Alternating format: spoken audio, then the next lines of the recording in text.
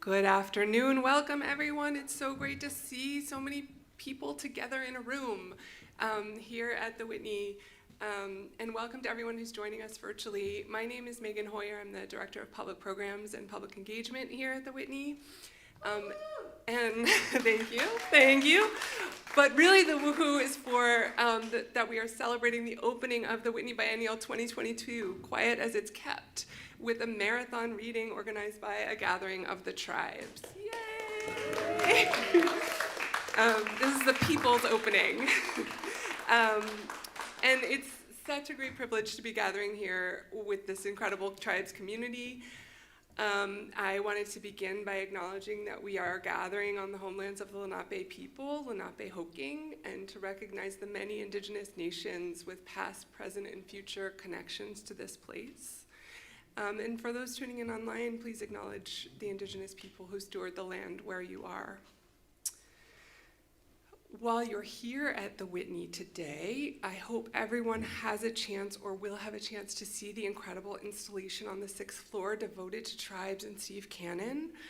That installation and this two-day event, so we're here today and tomorrow for this with the poets, have been organized in close collaboration with Tracie Dawn Williams and Chavisa Woods, and I want to thank them for their wonderful partnership.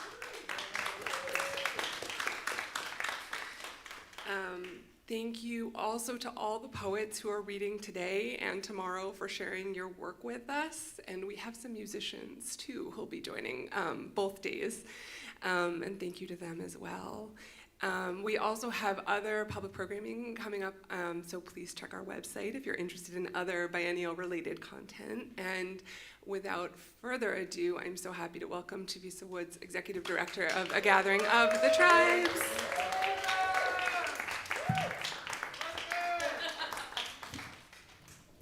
All right, well, first of all, I just want to say, give yourselves a big cheer and a round of applause, because we are all here because of everything you've done over the last 30 years.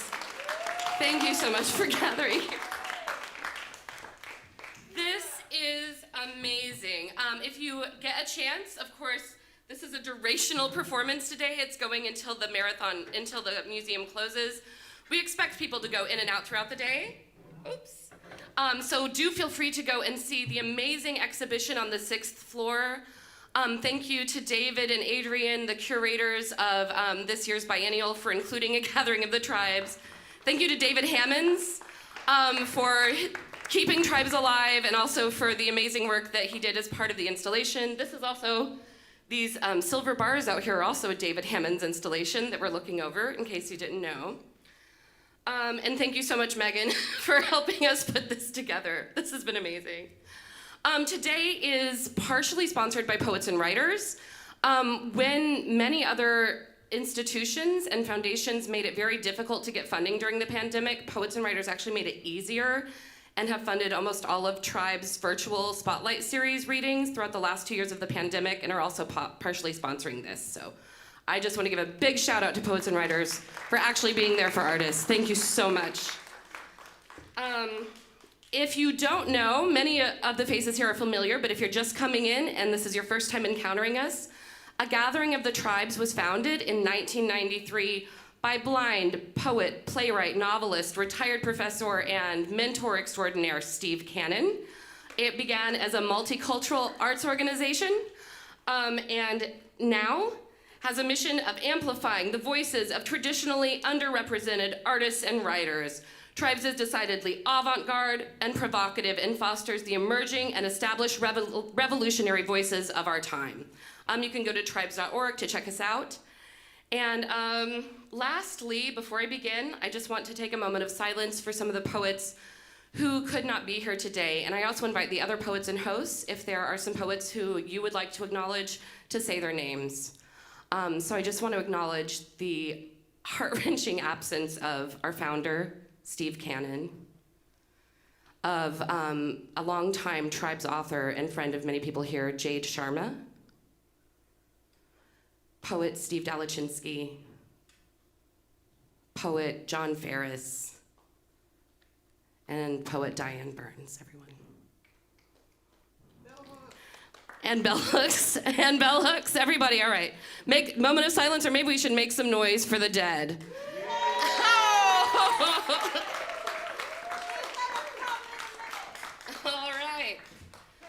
so to kick things off, and Pedro Pietri.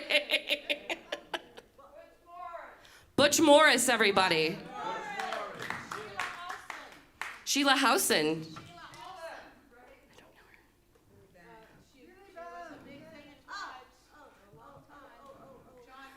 John Reynard, everyone. And when you take the stage, feel free to keep these moments. We've lost a lot of people, and they are still with us in spirit. Jane is... Yes, all right, everyone. And so I'm going to open because all of the poets have told me they do not want to go first. So now I'm going to step back from my position as executive director and host, and I'm going to step up to my position as Tribe's poet. Yeah, so I'm going to open with a poem of mine. Steve Cannon took me in when I was 21 and actually let me live at Tribes. I was coming from rural poverty. I was a lesbian who did not do well in conservative rural America, and Steve actually took me in and let me live with him. So this poem is for my brother, and it is entitled 7 Gifts. Thank you for listening. 1. De ego God Gifu, Latin for the self is the gift of God. 2. Cut off these arms and take them down to the broke place of broken trees and give them back their broke arms. Cut off this tongue and unteach it unspeaking from the broke place of violence unarmed in the forest of violence unspoken of unspoken of armaments. 3. I have found the graveyard hanging above me like a gray, dying, hanging plant hanging. I have watched the clouds turn to bones and grow heavy, dropping to the ground to be gnawed by relentless dogs. This does not mean we are rising. 4. Be careful now.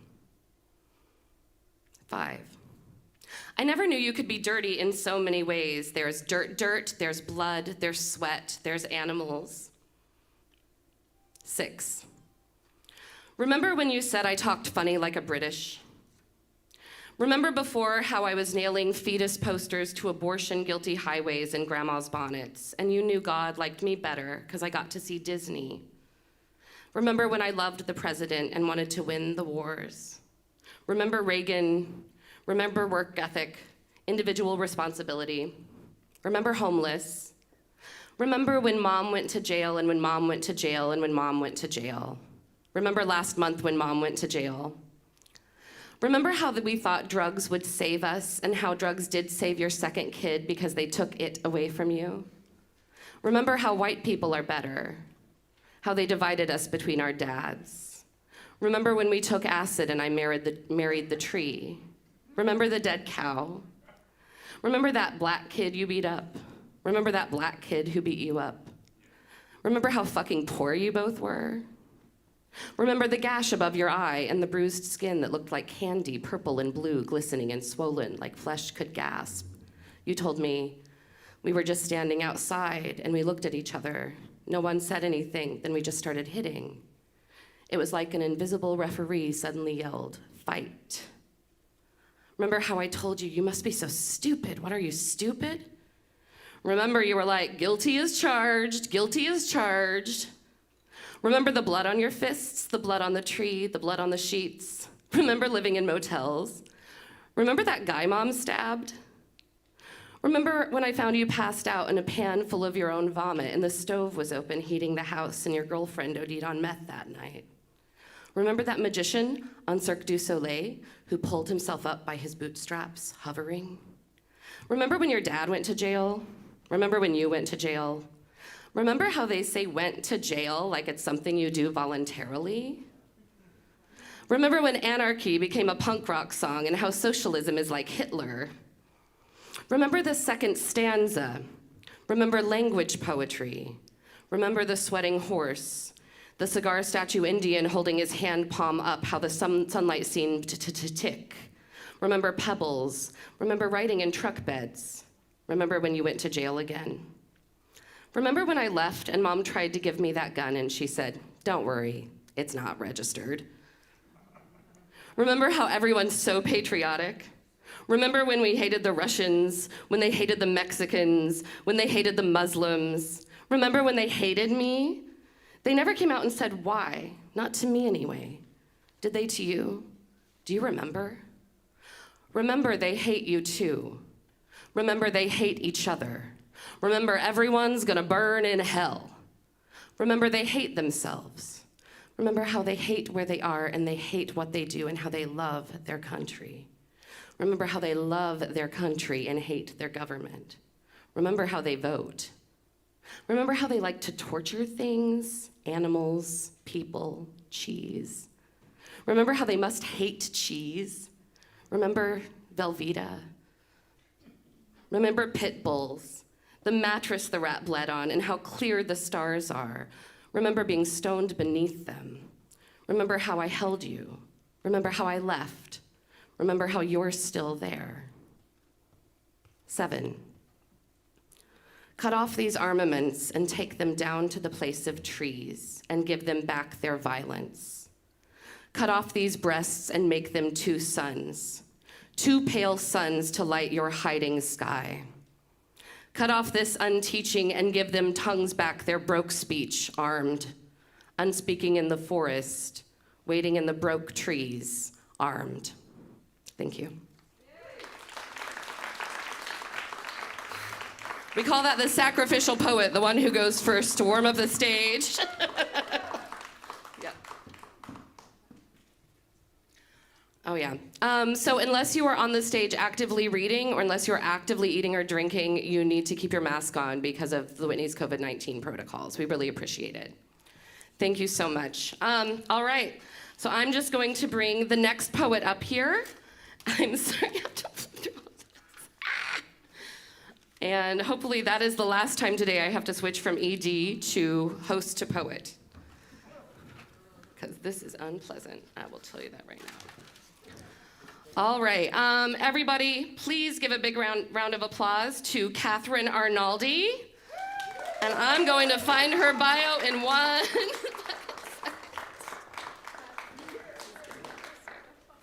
Here. I would like to give her a proper introduction. Give it to me, yeah. All right, everybody. So Katherine Arnaldi is currently on the board of Tribes. She is also the author of a graphic novel, The Amazing True Story of a Teenage Single Mom. She was nominated for a Will Eisner Award and All Things Are Labor Stories from the University of Massachusetts Press, the winner of the Juniper Prize. And most importantly, she met Steve Cannon in 1987 on her very first day in New York City and has loved him madly every day since. Everyone, Katherine Arnaldi, here she comes.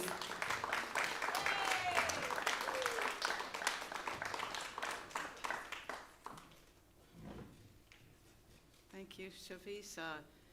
Oh boy, this is so great to see so many faces. Oh my goodness, Jen Schmidt,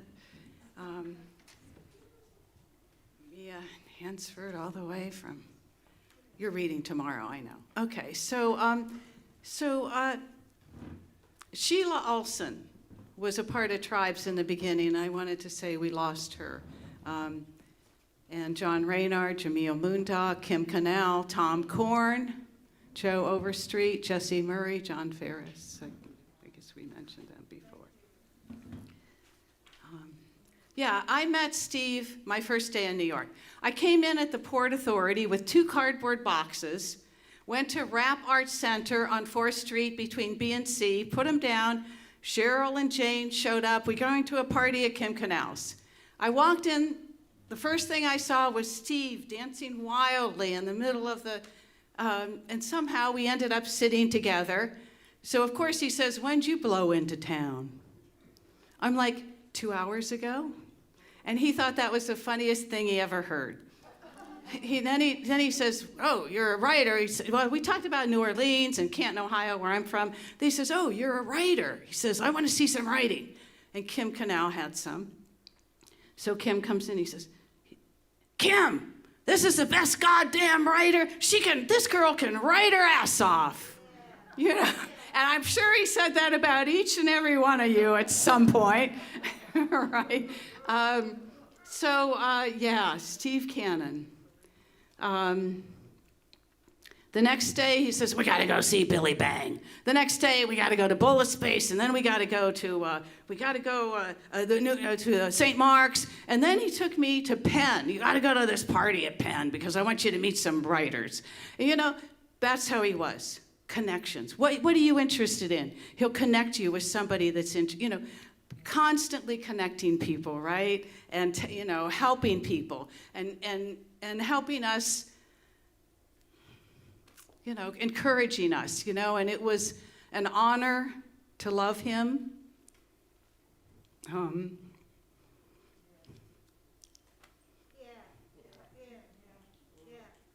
That's it. Yeah. And to see all of his love of us, love of everyone, his love of art, and his love of life. Yeah.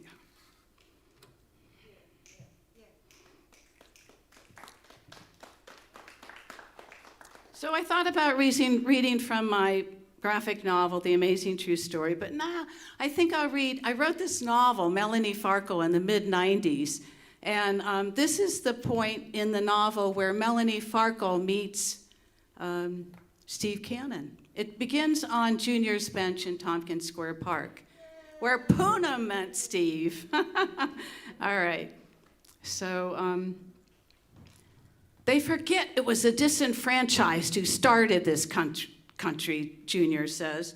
They had a vision. That's what I'm waiting for, a vision, Melanie says.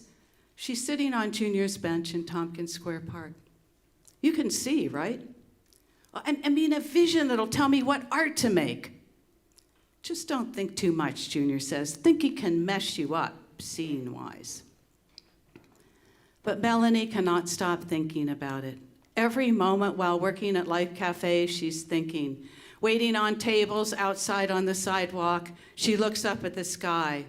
Show me a sign or even a star. There are no stars.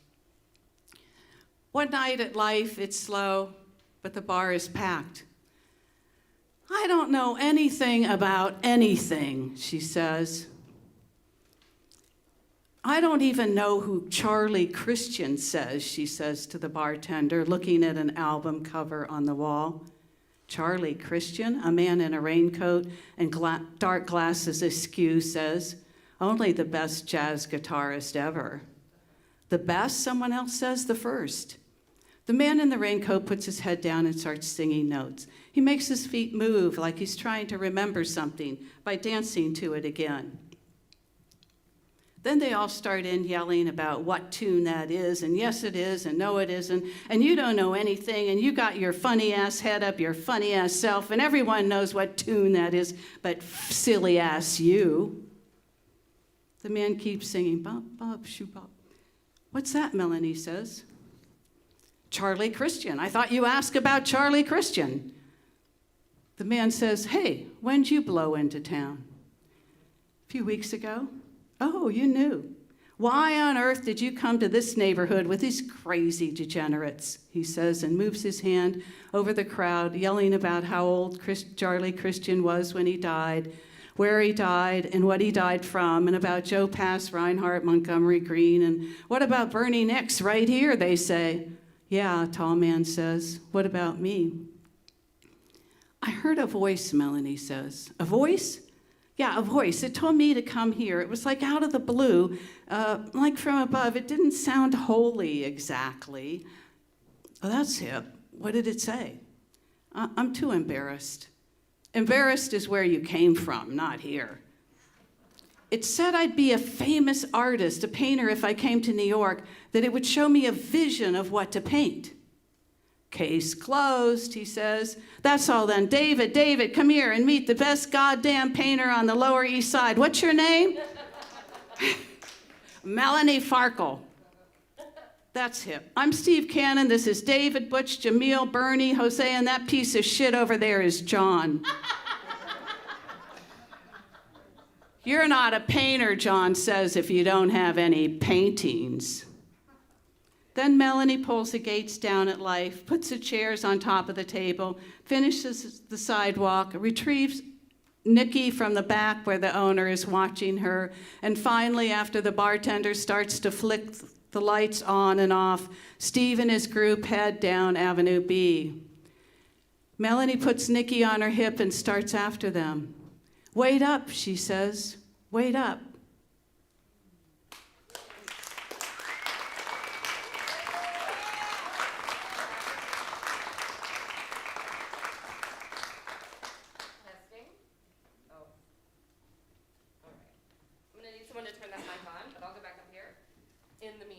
If we could get tech on the host mic, that would be awesome. Next up, please welcome Valerie Austino is a Soviet-born Roman and American poet, art critic, essayist, photographer, and performance artist whose style reflects the influence of Dada and Surrealism. Austino is the author of more than a dozen books of poetry, a book of short fiction, and a book of essays. Everyone, please give him a big round of applause. Here he comes. Hello, everybody. This is my auspicious day. I'm celebrating 50 years since I escaped from communist Romania, 8 April 1972. God bless. So I'm going to start my reading with an homage to Steve, called Steve Was Us, to Steve Cannon in memoriam. I don't remember who I was fighting with at the poetry bar. Did not feel the need to think about it, but Steve took my side, called my name, published my book, Perks in Purgatory, the gathering of the tribes, met in his room. We were the shamans of art and love. We danced till the end of myth, the frightening grandeur of Bohemian life. Steve was the father and mother totem, one that can never be crossbred. Steve walking through his walls into the streets of Lower East Side. Rage against blindness, rage against eviction, the infinite trip into fantasy land, always a chance operational reality, no maybes, no questions, no refusals, silence, nothingness, like a black hole, a hole in my mind, a hole in my soul. Steve Cannon is gone, like a shout into the wind of apocalyptic absence.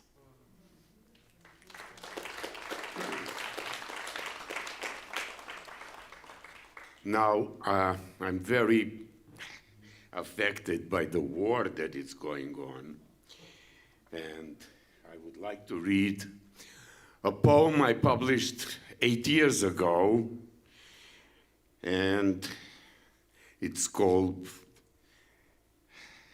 Welcome to the Putin Archipelago. And it's about a journalist and politician called Boris Nemtsov, who was killed by Putin KGB. On a bridge to Red Square lay the body of Nemtsov, shot 4 times in the back beside the Kremlin wall. Here in Kremlin slept Lenin, here slept Stalin. Where is the hope to end war and corruption? Oh, Russia, Russia, of my childhood, of Mayakovsky's Moscow. Watch the convoy of trucks as a diversion, tanks and missiles rumbling toward Ukrainian front. Cossacks against Maidan fascists, brother against brother. Watch Putin the Great says seize more territory. Crimea, part of the soul of every Russian. Crimea, the fist of aggression against the West. Donetsk connected, so-called, to Mother Russia, the new Russia.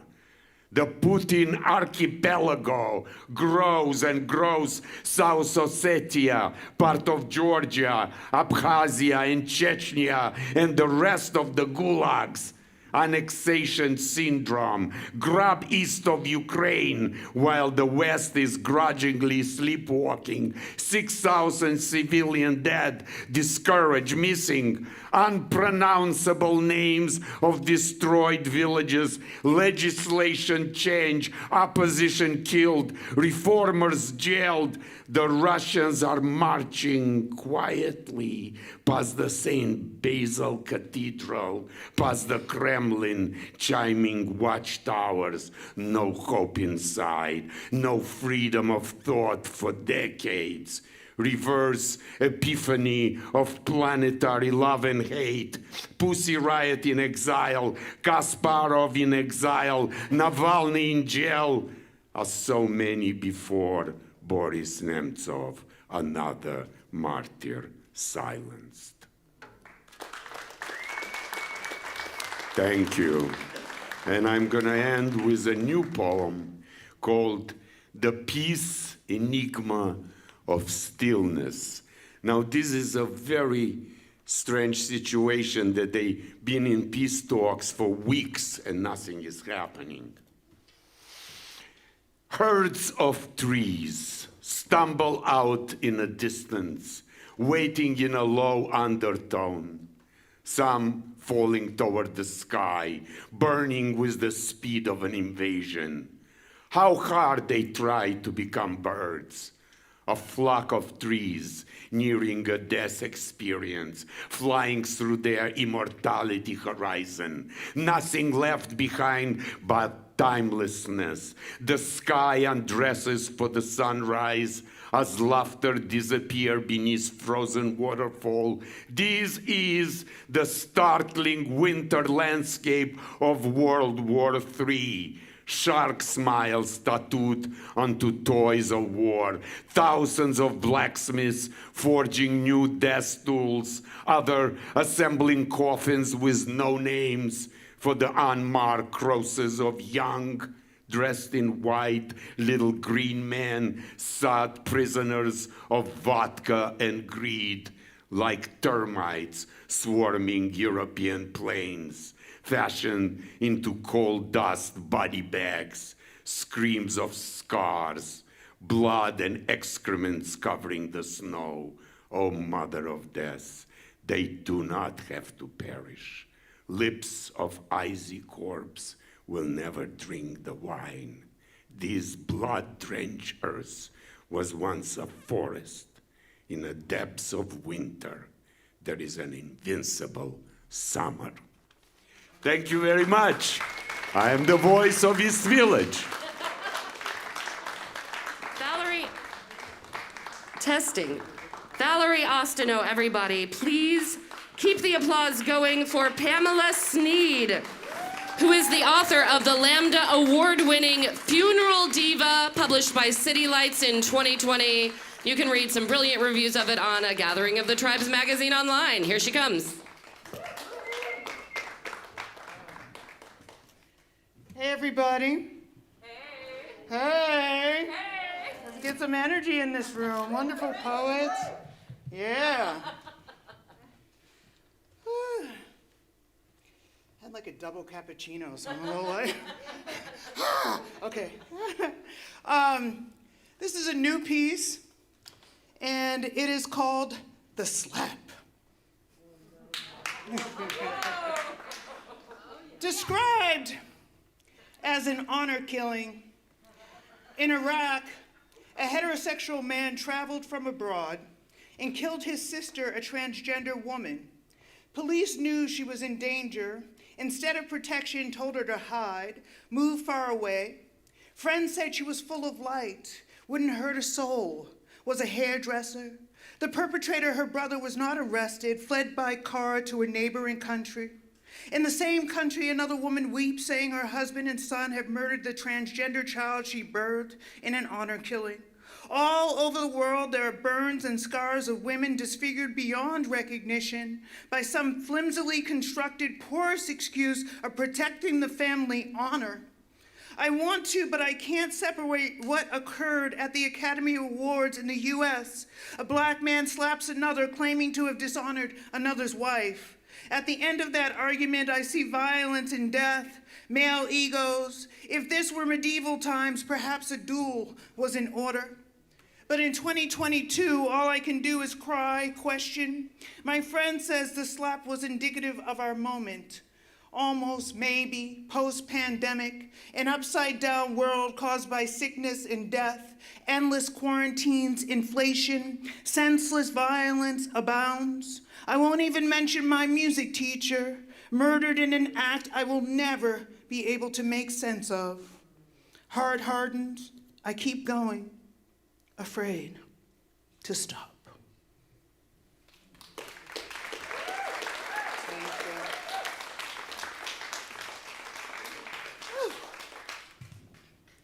The opening lines to Halle Berry's film Bruised says in heavy-handed metaphor describing the character, justice has taken a beating. And if the analogy or metaphor is America, it sure has. Just days after a young white man was acquitted of acquiring an assault weapon, attending a Black Lives Matter protest and killing 2 unarmed people, wounding another, all the participants and instigators of the January 6th attack on Capitol Hill have not been charged, including the former president who instigated and set up a war room to watch while other key members of government bust the looters to and from the place. And we all know if they were black, the place would have been swarmed with SWAT teams and helicopters. No one would have left the grounds alive. They would have been corralled. They would have shut down the city like they did after those 2 kids set up a bomb at the Boston Marathon. They would have gone door to door. There would have been a curfew. There are Black Panthers still rotting in prison and on death row, lives destroyed for a lot less than the Capitol rioters. In Texas and Mississippi, the Supreme Court is trying to overturn Roe versus Wade. And so, as in the film, justice has been abandoned. Justice has abandoned her children. Justice is down and out. Justice has been assaulted. Justice has been robbed. And in the end, as in the real life, like killers of Ahmaud Arbery, prosecuted and held accountable through a great battle, justice eventually triumphs. Well, we all know in America this is idealistic, surely not the case. And 2, I have problems with Halle Berry's depictions of Black and poor or working class women. Even the white reviewers of Bruised are shocked by the stereotypes and utter debasement. Halle always gets this faux Southern down-home accent like Obama when he lectures, and we all know the hood and the South is where neither he nor she is from. I have to say, though, it is brilliant to redo the film Rocky from a Black woman's standpoint, have the trainer be a visible Black lesbian in the women's world of sports. The trainer played by Sheila is tall and dark and lanky, and it becomes even a bit of a love story between Halle's character and the trainer, which is a bold choice. They even make love. I thought, wow, but I was also ambivalent, asking, is Halle cashing in on the queer cinema craze? But then I thought, maybe she's smart and fluid. But when she told the character, you're the most beautiful person I've ever met, I already knew where it was going. She didn't tell the dark, black-skinned woman, you're beautiful, but says, I want to be on my own. Doesn't even say, let's check back later. So she's used and abandoned. And in that big fight scene, which is between Rocky and Apollo Creed, Adrian's character makes it a love story. The Black lesbian in Bruised never attends the fight at all, used up until she's no longer needed. And the last scenes are between Halle and a man. But this film still ends on a touching note when her son, who's been silent the entire film, starts to speak, finds his voice, and in heavy-handed metaphor, justice does too. And come on, y'all, you gotta give me some energy up in here. Thank you. And I'm going to read a piece from Funeral Diva. I'm not sure why, but it's taken forever for me to write this poem. I hope to remember all the pieces, but I've developed a new condition, one that's come from age. I can no longer take the shit that I once did. And there's a part of my condition that comes from gentrification and cell phone use, living amidst tech zombies and their general fear and hatred of people of color. My condition is called sidewalk rage. It's kind of like road rage, but it comes when I'm walking down the street and there's some millennial who's just moved into the neighborhood who thinks it's theirs, a white girl who in broad daylight feels a dark presence walking behind her, it's me, minding my own business, and she gets so panicked and paralyzed, she stops walking and holds her purse. With my new condition, I yell, "If you don't want to live around black people, get the fuck out of the neighborhood." She's shocked. Or in another scenario, you see random white women on their phone standing in a doorway completely blocking it because, you know, only they exist, and you're like, hello, hello. Yes, all these years I thought I was still a small town girl, and then suddenly with my sidewalk rage, I'm a bona fide New Yorker. Like the ones you've seen on bicycles banging on the hood of a taxi cab that tries to cut them off. My person with sidewalk rage is a character of their own, where once I was silent. Recently, I confronted a man who was blocking my path crossing the street. He had his head down and almost rammed into me. I sucked my teeth really loud and I shouted, "Hello! Hello! Move!" He was so angry I confronted him. He yelled, "Suck my dick." I started to yell something profane, but I stopped myself. And then I was in the subway going downstairs and a white man rammed into me on the phone. My sidewalk rage kicked in and I thought for a second to sneak behind him and kick him down the stairs. That's my sidewalk rage, but I stopped myself. I don't know who this person is in me, who would never speak up for herself, was always soft and vulnerable, who's been at various times pickpocketed, blasphemed, body slammed, ransacked, ridiculed, who now has a voice, who now lets rage show, who couldn't express herself, has now become all angles and sharp edges. Thank you. Thank you, tribes. Thank you.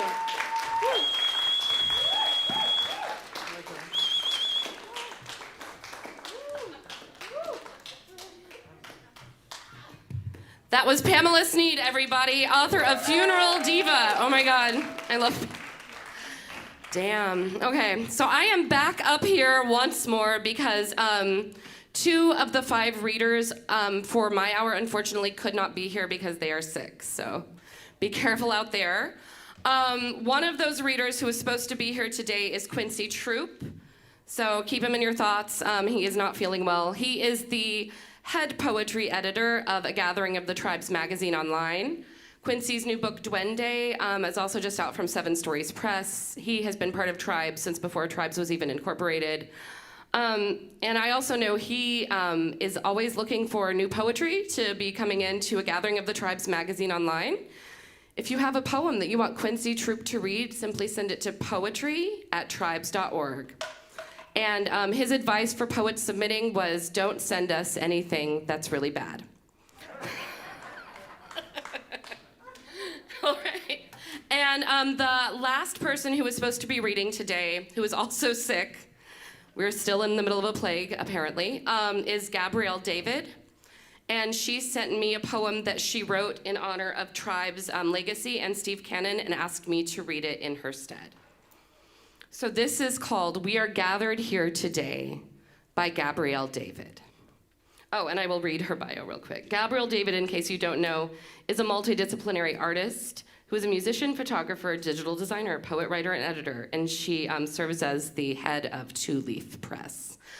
All right, everyone, We Are Gathered Here Together by Gabrielle David.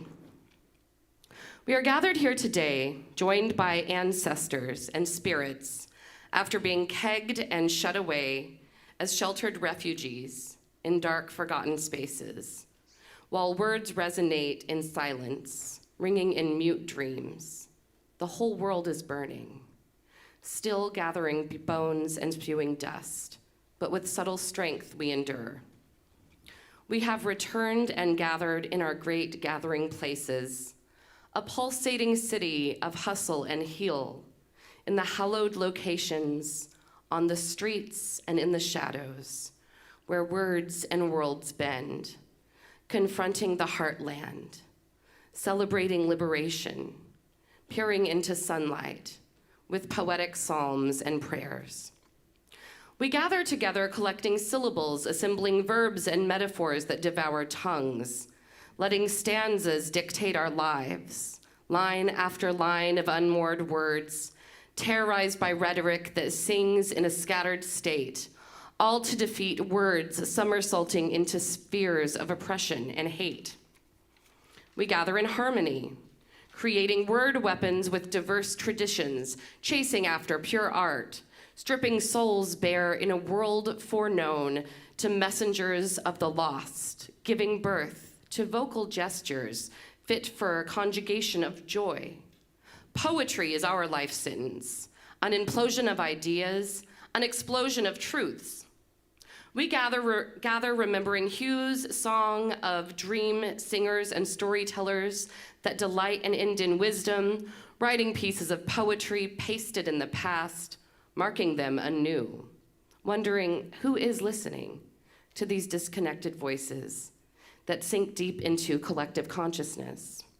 We gather again and again into a new kind of groove, Steve's spirit in the presence of our future legacy, in this time and place among strangers who love words, here on this bridge between starshine and clay, celebrating a human anthology of poets and artists, gathered here today, gathering once again, the tribes are gathering. Yeah. Give it up for Gabrielle David, who I believe is watching, everybody. All right, and then I'm gonna end with a little piece by Steve Cannon, and I don't know, I'm trying to wake everybody up, so can I do a little call and response? And I wanna see who knows what to say. When I say, I wanna hear a, you say, I wanna hear a, I wanna hear a goddamn poem, that's right, I wanna hear a, I wanna hear a damn poem. Everybody, I wanna hear a, this isn't working, you all are anarchists. Yeah, I wanna hear a fucking poem, read the poem, a damn poem, or a goddamn poem. These are all different edits of Steve's heckling, right? Different versions. All right, so I'm gonna end with a poem by Steve Cannon. Very simple. Everybody, this is for Steve. Here we go.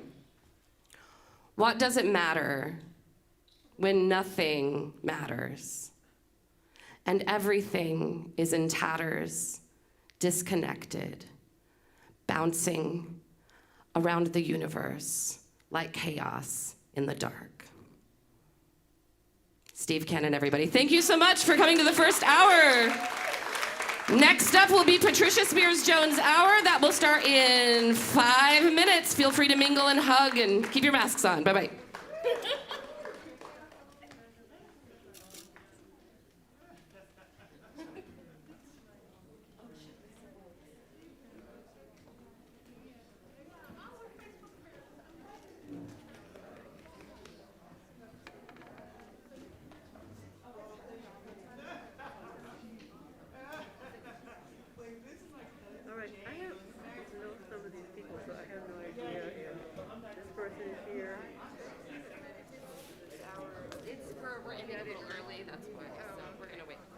So I also want to say the front 3 tables are for the poets and hosts who are reading in the hour. If you are a poet reading, come up and check in with the hosts or go to the green room. Thank you so much. Yeah, if you are reading in Patricia Spears Jones Hour, please come to the front now. If you are not reading in the next hour, please clear the front 3 tables.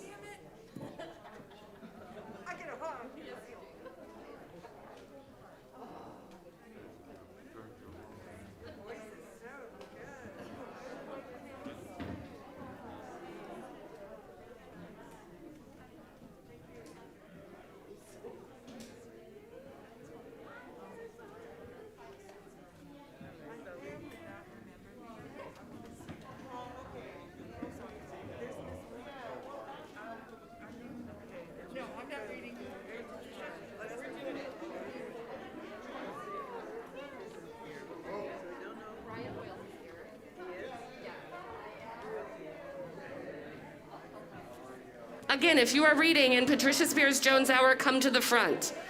If you are not, don't sit at these tables.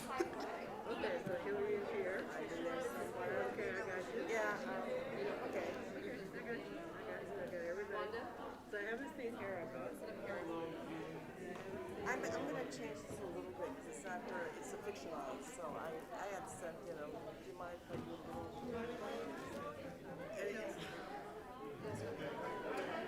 A woman transition, an artist transition from New York to running the cattle ranch. Artist transition, Chinese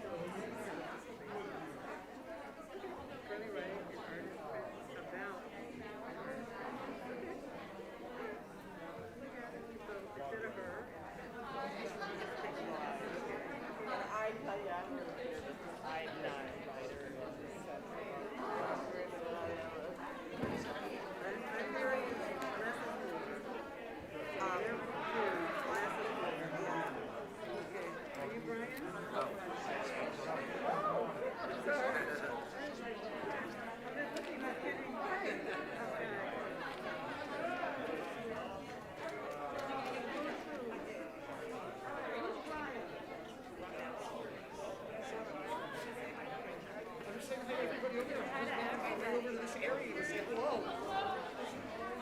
Hello. If you're in the next hour, please come up here and say hello to me. I am the host. I'm Patricia Spears Jones. Please come and say hello, because I don't know everybody. Okay, thanks.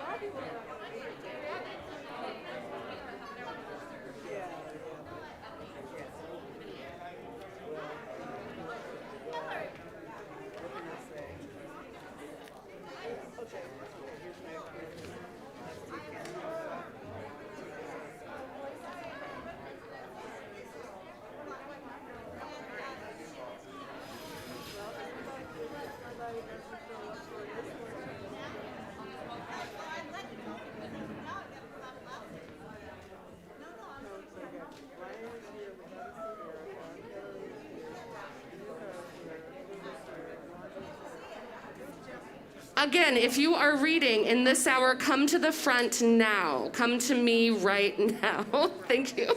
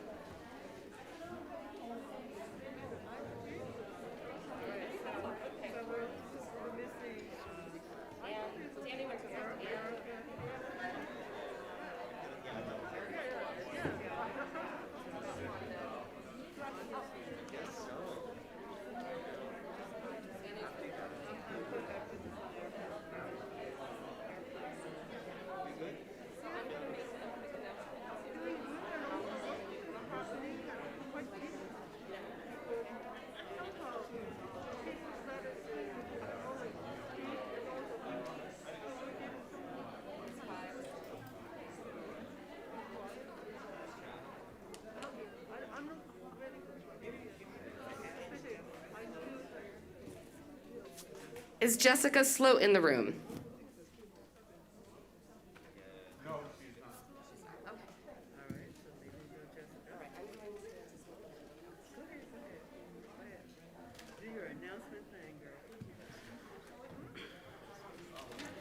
All right, everyone, thank you for coming to the second hour of a Gathering of the Tribes Marathon reading at the Whitney Biennial. Give yourselves a big round of applause. I see a lot of familiar faces here. I just am so grateful to be part of this amazing community. We wouldn't be here without all of you. I want to give a big thanks to the Whitney Museum. To Adrian and David, to Megan over here who's been helping us set up this whole event. To Andy, to Rosalind, to the interns, to Danny, to Tracie Williams. And a big shout out to poets and writers who are partially sponsoring this event. Poets and writers actually made it easier to apply for funding during the pandemic. And a lot of organizations did not go that direction, so thank you, poets and writers. Just want to give you a little taste of what you're going to get in this hour. This hour will be hosted by the incomparable Patricia Spears Jones, everybody. She's right here. And it's going to bring us Brian Boyles, Erica Hunt, Hillary Maslin, Yuko Otomo, Puma Pearl, Wanda Phipps, Jessica Sloat, and Ann Waldman. So that's coming up. I just want to tell everyone the 3 seats up front are reserved for the hour's readers. So if you are reading in this hour, come up front and check in with your host. Go to the green room if you need to. Please keep your masks on unless you're actively eating or drinking or reading. All right, and let's just keep that energy going as I welcome the next hour's host. Everybody, please just make the room shake for Patricia Spears Jones. Here she comes.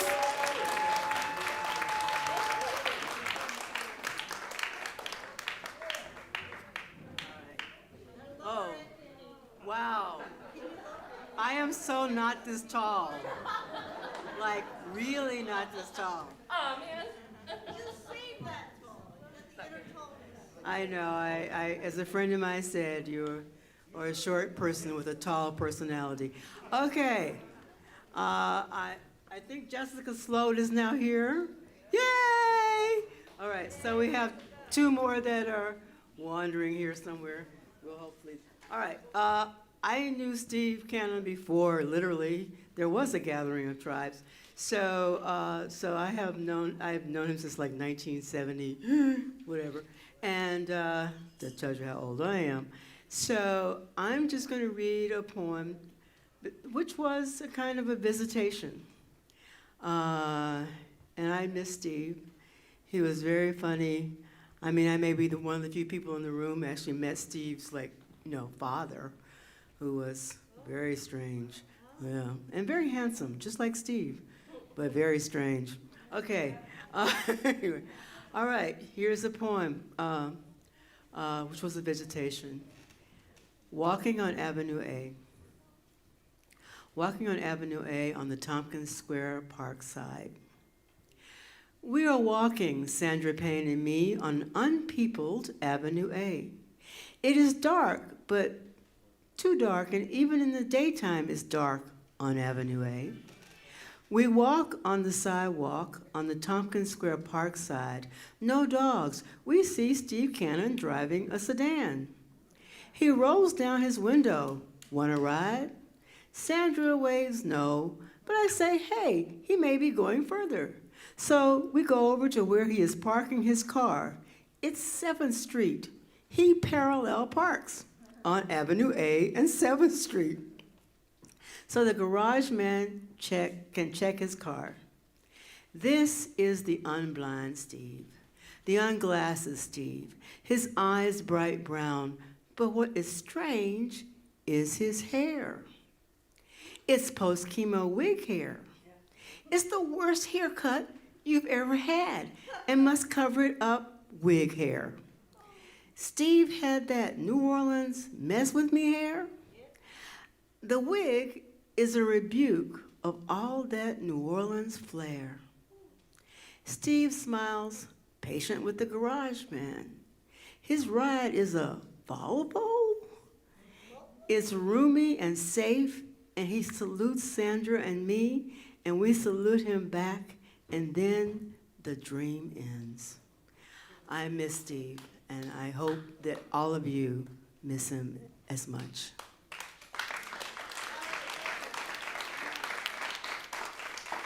So this is going to be a great hour of people who had various and sundry and interesting connections to Steve as writers and as visual artists and as hangers-outers and fun lovers and peace nicks and, folks who love to hang out on East 3rd Street, where there was much love and joy and craziness and creativity. And we will always miss that. But one of the things that was great about Steve, and everybody in this room knows that, is that if you're not still doing the same thing or same kind of thing right now, he will come back and he will haunt your ass. So please, keep on dreaming, keep on making art, keep on doing what you do. And we're going to bring up some great poets. Thank you.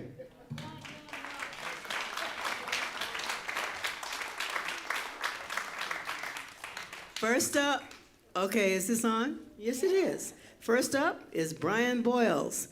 Brian is the executive director of Mass Humanities, a nonprofit that creates opportunities for the people of the Commonwealth. I used to live in Massachusetts, so I know it's a Commonwealth.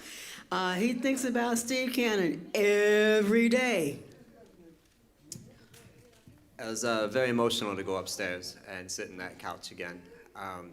Speaking of Patricia's early connection, I actually went with Steve to his family reunion in New Orleans in 2016. Some of the most beautiful people you could ever imagine. And at about an hour in, he leaned over very audibly in the crowd to me and said, "Get me the hell out of here." And I understood that he had come a long way. This is a poem published in Tribes in 2004, around the time of the 2004 tsunami. It was dedicated to Alan Ito, a dancer who passed away during and from another virus. It's a good reminder that disaster has passed us before. It's called Happy New Year, Old Master. I remember you blacker, El Greco, but maybe, as they say, it's your relatives, or gray of this morning, or a too quick switch to bourbon as the year began to darken still. Doe-eyed Salvador, humble monk's beard, boy and fool and monkey playing with matches. And here it's nothing but drunks and games, all fool's day. Now I feel balanced now, not swaying and swaying, bouncing down the hall. Let us in, I said. That's what I said, El Greco. I said, let us in, we live here. The soldiers enter the garden. I'm trying to talk to the angels, cries your Salvador, but the soldiers enter the garden and our angels disappear down tubes into the fog of machines, lose their wings in the museum. El Greco, there are earthquakes trapping survivors long after all the lucky dead come out from the rubble. It is a matter of building materials. Your Salvador wields a horsewhip, El Greco, a blind healer, but a man like you, me. No Herculean Titan from Titian, no, a man. I sang, crease-faced in the basement. The new neighbors smell of ivory soap and leather. I am always bad with goodbyes and sneak off. Suppose that's rude. Where now, your long-necked women, El Greco, who keep lambs and lions for pets? Where here, where lambs are good eaten and lions drive unmarked sedans? I cover my eyes, El Greco, try to keep it together. You were right about life. It's all birth and death. We choke back sobs in the galleries and memoria, turn melting eyes in penance towards your angry skies, your torn blanket for an angry God, and wait for the next day, the last day, to shower us off and paint us old enough to recognize the second time around and the muted undertones of another year. I miss you, Steve.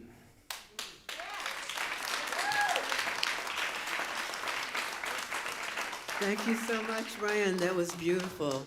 The lucky dead, what a strange thing to say. All right, is Erica Hunt in the house? If not, we're going to go to Hillary Maslin. And Hillary is an abstract painter and writer and is currently writing about an artist transition from New York City to running a cattle ranch in the Pine Hills of North Mississippi. Now, I have been to North Mississippi, and I praise your bravery. It was, yeah. Well, yes, it was me, but we're not talking about me. I mean, it's fictionalized.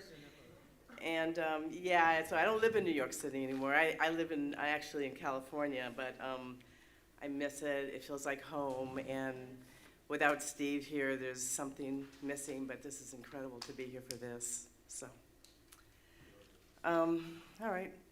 It occurred to Sydney one day, she grabbed, oh, I just want to say I'm probably going to offend all the vegetarians here. Okay? Yeah. It occurred to Sydney one day, she grabbed a pack of frozen chicken thighs from a freezer bin at Key Foods in New York City, that this headless mass of flesh was kind of a lie. What had been a living, breathing creature capable of feeling pleasure and pain was now so remote that she could avoid any remorse about eating it. This was a relief, but she suspected there was a dark underbelly to the ease out of which this relief sprang.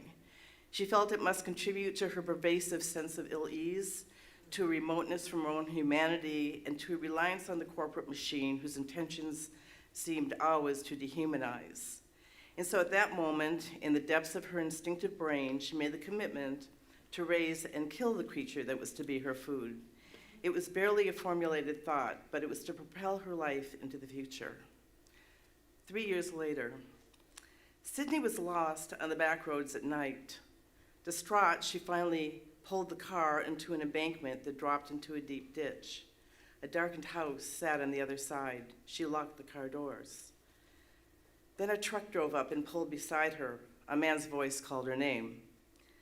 It was Freddie's friend, Danny, who had gone out looking for her.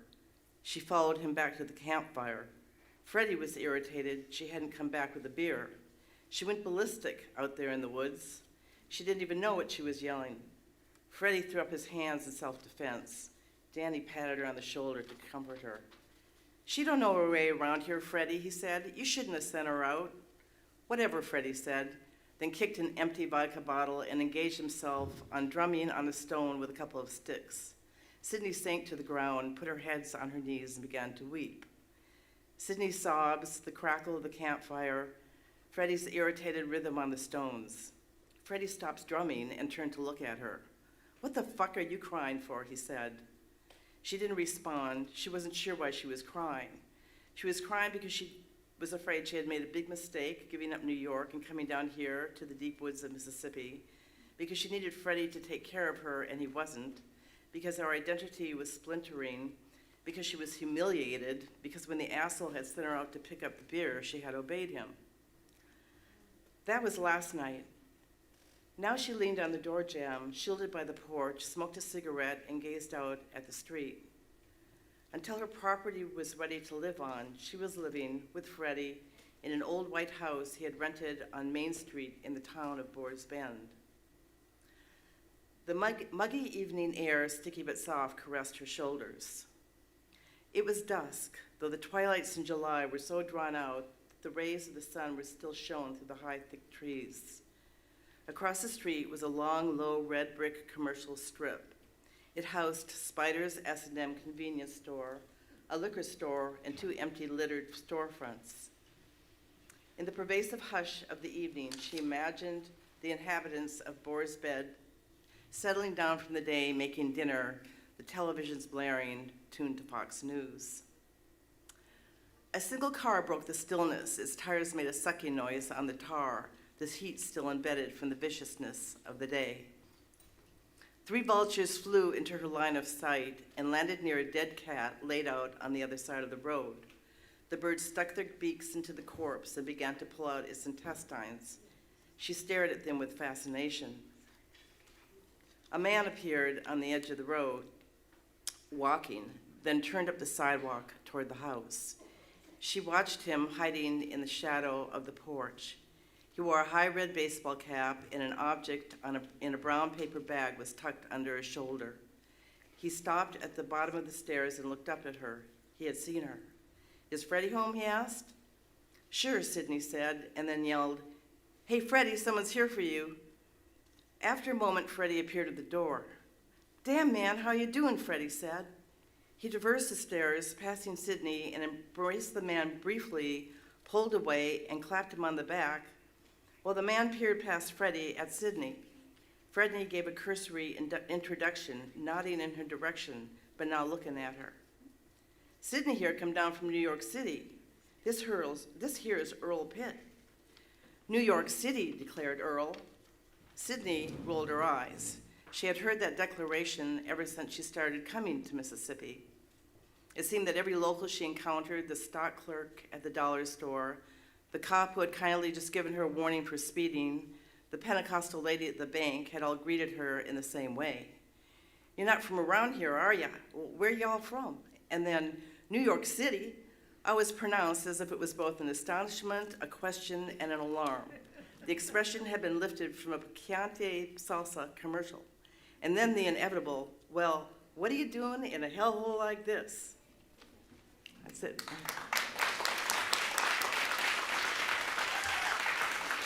Thank you, Hillary. Thank you.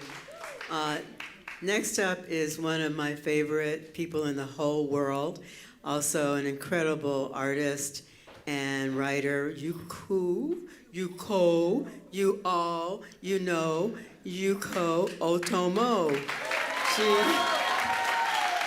She is the author of Study and other collections and writes arts criticism, travelogues, and essays.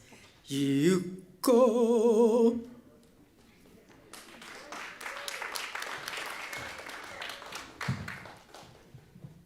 This is really like a dream come true for all of us. It's really incredible. It's all because Steve Cannon's generous, open-hearted love for all of us. Totally open. I've never seen anybody like him in the whole world. Anyway, Patricia was talking about when she met, and Steve, first I have to say, my Steve, because my husband, Steve Dalachinsky, also is Steve, and Steve Cannon. So I always have to say Steve C and Steve D. But my Steve D and I met Steve Cannon before he was blind, mainly through the music, because my Steve D is a music crazy person, as you know. So we met each other in some avant-garde jazz scene.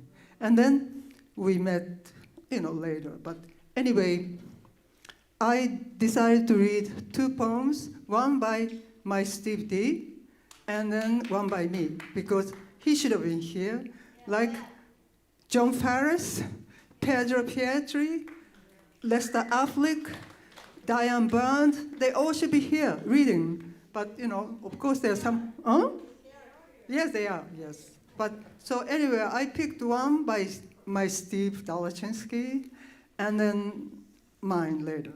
So first one is by Steve D. Blind man. Blind man sees the flowers with his fingers, tastes their color with his tongue. Jack of all senses, knows their smell as I do, only more intense, not less relaxed. There is a price for his liberation, always between seasons, the seasons. Time to become pregnant with lust, the abstract notion of original idea, and the suffix of concentrate, abbreviate, and conceit, a complete concentric attraction, the form of uneasiness within the perfume. It seems complex, but no. The tips of his fingers do tell the story. It's a jubilant joust of the senses that the blind man is engaged in, always between seasons, the seasons, his seasons. My Steve D wrote quite a few great poems, including the poem he wrote on the day Steve died, looking at the sunset here on the Hudson River. But that's too long, so I picked this short but exquisite poem I really love.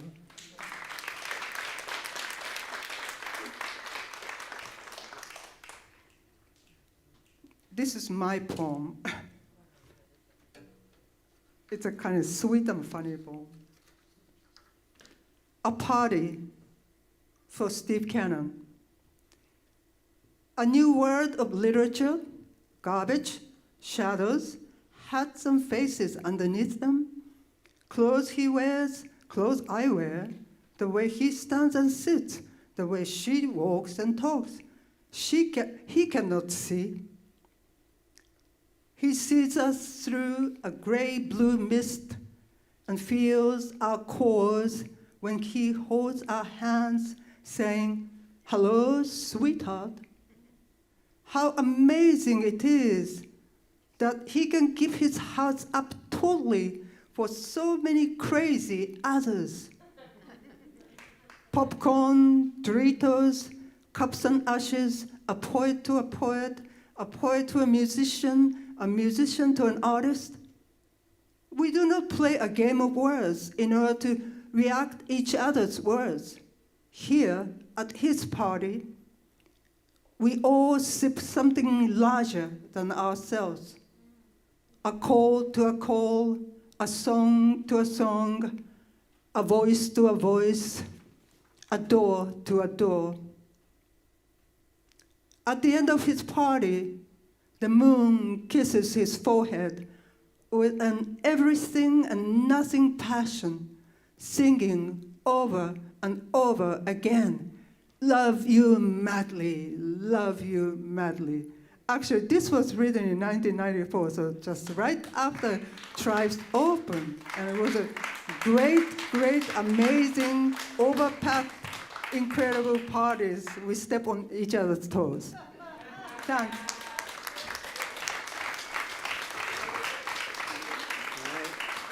Love you madly, and love Puma Pearl, who, as we know, besides the fact that she's somebody who cares to wear all black and look fabulous all the time, is the author of 5 collections, including Birthdays Before and After, and she performs with her own band, Puma Pearl and Friends.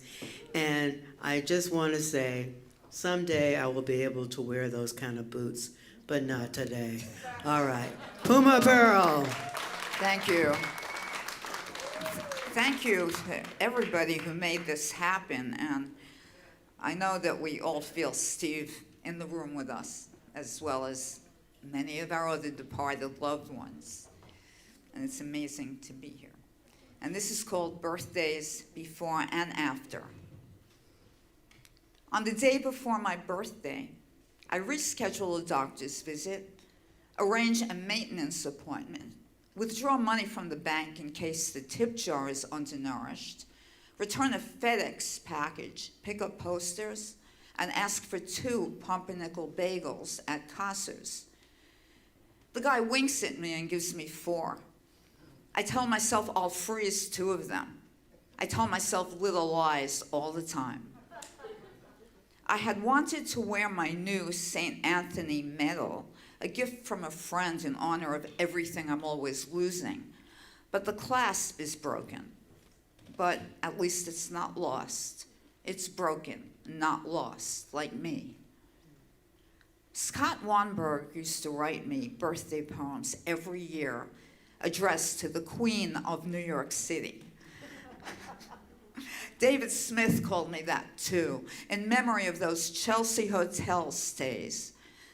We'd cruise around in my old Maxima, Scott riding shotgun, stream of consciousness ramble mixed with song lyrics, David laughing in the back. And maybe tomorrow on my birthday, David will mix one of those retro drinks he loved, a sidecar or an old-fashioned.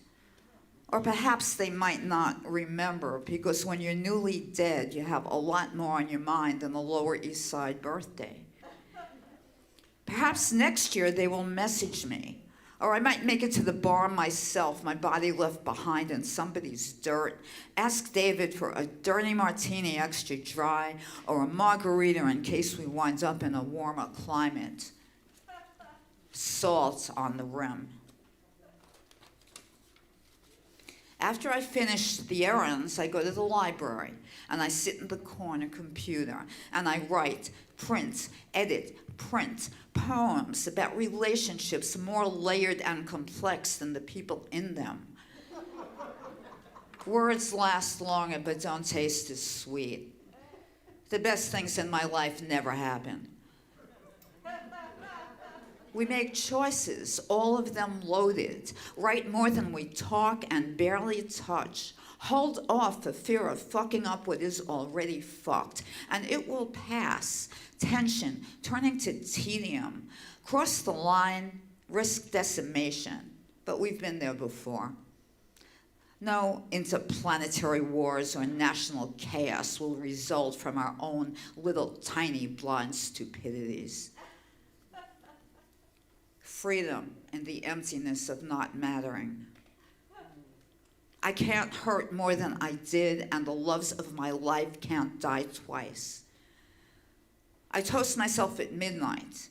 A beer, a shot, half a peanut butter cookie. The dog and I ate all the bagels. On the morning of my birthday, I do laundry, lose socks, forget to eat, go to the library, sit at the corner computer, freedom again in nothing. Crashed computers, stolen cars, missing wallets bring negative space like a Texas sky. All of it missing, not lost, or lost but not yet completely broken. Today, we come together. We raise a glass to birthdays and music and memories and poetry and art and everything lost and everything found. And maybe Jimmy the Saint will find his way to David's bar. He never got to meet Scott, but they'll get along fine, and nobody will worry about aging fathers in Oregon, or oxygen tanks, or heart surgery, or baseball bats, or nursing homes, or bed sores, or dental work, or lost machetes in Bushwick, or broken hips and blindness, or buildings crumbling on 3rd Street. Steve Cannon will be at the piano in the corner, 2 cigarettes burning, ashtrays overflowing. It doesn't matter if he smokes now. A free jazz band will greet Steve Dalachinsky as he crosses over.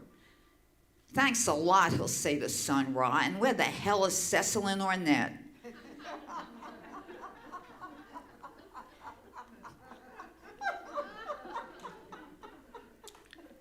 And they'll do some poems, and they'll play some music, and every word they've ever spoken will be written on the walls and painted in collages.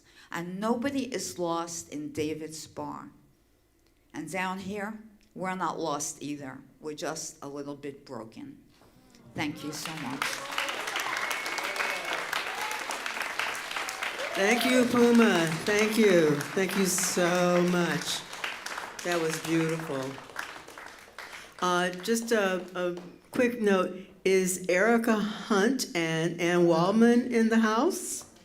Because if you are, please come up here and have a seat so that all the people who are reading are in this front, so have a seat. Thank you. All right.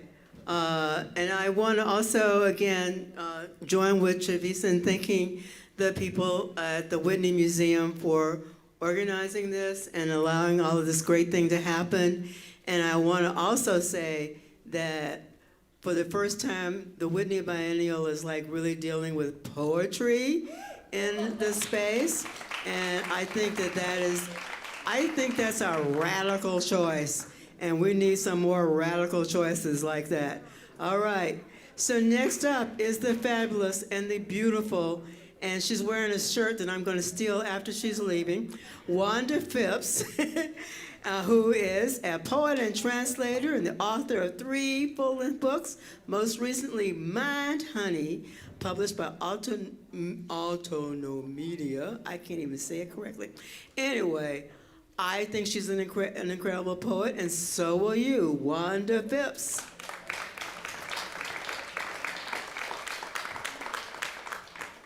Oh, thank you, Patricia. And I'd like to say thanks to all the Gathering of the Tribes people and also to Chavisa. Can you hear me okay? Yeah. Okay, so I'll leave it right there. And I'd like to say that Steve Cannon was always really wonderful to me, and he was the warmest, most encouraging presence, and I definitely miss him. I'll read 3 short poems. This one is called Natural Disaster, and it's about my internal response to the external world, which I think all my poems are about. Natural disaster. Not a raging fire, but a hurricane runs through my body, a rushing, swirling mass of energy, tying knots in my neck, shoulders, tingling in my legs and feet, a tension like a motor in my back. I try to throw a wrench in it, disable it, tame it, subvert it, or dislodge or dissipate it, to break the machine of memory, thoughts, backbending in my brain.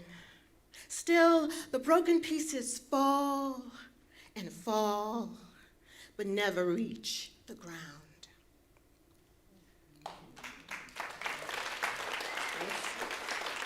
And this is called Empty Space. Part 1, I'll just read the first part.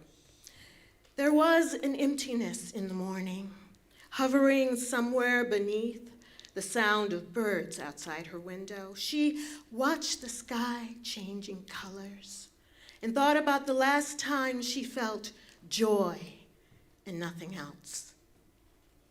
She remembered the shape of a smile, a look in the eyes, and the vibration of sound moving through her body, rippling and flowing, a waterfall of joy suddenly falling on dry land.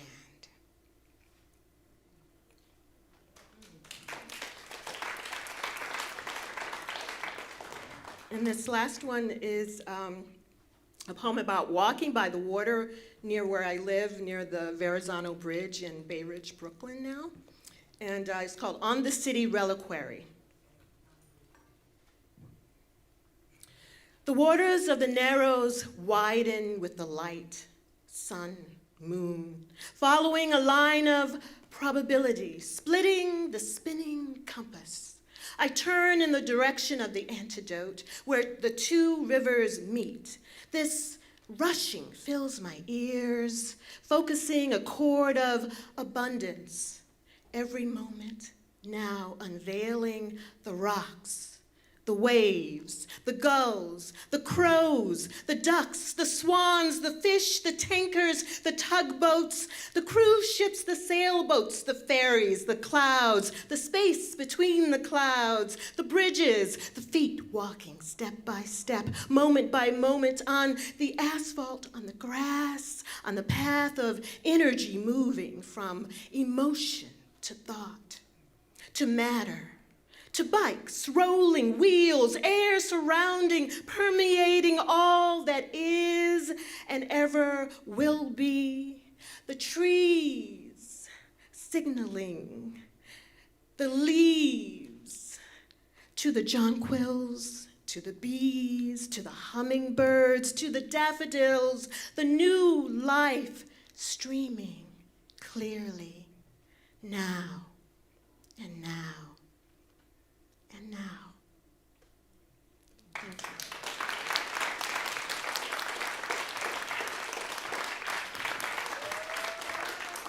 All right, give it up for Wanda. All right, that was really lovely. And given what's happening with the clouds outside, I think, hey, that was like a nice accompaniment, What can I say? I'm watching the clouds and the poets. And I also want to just remind people we are in COVID world, so keep your mask on as best you can, unless you're eating and drinking and, having a good time. But anyway, keep your mask on, all right? All right, so next up is Jessica Sloat. Jessica is co-founder of Loretta Auditorium. I love that. Loretta, a collaboration of theater artists and the author of The Body of Loretta, published by Tribe's Fly-By-Night Press. The Body of Loretta. I love that. I think it's just, I don't know, Loretta. What can I say? Bye.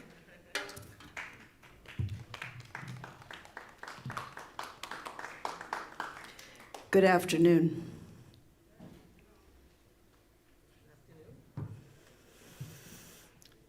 New Science, dedicated to Giambattista Vico. Steve knew who he was.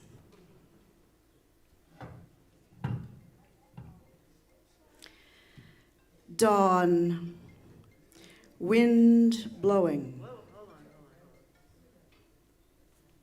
Yo, turn your stuff off.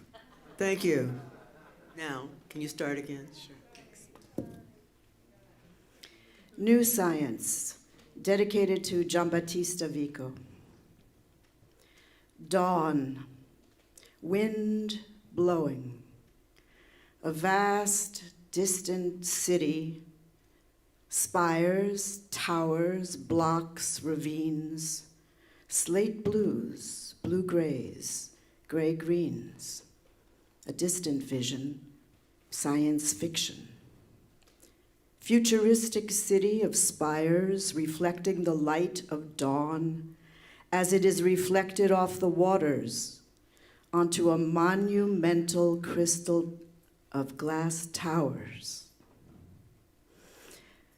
Gradual crescendo of millions of souls waking. Startup sound of a city awaking. Chorus of a million distant, unseen souls rising in a slow but always building crescendo like desire. At its peak, like a wave, this chorus of souls crashes, dissipates into indistinct rhythms. The light changes. Rosy light washing over 10 million mirrors of glass. Celestial dawn. Long lines of cars on a highway at night, red lights receding, white lights approaching. A giant ramp juts directly out of the city like a mouth pouring out from the heart of the streets onto the apron of consciousness, the stage. Directly out of the heart of the city, down the ramp onto the stage of consciousness speeds the first car, a chariot of the gods. In the car is a divinity. The divinity speaks. The mortals are rushing with a maddened pace and absorbed looks on their faces. At every second, every step, at every street corner, they are making decisions, choices. In 10 million simultaneous trajectories in 10 million simultaneous cities across the world, the mortals are speeding into the future, driven by their cars, jets, biological imperatives, fears, and desires. Their spouses, lovers, bosses, employees, ancestors, descendants are compassionate, belligerent, contemptuous, challenging, relentless, and demanding. The hours of their days are tormented cycles of madness. Their madness pursues them into their precious few hours of sleep. They are happy. With a savage determination, they get drunk, get high, they party. As news of a desperate world is transmitted relentlessly through all their pores.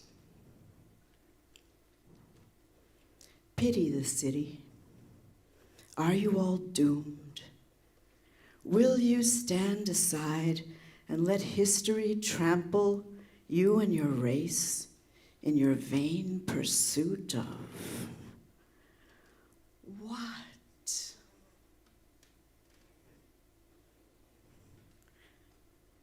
Shadows appear.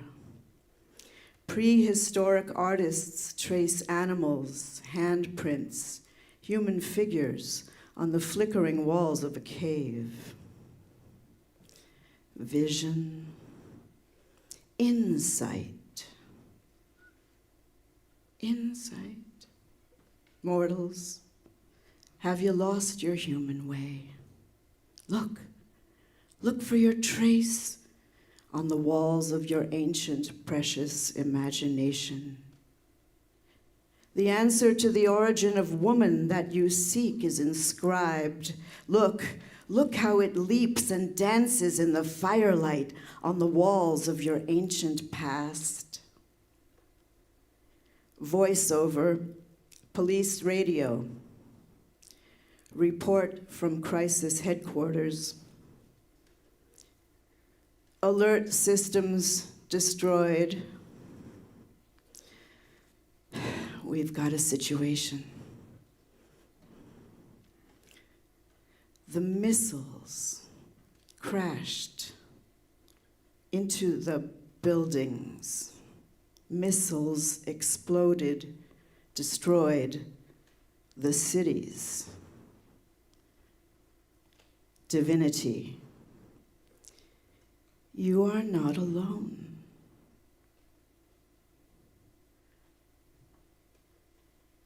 Thank you, Steve. Thank you, Tribes.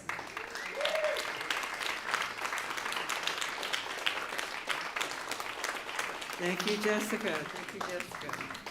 Okay, we're almost done with my hour, and then I'm bringing Chavisa back to do her thing. But up next will be Erica Hunt.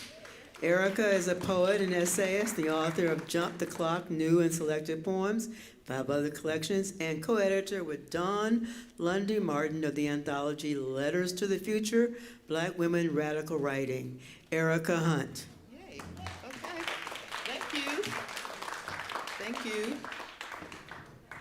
Very pleased to be invited to read with the Tribes, and I think that, hi, unexpected, surprising person in the audience, I haven't seen in years. But good afternoon, everyone. I'm going to wing it a little bit, but hey.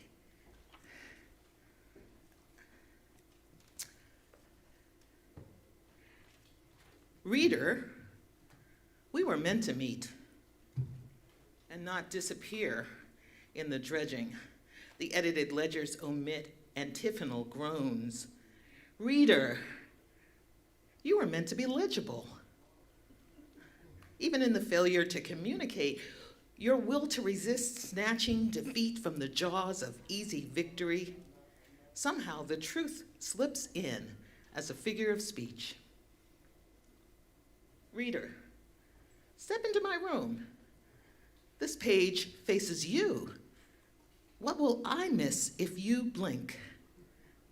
What blots the ink and pens and hems the imagination? What hides in the brackish backstories hostile to the wobbled word?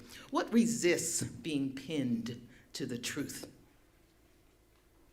Reader, we are carbon and more. The exact degree of life is inestimable, and some of us chew ice, and others suck chalk, and some of us crave salt before they've even had a chance to savor the food.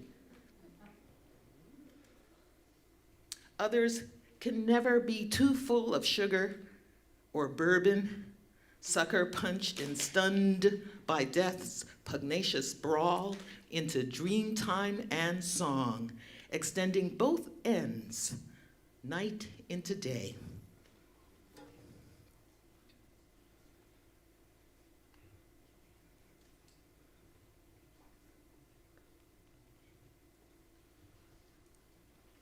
Touch, reader.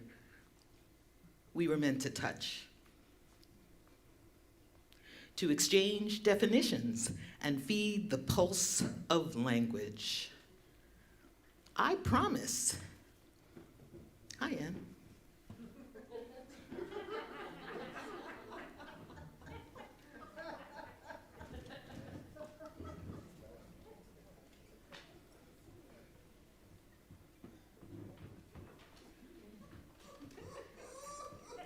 Touch. Touch, reader. We were meant to touch. To exchange definitions and feed the pulse of language. I promise, if you step in, it will propel you. Me. It. Topple all distinctions. Ease doubt and belief and all that lies between.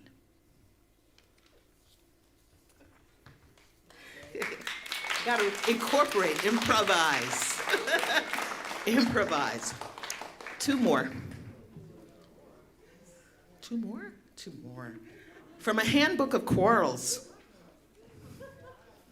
How what they say about you makes it say itself through you, its thought bubbles overheard, close captioned, in your voice, inserted like a chip in the back of your head. The king is dead and long live. Elvis impersonators, they're only ones who receive royalties now, quoting the original tenants and leaving empty suits to writhe on the stage, to booty bump and drop, to feed hungry beats, ripping harmless in a televised cage.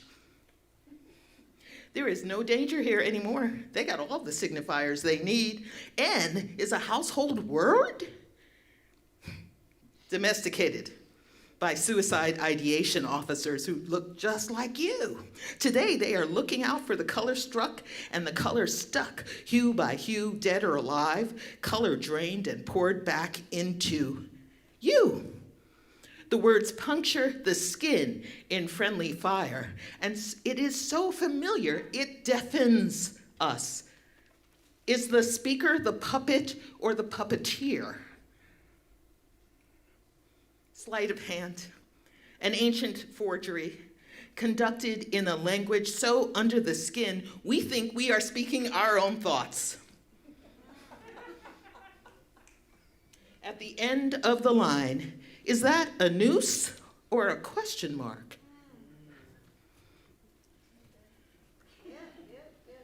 Telling you. Speaking us for them. Okay, one last for Steve. Wavering, adios, vamos, scat. If every goodbye is a rehearsal, their paradise is where the end stops. And that would be shredding, flagging, staggering. And that would be strolling, hovering, stunning. And that would be heaving, healing, divining, standing under correction's bright light. The sun sets without dissolve. The horse is careening, riderless. The body is tossed in one direction and the soul in another. Plot by number, funeral, or flowery, we, customers of the apocalypse, stumble into the upswept zoom of flirt and tumble, into confession's temptation to succumb. Face to the game, there's no bystanding allowed here. Bruised toes never stop repeating an exclamation, a heart felt all over the planet. Thank you.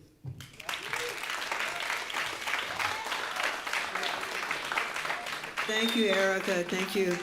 And I get to end my part of this wonderful marathon as a host by bringing up the great Anne Waldman, author of more than 60 books. She's a poet, performer, professor, literary curator, political and cultural activist, the founder of both the Poetry Project and Naropa University's Jack Kerouac School, Boulder, Colorado, an all-around fashion icon, and Wallman. And thank you, Whitney. Thank you, A Gathering of Tribes. Thank you, thank you, thank you.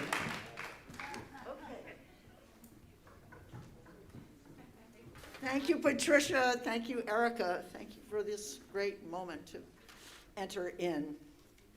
So just saying to the world, do no harm. Do no harm.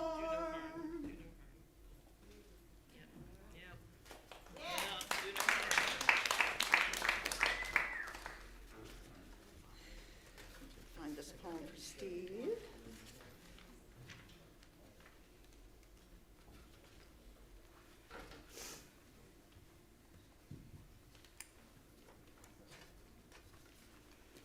Yeah, thinking a lot about our time, the amazing people, certainly my generation, and the interconnectedness of everyone, and the intergenerational and interpeople, and so much of what Steve was about.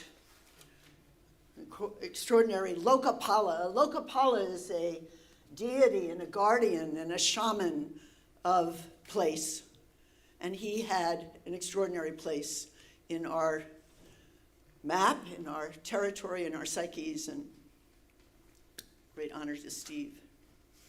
Steve's sanctuary, how you'd enter like Tiresias. Prophet for the coming community, what do you say? See in interior eye, right there, moments breathing, how you enter poetry space, a sweet charge you take, and make welcome all strays and devils too, and in your walk a gate for everyone who struggles, where we might be in love with humanity's crush. All brother, sister, whatever hoods, how you'd exude awareness every step, like to weep how you enter the room, the hall, the church, the place, the street, the stage, and recognize eternity, how you enter and we see you coming like a trumpet announcing, oh, angel. And dear attendant at sleeve, how you held the confidence of poet up and up and up and up beyond galaxies. How high does it go? Very. A vow, a focus. How many, many long years, Steve, and how bereft this night seems after your death, the day, the night seems the dream, walking a world without you.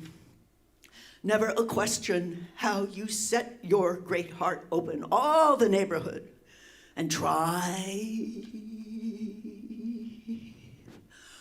Inner seer, how is your epitaph? Tribe, a fury of hope. Yea, yea, yea, let's do it. Wit and solace in how you lived it. Inner seer, you'd seen it all. And rejoice. And this is a little prayer from the Buddhist realm, Shantideva.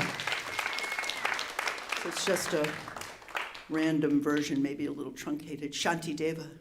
May, and for Steve, who embodied a lot of these things in this vow, may I be a protector to those without protection. May I be a leader for those who journey, and a boat, a bridge, a passage for those desiring the further shore. May the pain of every living creature be completely cleared away. May I be the doctor and medicine, and may I be the nurse for all the sick beings in the world until everyone is healed. Just like space and the great elements such as earth, may I always support the life of all the boundless creatures until they pass away from pain. May I also be the source of life for all the realms of varied beings that reach until the ends of space.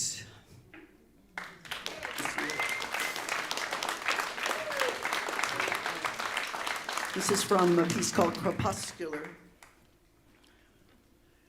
Code your language and escape, they won't find you. I made them up. Code your language and escape. I made the words and then can hide them, they won't find you. Hiding in twilight, a sensual twilight. What sounds of alarm at twilight, how I may break the code and sing. William, we're being women, we're being women. Will they, women, will the women still be repressed again?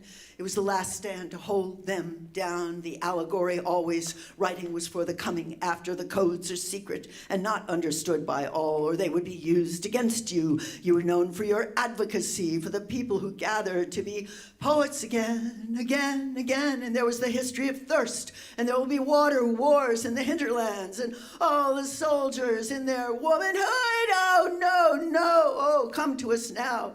The boss writing it down. Watch out. You will be singled out needing auscultation. What is my musical disorder? How may I sound my feet and hands? The code is training the acolytes. The poetry is finally visible. Your tears are the dialectic of all truth bubbling up from the cauldron. Can you read poetry in water, in fire? Can you do it blind, bubbling up, flaming up? Will poetry quench thirst? Would poet find text and purpose, text of the ribcage inscribed on little bones? You're being tested in your lioness mouth. You're being tested in your roar, with your eyes on negentropy, on survival, negentropy. All your utopias of hope and fear, hopes and fears, you're being tested. You have them. You had them, hopes and fears. You had them inside the code of becoming a soldier for who? Is there love, protection there? Gather ashes for the twilight of protest. From the fire, force measure. There were instructions for passage to other planets. Austerity was shining in the little tombs. A possible invention and an intervention. And could you invoke law? You could write a book of law. Katanji, write a book of law. Silence where no one heeded words. A ceremonial journey by a sovereign through his or her or their realm. What realm of? And the transgendered one invented a new language. Crepuscular was quid pro quo. I loved all the bodies of all my loves. Do not harm the twilight that saves you. Crepuscular knew the language of business, of title and exchange. And what is the sixth extinction? Do we have to go there to that version? Mess in the hallways, corridors of more men. I was code for the hacker I am. I would be true in all the colors. The observers who track your status, who have your number. prescience of animals because they could abet the Holocaust, translated by their emotions and want to help too, but who listens? Do not queer the dead. But it will be brilliantly queer for you, not see the compañeros go down, but all rise in justice, hallelujah, ay, ay, ay, ay. Crepuscular was a lonely bell. I would be wild in all the colors, not so obvious. I would not hate my own uniform, my skin. I would magnetize and destroy. I walk the pavements in my new, what is it? A mumbling mantra that we walk free, chanting. Resist. New people were honing their chatter. The cameras were on the prize, and all over those writers were on, those right-wingers were on, those we're on stage with fascist enterprise. They were metastasizing in every corner. Vituperative talk shows held the day. Is that what you go to? Go to poetry for the news. Escape hatches on two sides of town. I dug into the earth. Sanitary, sanctuary, quick alignment. Took umbrage at rudeness of the patriarchs. Dashed their brains out into night. Oh yes, I'll dash their brains out tonight. Not ours, dash the mental fixations into the night. With defiance, a whole environment, fierce and alternative, defiant, occupy, you must. Our streets and the speed in which something is devoured spits back up. Although the ethos never changed, it will teach you how to live in dilemma. We are still debt culture, but we'll go underground. Let the fickle of heart who steal and undermine the meme crash and burn. Women at the gates. All sites of right and protest, pathways intersect, converge in the urn. Thank you, Steve Cannon. Ann Waldman, everybody. Please give a big round of applause to Patricia Spears Jones for hosting the last hour, and all of the poets who read. Thank you so much. Oh my God. Wow, we are doing the marathon reading. This is a durational performance. Everybody feel free to get up and stretch and hug each other and make some noise as the band sets up. Band members, you can come to the front and set up. Yeah, so the next 15 minutes after they set up, they're gonna set up in about 5 minutes here. We're gonna have some music and I will be back to introduce them. And then at 5:30, we'll begin the next hour of poetry. Here comes the band setting up. So in 5 minutes, we'll be hearing some music. Thanks, everyone.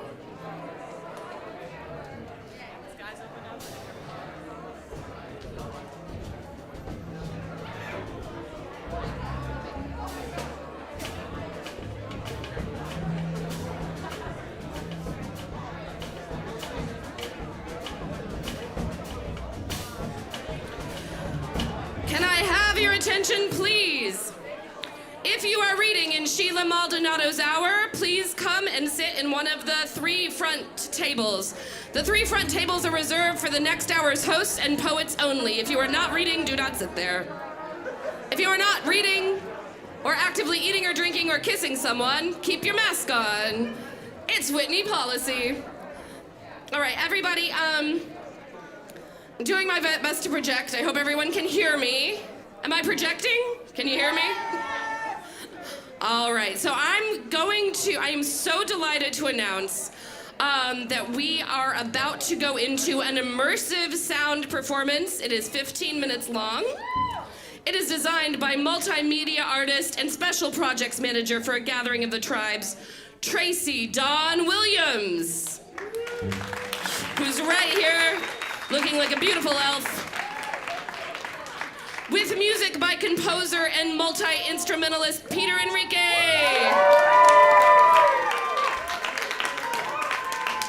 The piece is entitled Love You Madly. The work features Honey Trap, an ensemble led by Enrique, and including, and I hope I pronounce these names correctly, Kobe, I can't say, Absede? Absede.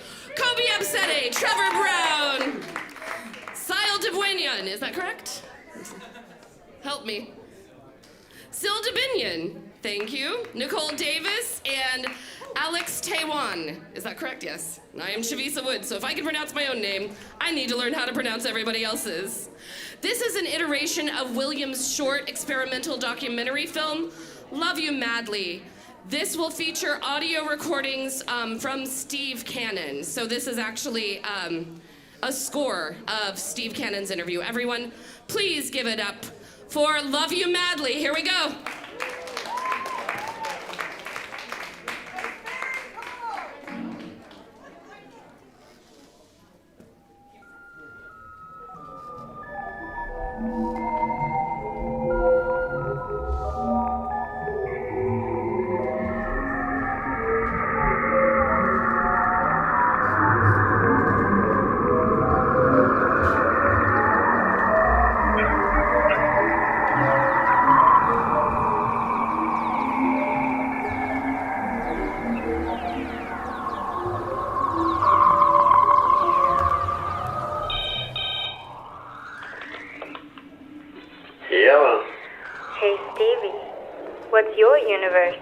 Sound.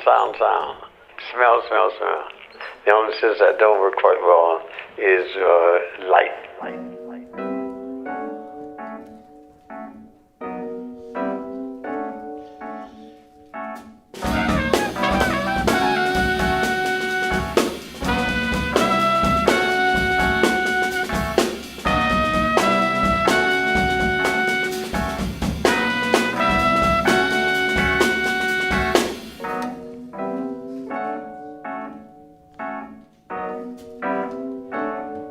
Something to do with eyes.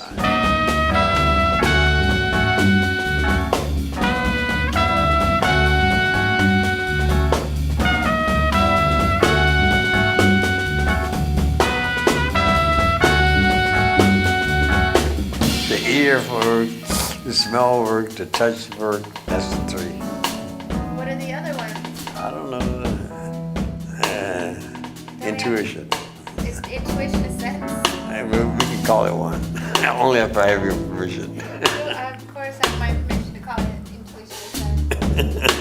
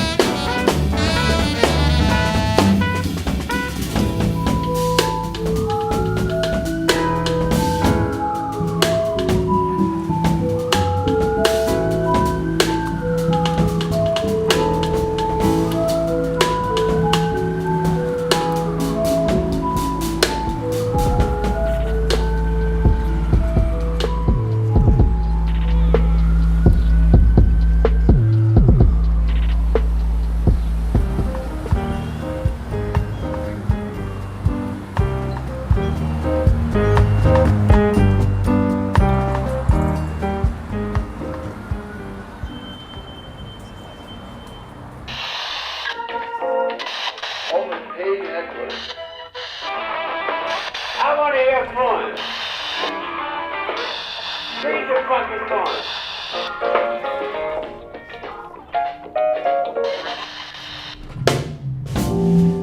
Hey, Tracie. What's up?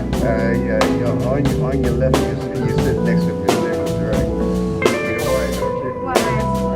Nervous wreck. Why are you nervous wreck? Tracie, you know why she's nervous wreck? Because she's bed bugs. Oh, yeah. What happened? Oh, God. Oh, no, She how I got panicked. them. She panicked. Well, I mean, you're just exaggerating for effect because, of course, I wasn't happy when I saw the bed bugs. I wasn't like, ooh, I'm going to stir fry them, you know, because they're crunchy.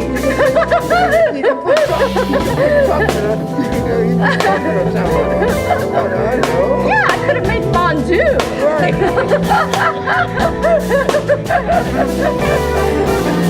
Oh man, but they're gone now. It's been, yeah, and you know, after 2 rounds of extermination. All right, yeah. It's kind of like you were saying like you're an alcoholic anonymous. In fact, it's been 4 weeks now. Yeah, exactly. Bed bug free. Yes, that's right. Yeah, I participated in the 4-step plan. And now I'm a graduate. And the alums will meet from time to time, you know, and we'll talk about the whole bed bug. Exactly. Yeah, he's actually an alum too. Right. And then you're all safe and don't let the bed bug bite. Yeah. Yeah. Now we know what it feels like. Right.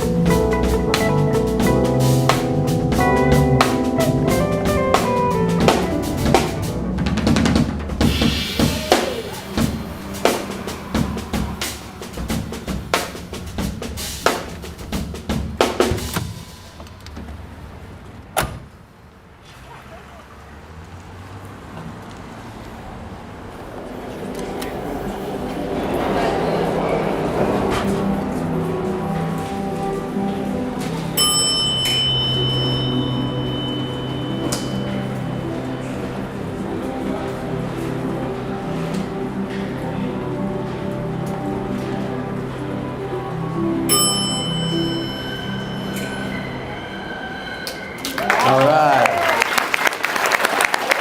Steve, do you want to go up there with me? You want to do it like you did the last I time? think you should come up. Okay. You I'll can sit sit my in ass his down. chair.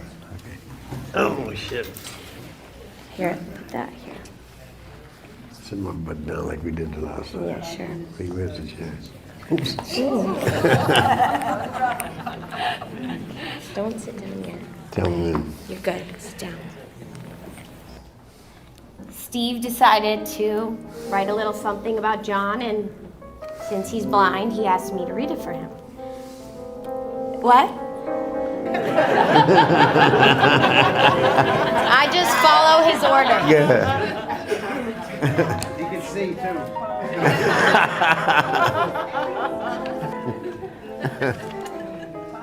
All right, well.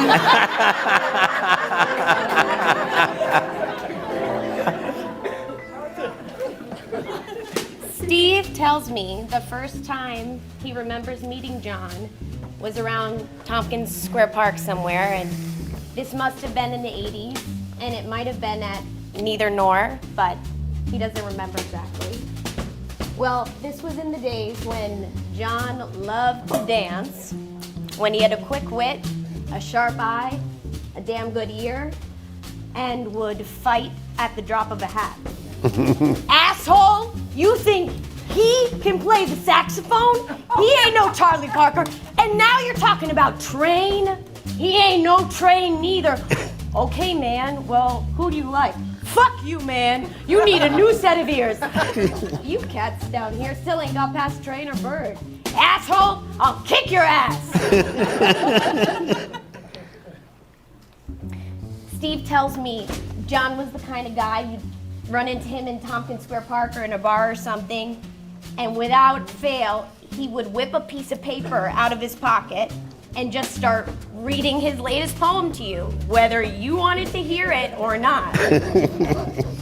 This was in the days before John started limping around the neighborhood or became the one-legged motherfucker, as Steve calls him.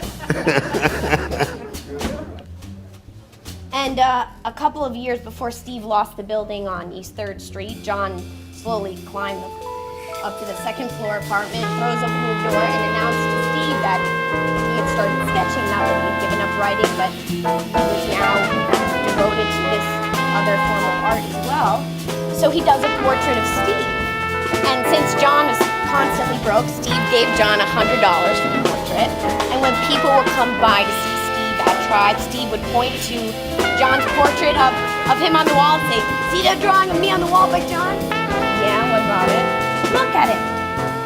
"Shit, Steve, that doesn't look like you. That looks like John."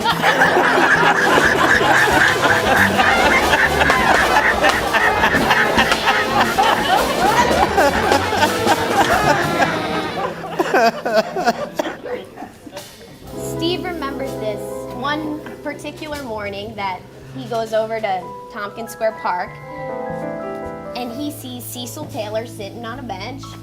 "Hi, Steve, I've been up all night and I gotta get on a plane to Scotland to go play a concert opposite Glenn Gould." And meanwhile, there's these two drunks and they're having this argument about when Duke Ellington died. And they can't make up their mind to save their lives. And one drunk says to the other drunk, "Ask Cecil, he's a musician, he'll know when Duke died." "Cecil, when did Duke die?" And Cecil absorbs the question. "Duke died?" "Duke didn't die. He went inside."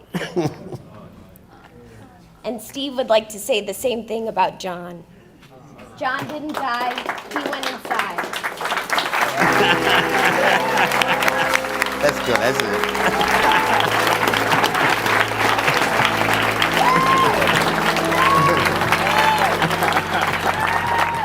Sit my butt down.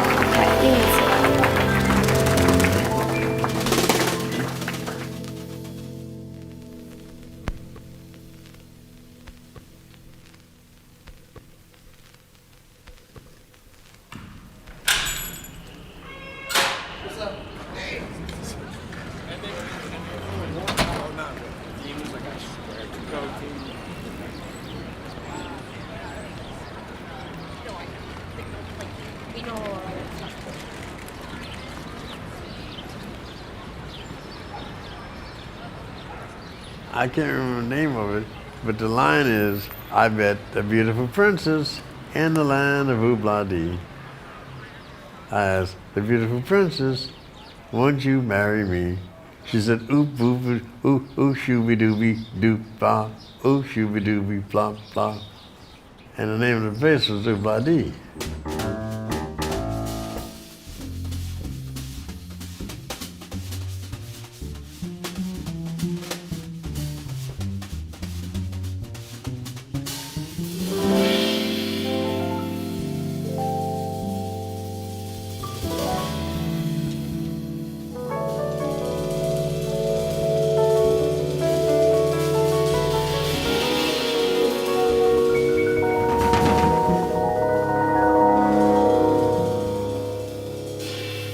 Tracie, whatever your image of paradise is, that's it. And you create your own image of paradise. That's Oobla-dee.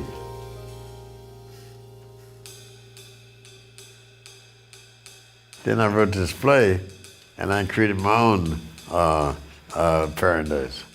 I can't remember the name of it. I think it was La La Land. That's what I called it, La La. Whatever your taste of music is, that's what we playing there. Especially all those who are no longer with us. They're still with us in dreamland.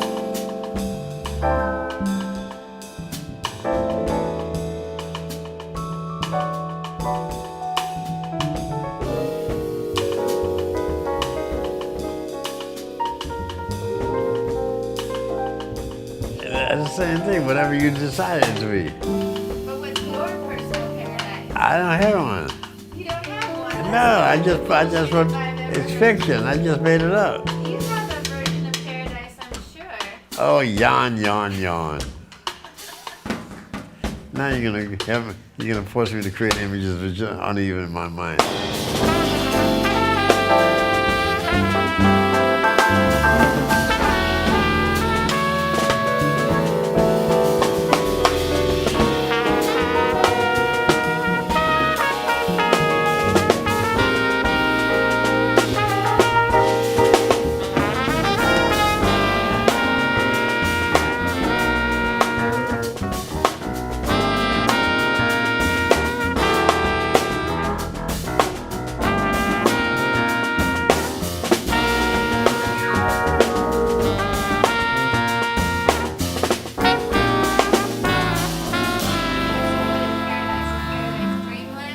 Yeah. Or is it heaven? All three.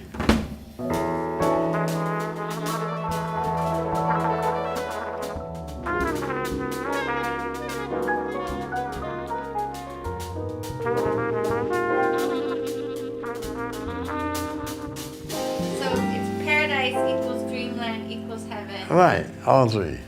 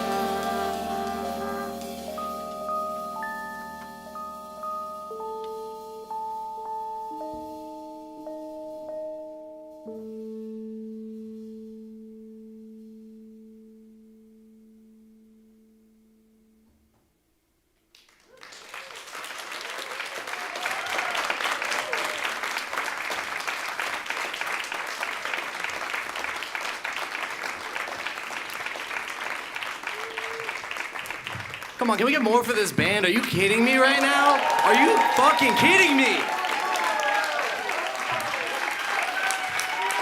Thank you so much for having us. Like we said earlier, my name is Peter Enriquez, and I wrote this collection of songs in collaboration with Tracie, who has a component of a film on the 6th floor. I just want to take a second to introduce the band, give them a little bit of love, and so.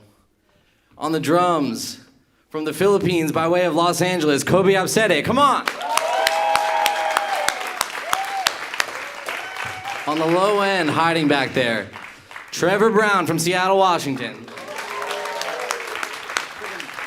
I feel like it's like a basketball team the way I'm doing this right now. On the trumpet, we have Nicole Davis from New York City. On the alto saxophone, Sil Dubenian from Buffalo. Come on, get some upstate love, come on now. And in the back, my musical brother for almost 10 years now, Alex Hahn on the keyboard, everybody. Currently in DC, soon to be in California. This is Honey Trap. This is part of this larger collective that I have. It's like a, I don't know, so we play music together a lot. This is one iteration of it. There are many different iterations of it. These are the best musicians in New York City. You can quote me. I promise I'm right about this. You should definitely try to follow up with everybody. Try to give everybody a little bit of love. Thank you so much for coming out. Thanks so much to my parents and my friends and all of you who are here, all the poets. Thanks to Tribes and the Whitney and everybody. And we really appreciate you having us. Thanks so much.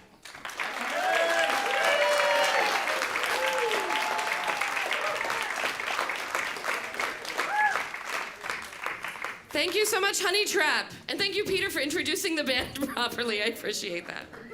All right, everybody, we are gearing up for the next hour.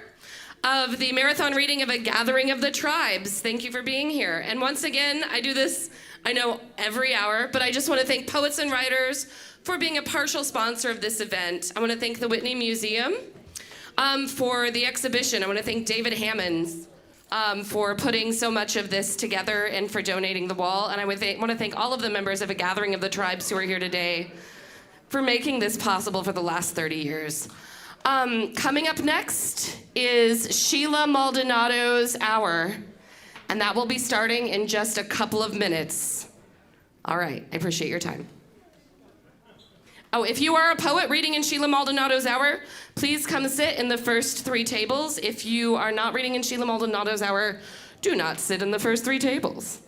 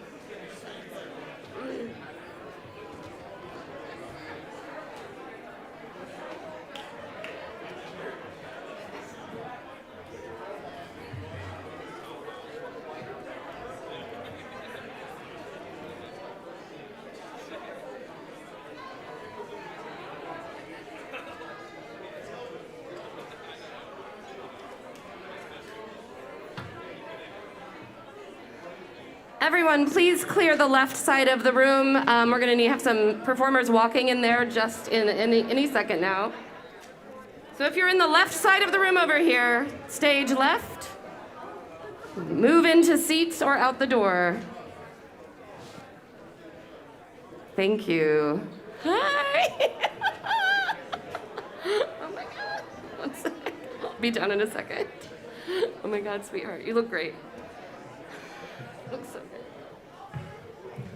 Okay, if you are here for the next hour of this durational performance, it is a marathon poetry reading going all day and all night until the Whitney closes. In the next hour, we're going to be hearing from Tina Kane, Lydia Cortez, Oscar Diaz, Melanie Maria Gaudreau, Albadilia Hernandez, John Keane, and Mariposa Fernandez, everybody. And right now, please welcome to the stage the host of your hour, Tribe's poetry editor, Sheila Maldonado. Give them a big round of applause. Here she comes.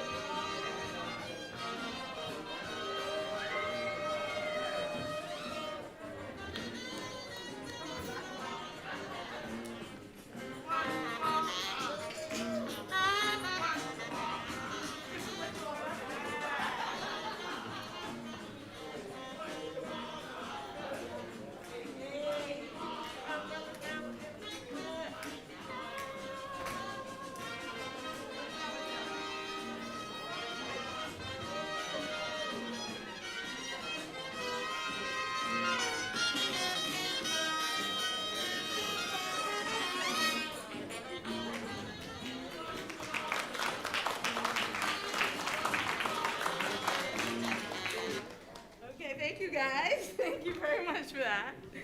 I appreciate you holding on for that. That was Melanie's beautiful idea. Those are the beautiful umbrellas that were made for the memorial in November of 2019. And of course, Steve and Melanie are from New Orleans, and just a little second line, you know. Thank you all for being here. I'm Sheila Maldonado, and I'm here because of Steve, and just really grateful that all of you are here, and grateful to Chavisa for having the vision to put this together. I'm going to be worried about this. And I'm here to introduce all these amazing readers. I'm going to read a little bit myself. So yeah, actually, I'm going to grab some water. Sorry. Just happening as it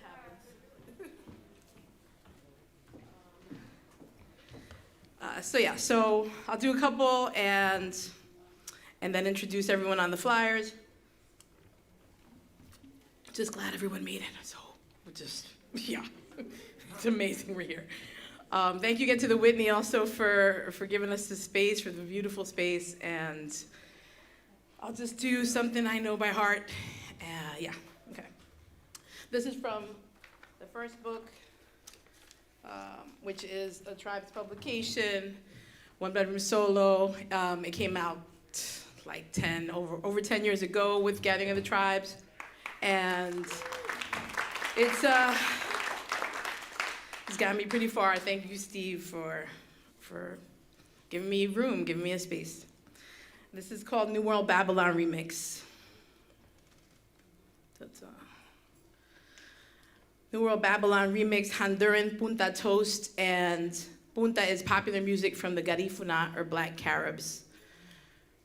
What I heard.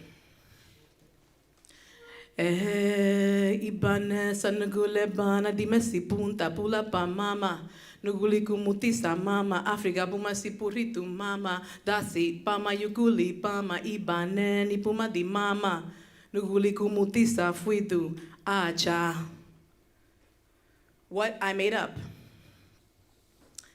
En Jutigalpa, Comayagua, Tegucigalpa, Colomoncagua, de Banana República Fama, África, Aragua, Caribe, Llama, así, de la costa de drama, conquistador no cayó el idioma, del tambor con la lengua en la palma, ahí está. What I made up means. En Jutigalpa, Comayagua, Tegucigalpa, Colomoncagua, of Banana Republic fame, Africa, Arawak, Caribbean calls, like this, from the coast of drama. Conqueror didn't quiet the language of the drum with its tongue in the palm. There it is.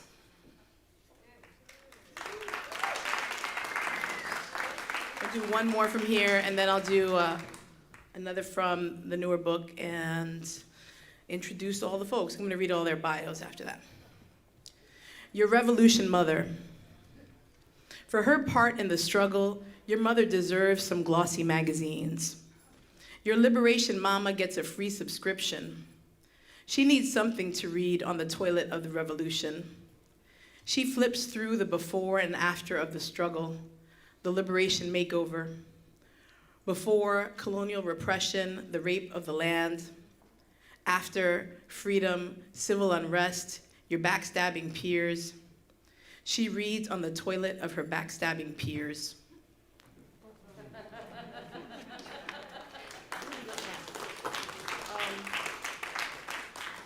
Okay, I'll do a couple from here, just short ones, and then the other folks who are good fans. Okay, this is the new one. That's what you get. And it also is doing weird things. Hold on. Lord, it's like hot and cold and hot and cold. This time of life, too, is always hot and cold and hot and cold. Jesus, Lord. Blood to the hospital. Mother, solitude, blood, hospital. Father, darkness in the middle. Mother, night, spitting.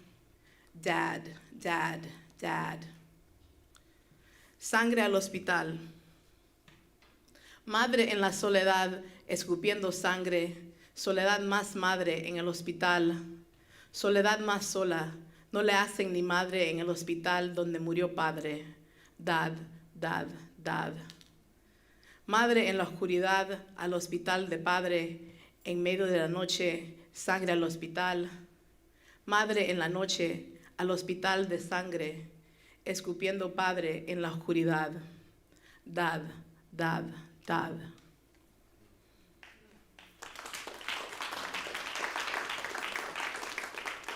Don't worry, you understood it. One more. Winter's Rihitsu. My vagina was your death therapist. City of villains and failures. Some days I can't take my hardline friends. They can't handle my inability to draw a line. Did stop writing at least once to check phone, like I'm on call for a job I don't have. There is survival of a genocide in the blood memory. Does that make us as afloat as we are today? I don't know, but there is something essentially crappy. Today, I'm focusing on the forms.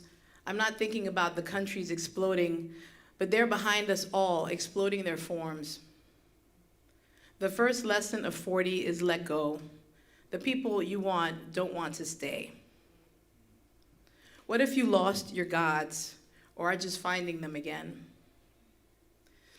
It is the Ides, a day to kill Caesars, to betray Caesars, a day to fuck Caesars, fuck them over, take the throne. It is a day to take the throne. I am taking a mental health day. Professors do that, take a day. I call myself professor because someone else just did. Schools are asylums, I told them. I've been dealing with some cases, and I'm a case myself.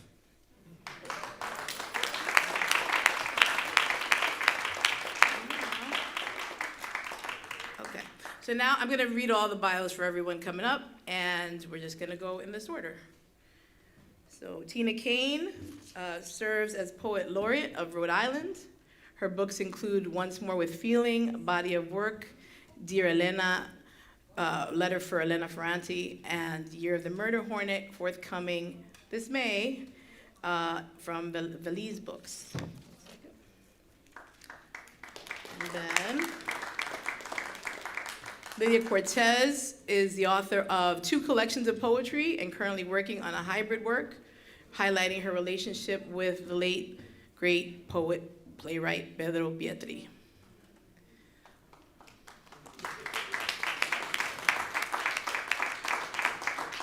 Oscar Moises Diaz is a medieval Hellenistic consulting astrologer, film curator, and poet who is currently a member of Tierra Narrative and serves as a translation editor at Fence and a contributing editor at Asphalt magazine.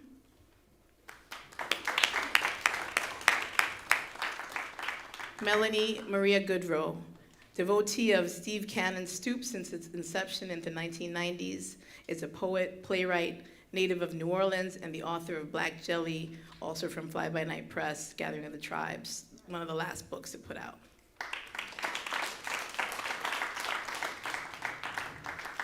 Alba Delia Hernandez is a writer inspired by Puerto Rico, growing up in Bushwick and salsa, who dances in the hybrid forms of fiction and poetry.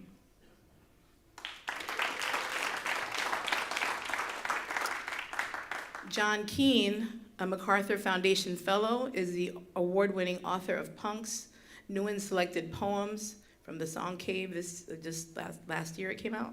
And he teaches and chairs at Rutgers University, Newark.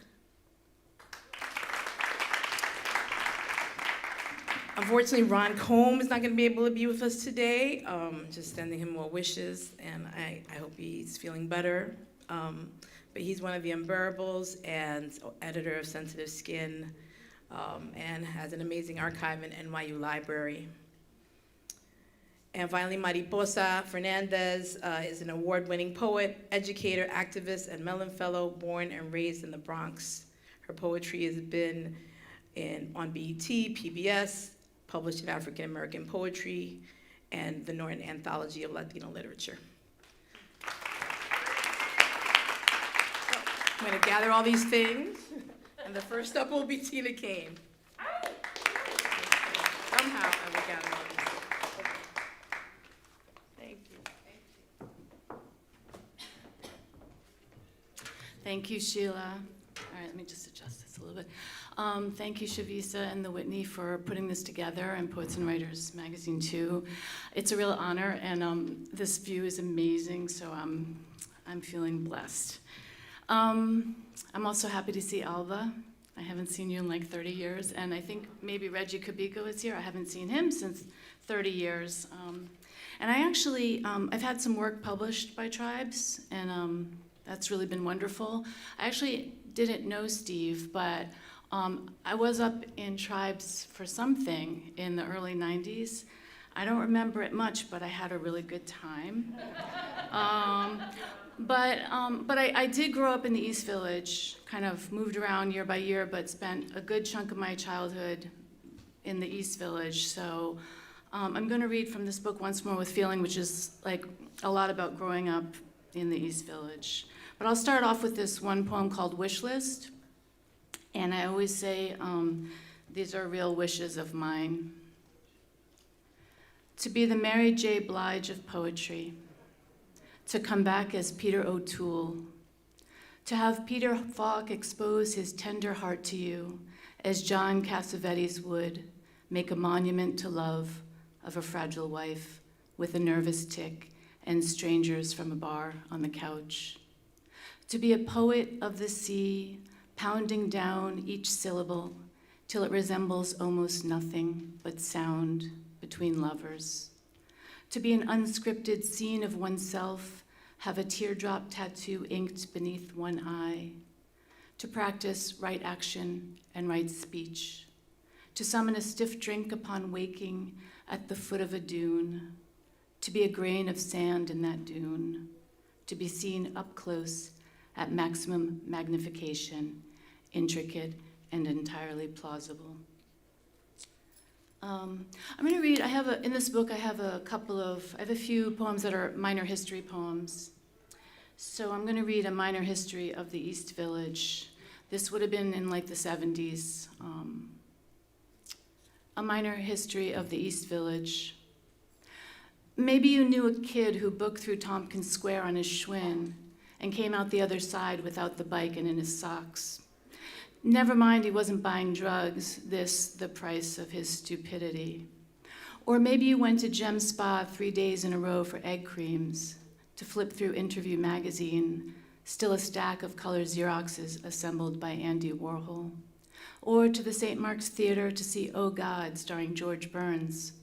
Enough, you'd said, crouched on the seat, knees beneath your chin, rats scuttling the aisle of her popcorn dregs. But it never was. Not when that guy died trying to sleep in a hammock on his fire escape off Avenue A. Not when the cops found a woman's head in a pot on her boyfriend's stove on Avenue B. Not when you and your friends mistakenly buzzed in the guys who would beat Faye's elderly neighbor close to death. Junkies hunting jewelry or just high. They were men you could describe to the cops, to anyone for a long time after. And when the paramedics had you stand by the stretchers as they unjammed the brake, it wasn't enough to want to take the woman's trembling hand, and it wouldn't have been enough to take it.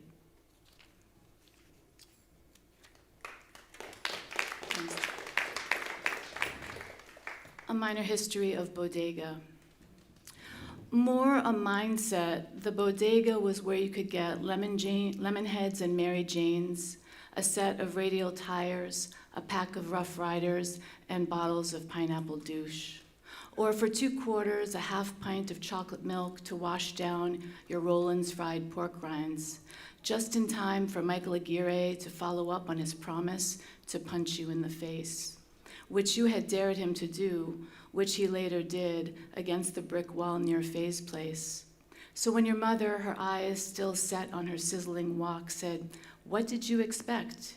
You just had to snag a stack of quarters from her bag so you could stomp back to the corner for a box of Red Hots and sit on the steps of the laundromat, sucking the color from each bit of sweet before shooting it from between your teeth onto the sidewalk until the pavement around your feet was a dingy constellation charting your indifference towards any transaction that didn't first pass beneath the pane of bulletproof glass. So I'm going to read these poems that were published in Tribes, with thanks to Sheila. And they're in this book, that new book of mine that's going to come out in May called Year of the Murder Hornet. And in this book, there are some essay poems, because I was kind of interested in poems as systems of thought. And this poem is dedicated to the poet Tango Aysen Martin. You should look him up. He just became the Poet Laureate of San Francisco, but he's a genius. And he's, as like a native New Yorker and a native San Francisco person, we both share this interest in gentrification. So that's what this is a little bit about. Essay on gentrification. Gentrification means I have arrived in a manner only half foreseen, as half of me claims culprit or lays claim to my neighborhoods and stoops. Spanning shambles to the ramblings of my education, meaning I know all about espresso and the benefits of self-expression, meaning I still trip myself up as reflex to tradition. For a long line of providing comfort constitutes survival prior to mine.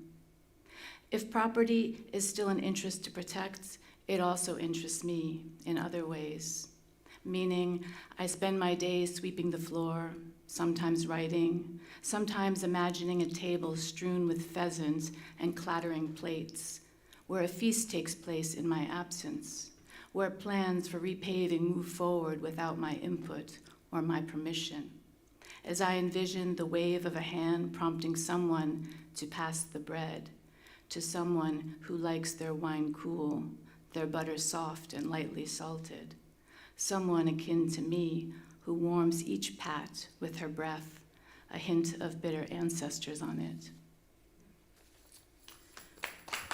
Thanks. And this last one is called Minority Report, and I steal a phrase, I borrow a phrase in the beginning. This is my beach, or this is my breakup scene from this great poem by Terence Degnan called This Is My Beach, and you should look him up too. You can find them both on this thing, Poetry is Bread. Minority Report. That's my breakup scene, the poet wrote, and everything turned to a near perfect confection of confession and universal feeling. He was Irish, or was he? Does it matter that in a movie I saw a group of young Irishmen, having been treated badly by England, liken themselves to Black Americans? Does it matter that I was skeptical of this comparison, despite my love of the Dubliners, my longing to see 1,000 shades of green? Everything is relative these days, but still I tried to find meaning. Meaning, if I was my children's first friend, then I hope one day they'll be my friends again. Meaning, if love is a dog from hell, then trust is her rescued cousin. The other day I heard the term conspirituality, which refers to the trend of luring people towards conspiracy theories on the internet with the pretense of spiritual practice. Aha, I remarked, herein lies the history of man. Too often and every day I am thinking about words like wind my thoughts lift and carry themselves away. How the ephemeral is not soft but sharp when it comes to pangs. A notion of mine that now lives among the trees. Part of this, a friend tells me, is about not being ready internally to reveal what the poem is about. Oh, you with your crystalline vision, I say, tell me about the other parts. Thank you.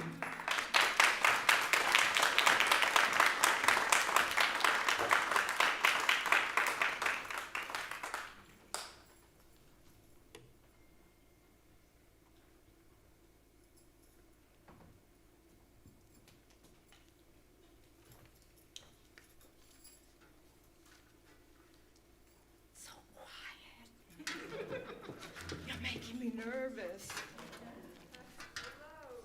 Thank you, Tribes. Thank you, Chavisa. Thank you, Sheila.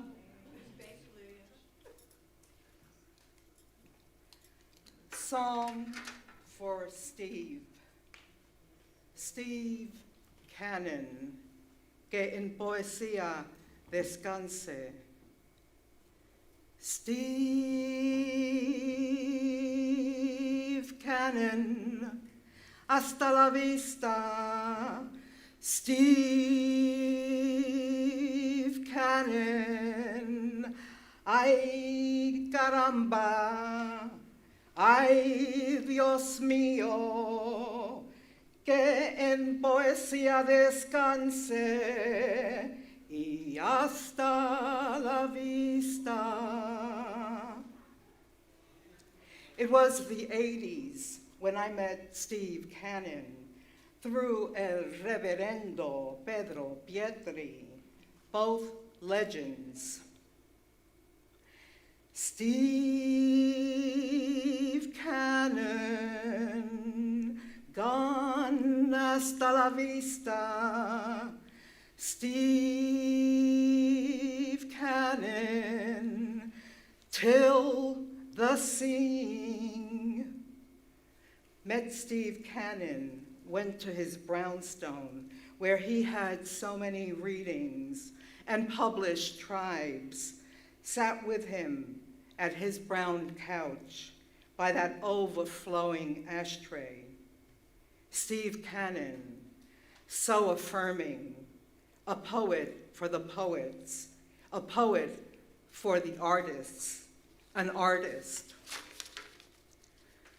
I met Papoleto, met David Henderson, met Miguel Algarin, met La Jefa, Lois Griffin, and Bimbo Rivas, met Mickey P. of Short Eyes, and Bob Holman, y la Murray, La Divina, Elizabeth, met Esteves, La Sandy, heard about Diane Burns, La Quema, met Stephanie Smith of Oklahoma, met Nancy of the Mercado, but met Steve Cannon. Steve Cannon, hasta la vista, Steve Cannon. In the time BCWB, before Cannon was blind, it was the time of the New Yorican Cafe, when still ours, New Yorican. Steve Cannon, hasta la vista, Steve Cannon. Ay, caramba, ay, Dios mío, ay, carajo.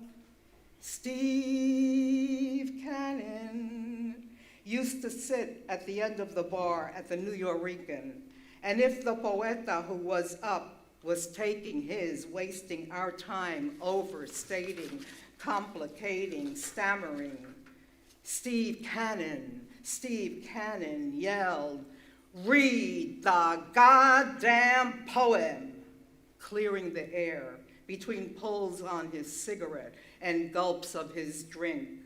"Read the goddamn..." "Far out," Pedro said, guffawing. Steve Cannon was out of sight. Steve Cannon joining in the guffawing. You know, guffaw ain't Puerto Rican.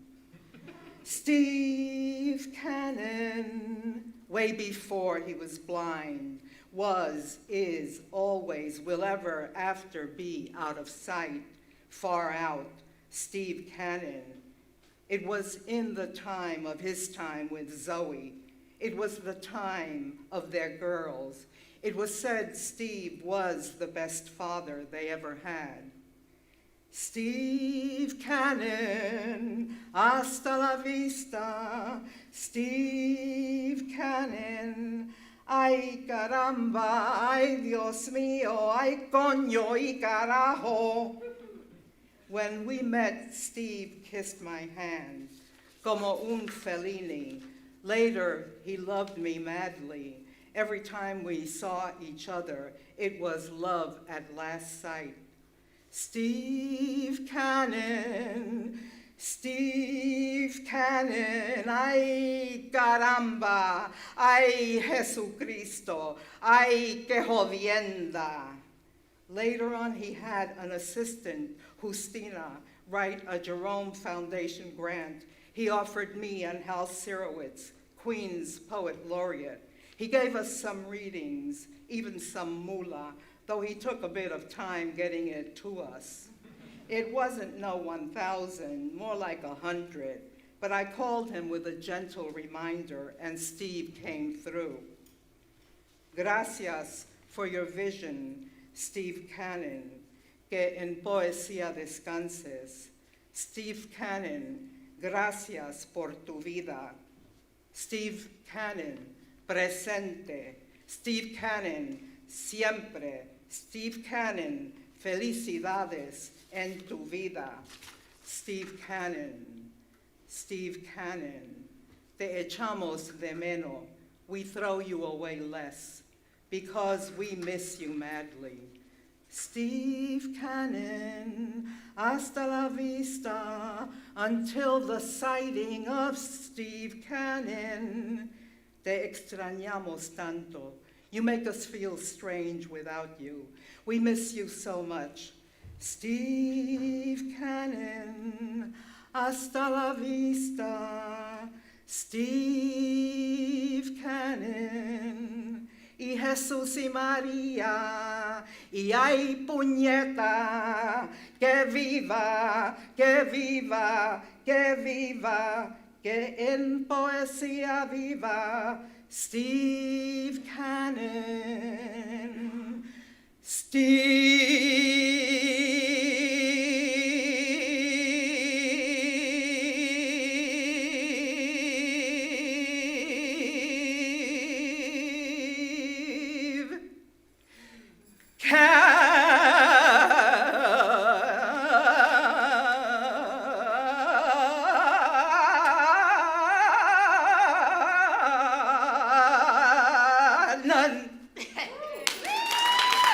Hooray for the blind guy.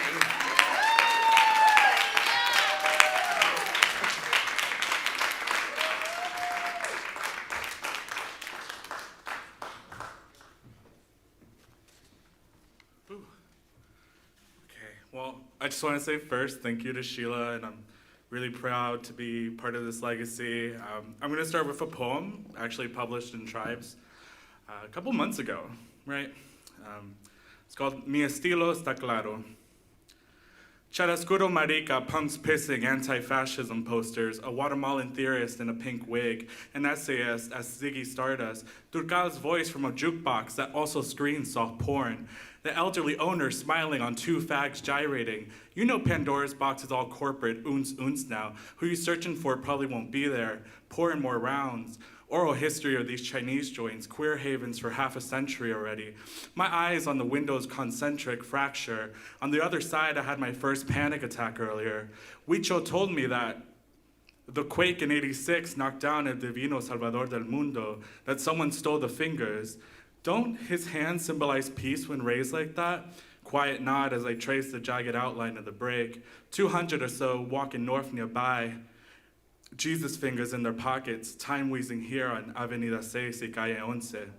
Nafu said, Oscar's crazy like you all, so I'm in this cramped bathroom offering my magician card to cut the coke. In the quiet, ask here if anyone might know these two drag queens in these old photos. Hard to say, but the pageant tonight is the closest thing to time travel. Feels like Urna holding the broken horse head violin in that documentary. How she asked the elder if she knew the missing lyrics. Let me stand in the wind, she replied. So I stopped recording, and the room got louder, and its friends kissing each other, and kissing me now too. My Malik moment, and drag queens are their planet Mercury.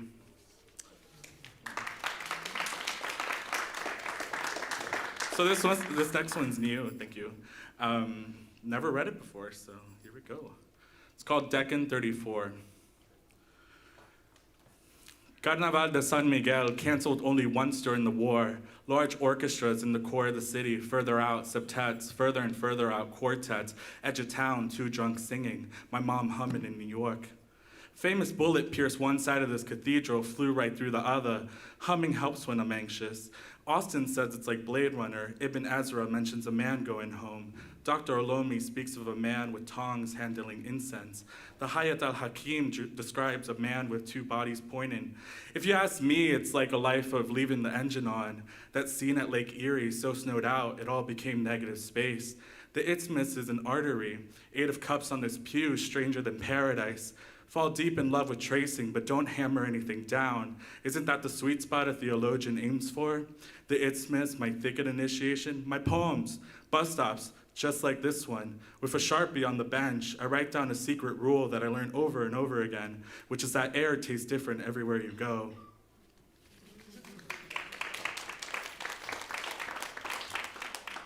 You know what? Let's up the punks. Let's get risky. I'm just gonna read a draft, the first draft. Yeah. This one's called Deccan 33.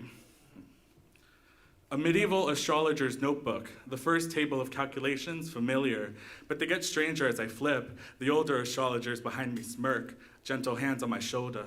When you know a system, you start looking for ways to override it, tweak the code ever slightly. I'm told to keep flipping forward. A few pages later, the astrologer reports that his newborn son lived only the few weeks. It was the hour of Jupiter when my dog passed away in my arms. Outside the animal hospital window stood the winter holly, called Southern Gentleman here. Kept seeing it the entire drive home, growing near quaint rural fences, more markers than true barriers. Why is everything around us insisting on how teeming with life it is? Saturn had just stepped into the heart of the sun when we realized it'd be the first grave that isn't unmarked or 3 borders away. That last film, with him on my lap, Alican's grandma stalking over the lens, the old and dead on set for Wender's complicated return, staring at Kurt Boyce, wondering what it must be like to be older than the history of cinema, this rolling Waxhaw landscape. I've never paid any mind to the red clay soil here. I'm remembering when Francis Fancy rose up after burying himself alive for a week. There at the Parque Pelota, he said, "You don't eliminate fear. You harness it." Thinking of those drag queens breaking military curfew, Cristiani stepping in leftover glitter on the streets. Same era of those Diario de Hoy announcements. New cinemas opening in the middle of war. Names like Cine El Mar. People kissed there. Remember that old newspaper, how the Virgin Mary statue came to the principal door of the cathedral, diverting lava from San Miguel? Or remember York starting that hippie band with the nephew of General Martinez, singing about opening paths, the roar of the sun?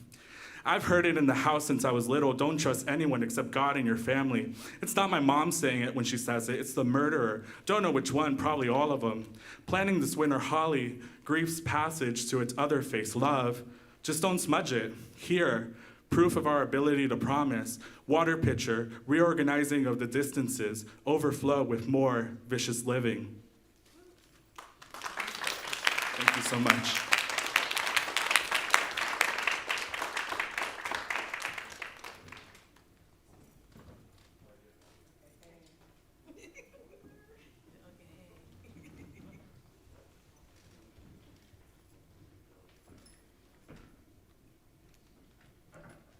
Their glasses up here. Hey, y'all. Hi, Melanie.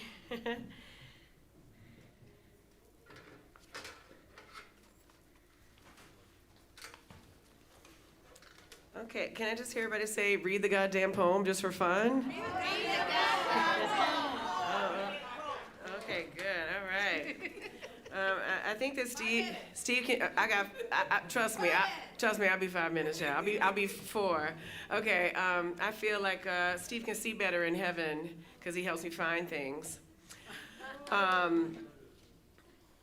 Steve, give me sight to find my wedding ring lost in a dust mite, rolling away beneath the springs and coils of my bed. Help me see the peace in my head. Instead, I lose my keys, groping on my knees. Steve, find these and hand them over, please. The surprise of your new eyes. Our fingers were scribes, crawling across keys, born to tribe, to scribe, to vibe. Words creating countenance, sounds being here, now. A coo-coo-coo-coo-coo-ya, soundria, sound, sing, song. Our New Orleans ties draw you near. Blackface, dragatone, yellow bone, little red, getting down, forehead brown, shiny lips, open hips, wrinkled wrist, rosary beads, a cuckoo-cuckoo-cuckoo-ya, holy water of a misfit daughter, sunshine of a shit pit, nowhere to sit, this is it, this is it, this is it. I know Steve sees, he supersees. Father Steve, give me sight to find myself on a page to write, eyeballing letters as they appear. You're here tonight in flight with sight. Father Steve, give eyes to comfort myself with the truth, not lies. Steve, bless my coffee, may it not be black. Bless all the sugar I should never eat, it's whack! Please rub my bony skinned feet with long figures that electricity shapes into the bebop doo wop bop of jazz. I holler for Steve, Steve, and you are somewhere recounting the story of your last mandarin oranges with Steve D, Steve C, Steve D, the summer of Steve's who like fallen folia, the Steves leave. I do not have to wonder, you see, if there is reunion where you are and be, tripping out with Diane Burns on a star, heckling from some poetry bar, birch bark, scrolls unroll with B, D, doo-wop, D, D, jive, jive, beady doo-wop, wop, your chinny chen chen, chinny chen chen, and every friend who you whispered in their ears. You lived a long noodle, Steve. Reunion too good of an idea, too fresh on Steve D's own mind, dying in death, the oranges of your breath, so fresh. Steve, a mighty part of all the art, and even still minuscule to the magic of magnitude, the orange you belong to, the blue where Charles is, the purple of Prince, the air you flew through, mythic paratrooper angel, swooping fearlessly off a ledge, carrying your new self towards a poetry reading lit with lanterns in a place beyond my imagination. Ancient cobblestones and a 2019 mind. There they live, the ancestors and stories of greater gold, which, like a strand of your hair, is soft in my selfish hands, patting your sheep's wool like a relic, soft on the sheen of your brown, hard forehead, and then the solid fact of dead. It is a boop, a stoop, a poop, then a flown coop, a light, a flight, sometimes a fight. It is a drag on a drag on, a thing to do to miss you. It is a new friend. It is the end. It is not the end. Shapes of your life come at me like umbrellas, stepping sideways with so bright crimson feathers, a turquoise Indian, move a rebirth, groove a jerk, a beat, a juke, the books, the looks, the girls, the good ones, the suspicions, the channelings, the dicks, the people that are dicks, the dames, the dreams, the names, their fame, the very weird Wikipedia, dealing with the nerves and swerves of all your outlines. Death is a poop, a boop, a stoop, too much silence, too much stretching of my imagination. Death is not too much. Death is okay.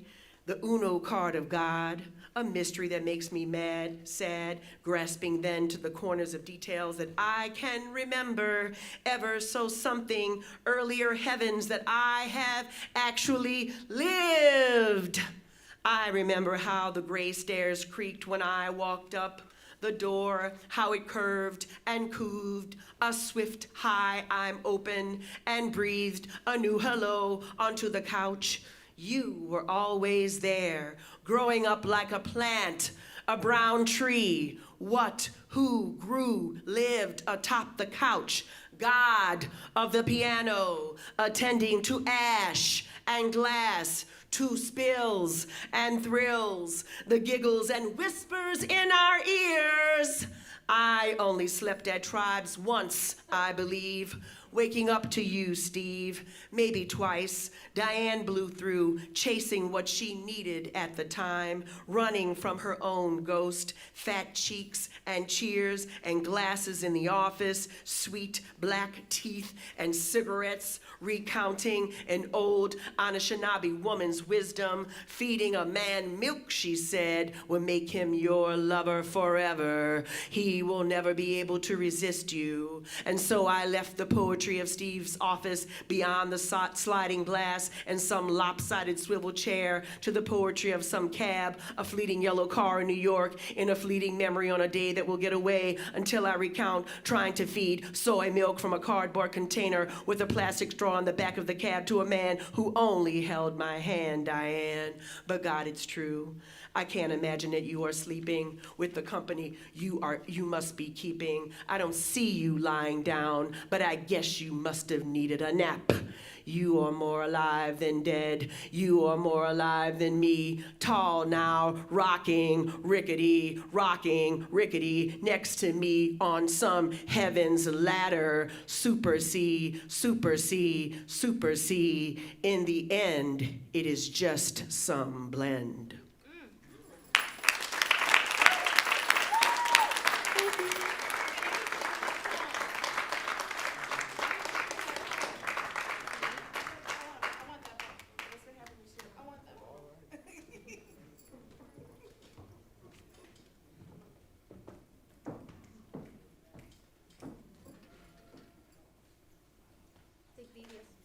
I'll bring it to you. So, hi everybody. So happy to be here. Thank you, Sheila, for inviting me, and Chavisa, and all the editors at Gathering of the Tribes. Very, very much appreciate it. I'm going to be fiction, flash fiction. Well, the first thing is flash fiction. And thank you, I see Blanca Vasquez here, and she helped me edit, so thank you. I love editors, so I appreciate the help. All right, first one is titled My Brother Angel's Canadian Girlfriend. My older brother Angel has brought a girl home for dinner from Canada. She has big blonde hair, blue eyes, and is very pretty. I am 14, my little brother 11. We never have sit-down dinners. The dinner table is usually jammed with pots, pans, blender, broken appliances, and mail. I always make a small space for myself to do my homework. But today is a special day. My older brother Angel is visiting from the college he's going to in upstate New York. Everyone is proud of him. My older brother is handsome with thick black hair and a matching mustache. I really think I'll like my brother's girlfriend. I'm nice to her and show her pictures of my brother when he was younger. We sit at the table. It is almost Christmas, and my mother has made pasteles, a Puerto Rican specialty only made during the holidays. It takes a long time to make and at least 5 adults to assemble them. There's the masa, a dough made of yautía, calabaza, y plátano. Inside, my family puts pork or beef that have been cut into little squares, olives, cut up potatoes, pimientos morrones, cilantro, and sometimes chickpeas. It's then wrapped inside banana leaves that have been brushed with achote oil. To keep the rectangular shape, it is then sealed in butcher paper and tied with a thin white string. It's the holiest of holy foods in our Puerto Rican culture. We all sit around our table, and Mommy serves up pasteles with white rice and a slice of avocado. Mommy tells me to put my long hair up in a ponytail so that my hair doesn't get on the food. My little brother and I are really excited to be drinking cola champagne, so sweet and bubbly. Both my brothers sprinkle hot sauce on the pasteles. I am eager to dig in. But my brother's new girlfriend starts moving her pastel around on her plate with her fork. I can hear the fork scrape against the plate like nails against chalkboard. She moves the pastel around, brings her face closer to the plate, smells the pastel, and asks my brother, "Angel, what is this?" I am frozen. My little brother is frozen. Mommy, who is next to the stove, has stopped her busy hands and is frozen too, except for her eyes that make a sharp turn towards the table. My older brother looks at his girlfriend and says in a hushed voice, "Just eat it, it's good." His girlfriend brings the fork to her mouth, but then brings it back down and says, "Angel, I can't eat this." Dile a esa muchacha que si no le gusta mi comida, que se vaya pa'l carajo, my mother says in a hyper-controlled voice. My little brother and I break out laughing at my brother. My brother Angel shoots us a dirty look, rests his elbow on the table, and holds his forehead on his hands. We never saw that girlfriend again. And my brother Angel never again brought home a girlfriend who didn't love pasteles.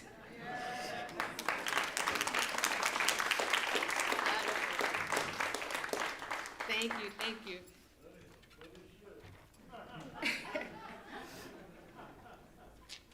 Está bien, está bien.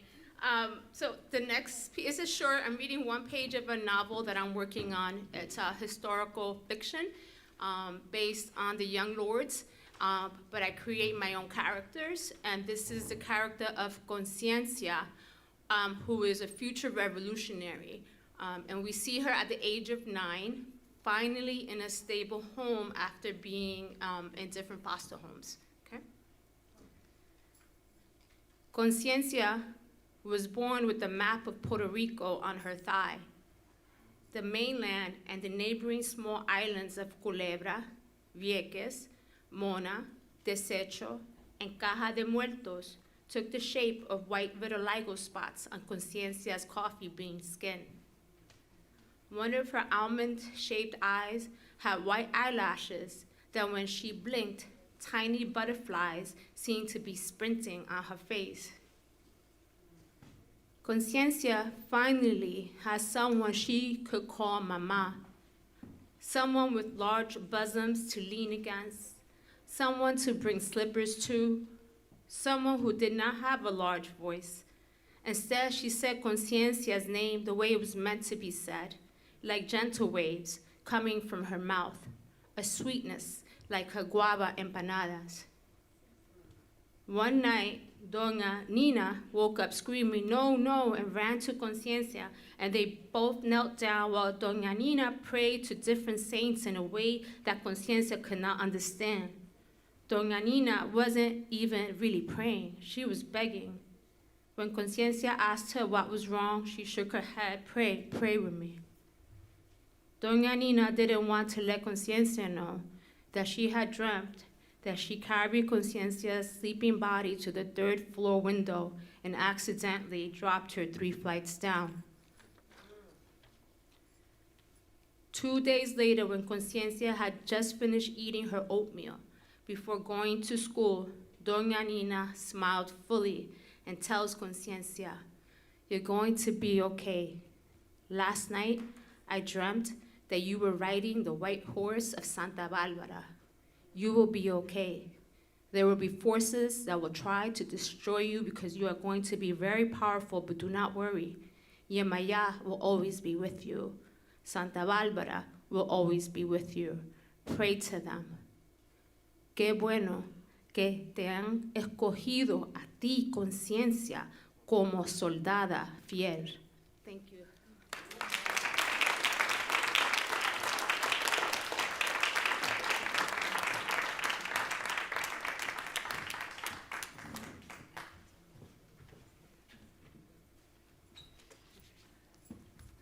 Good evening. Many thanks to, it is evening, right? With the sun, it feels like, it's still the afternoon. Many thanks to Sheila, to Chavisa, to the Whitney Museum, to a Gathering of the Tribes, to all the organizers who made this event and the biennial possible. And I dedicate this reading to Steve Cannon. I was never really active in the Gathering of the Tribes, but I did meet Steve Cannon and interact with him a number of times over the years, and have deep, deep respect for him and his work. So I'm going to read 3 poems. First one, a report on What's American about American Poetry conference at the New School. This actually took place, I believe, in 2001. And everything you'll hear is a sort of adaptation of what was actually said at the event. We're fed up with tolerance and writing about whores shooting up heroin. There are no poets of my generation waiting for something to rebel against. On 137th Street and 7th Avenue, a brother was crossing the street, said, a white silence, which is metaphysical, and a black silence, which is political and social. I'm not suffering the language of power behind the poems, only ghosts of Charles Bernstein. He doesn't want to engage the book of Generation X. The beats have already done it, coming from deconstruction and all that French theory. When anyone appears to strike a pose, aren't you the sister was reading Allen Ginsberg? I come from another context altogether. There is so much vitality there, as you can tell from my accent and shit. But really, it's about living language poetry. To give you another example, a children's game in France, songs and gestures are not our origins, Orpheus. I am a mestizo and went to Iowa, reclaiming language from the seat of power. 2 white women just resigned, 2 black women who will not be silent. Aren't you the sister was reading Allen Ginsberg? Can you say something about the history and how you feel the competition over anxieties infects us all, or Janie who knew from Hurston? It's a shame the organization sells only so many copies, and a heated discussion ensues because Eros is in there too. We are waiting to rebel against smart bombs and cynicism. Poems are mere ghosts of my generation. There's nothing left behind the words but fragments, rupture, burrows in someone else that's new, beginning with Native Americans amidst the white middle class. Between the 2 silences, an accident can happen, a difference that never comes from a work of fiction. Only ghosts are silenced behind the poems with heroin and vernacular, but you were too young to be dropping bombs on Mesopotamia like hip-hop, to be cynical of the world. You can change hearing Judy Grant at a women's gathering. Only one poem, though. Are there studies overthrowing Allende, erasing differences concerning the audience? We keep coming back to Eliot and Pound to rebel against the street and jazz Africans in bondage. I think I break behind the poems, an East Coast thing. Only minstrels and whores are our precursors of cynicism. Don't read Generation X, but look for me, ghosts. Translate my absence into language. Speak to power behind the words. Rebel against the silence.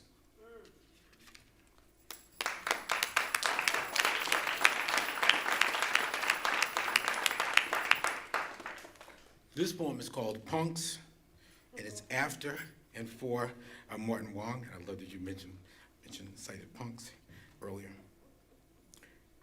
Hypnos on the headboard, check 1, Donatos at my feet, check 2, twins. No, I'm not through yet. Got an alternate finish for a patron. Cityscapes for East Side connoisseurs in 256 colors. Can you pick some? Holding still for a vein, just stick one. Came to New York from SF Game on the sign of Gentry, who own Phoenix First Casino, not just some Chino who don't come from nowhere. Erte, Chagall, Picasso, Redon, Leger, Lawrence, Utrillo, Modigliani, Vlaminck, Renoir, Moreau, Sharp Days, the places, the frenzy, the faces, the maze of the city, the pretty Ricans who embrace me, the inner spaces. I'm drawing the firemen kissing, the skateboarders flying, the streetwalkers heroes, and comic book sheroes, and smoky brown rubber fragrance on hard dicks, the fierce animal smell of that man in Hell's Kitchen, the aroma of horse shit, sagebrush, and sweat, war and the rumors of war, sweet oblivion, the rooftops, the bridges, the beat cops, the tunnels, the body odor I tasted, big heat we carry, ghost traces of adolescence, the impatience of waiting, who knows what we were fleeing, African temples, kids hanging in Lady Liberty, Hypnos calling out, do you hear me, Thanatos crying out, do you want it, the fast fame, the beauty, the sweet lips, the tags like dope lyrics, the beats Lloyd Saida, after nightfall, not sleeping, Madonna and Patsy on vinyl, kids creeping to clubs like they're keeping work hours, the walls between first and C, we've seen We've been hitting and drafting each line and angle I'm seeing moving like Bruce Lee, as if he were dreaming of subways, the brothers, the bricks and the dealers, the lovers, the smokestacks, the colors, the fantasies. I capture angels and fairies and platforms in action, the demigods and demons of Demi-Monde, the feral girls and monsters out twirling in the twilight, the static before and after a nightmare. Beauty without danger is counterfeit. In my youth I pursued it, wandering the earth, a restless spirit who has ever escaped its melody. All those years it possessed me like a subliminal bass line, filling the heart of the east side on a wet summer night, the rapt eyes of my hoodlums who came when I needed to smile on your face, perpetrating disgrace. Don't erase me or history as we lie here. Whoever wins loses the path that he chooses. The art world just uses whoever is closest. Paintings or lottery tickets of the rich and overprivileged. Hypnos calling out, can you feel me? Thanatos saying, can I take you to Berlin, St. Louis, Tokyo, Paris? Men of weightlessness on a precipice. Like a long hoped for fuck with Joe Simmons. Martin, I love you. I'm a voluptuous dude. In the end, you find yourself betrayed. There's only so much a painting is capable of, and you remember the fire. This time, the street scenes of Chinatown, Holman here, pagodas, the semaphore, the night before the opening, the drugs and the dreams the bodega sold. How Pedro Sad Gaze wasn't cut out for the business, getting beat like a snare drum in Newark. Those days passed like special attacks, psionics like the Pentecostal church on Avenue B that became the art bar. Save the robots. This is going to be the last picture show. Everything must flow, every dream must flower high as the water towers, topping every building on the horizon. Everyone who is no one is going like ice, like smoke, like dew, like the only ones who truly could reminisce with you. Hypnos whispering, can you see me? Thanatos calling out, we'll be together soon. As if the moment in these paintings never existed, as if the culture has irretrievably shifted, as if between us weren't like sunlight through an open window, as if Eureka were not a place of discovery and shadows and chainsaw Valentine's days and ways of saying adios. Turns out I'm the same as you, positive without the symptoms. You can come here, visit me here in New York. We could eat good and drink lots of carrot juice. The joys and sorrows of being a painter are almost identical to being a serial killer. The solitary quest, the thrill of the hunt, the compulsion of trying to complete an imaginary set, the suspense, the urgency, and finally the uncontrollable spasms at the ultimate seconds of being, life and death, when the veil and time are suddenly ripped asunder. Oye, mi negrito, a fail echo. How are you, my little angelito? El que gane pierde. O pierde la viera de Puerto Rico. Yo fui de Frisco, grew up teething on jade greener than cream de menthe, still stuck here in the hospital in isolation because they think I might have TB. I needed a vacation anyway. Maybe you can come visit me there, acting like I'm a radioactive, as if everything I touch becomes a toxic waste, despite my magic resistance, despite my vast empire of vice and human desire, despite my personal memorial as impregnable as a cock-shaped citadel. I reserve the right to my own orientation and orientism. I am the progeny of royalty and create beauty. I had a bodyguard at 7. I could mambo and cha-cha. I was addicted to grasshopper, the liquor, not the bug. Gaiety, David Bowie, art dealers, smack dealers, Grace Jones, touching down at 3 in the morning like the Willamette meteorite. Ultimately, painting is similar to murder in that when the thrill is finally gone, all you're left with is a mess and a disposal problem. Hypnos saying, will you share my amor, per favor? Thanatos saying, Chinito, I'm inside you. Remember me, I walk with you, I talk to you together forever. Remember and dreamed in the fight that begins again tonight. Recuerdas, do you, I do remember.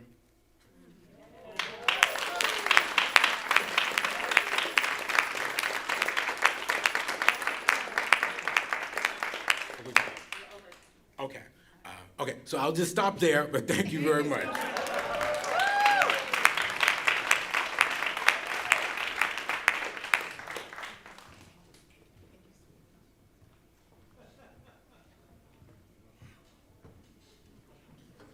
Peace, everybody.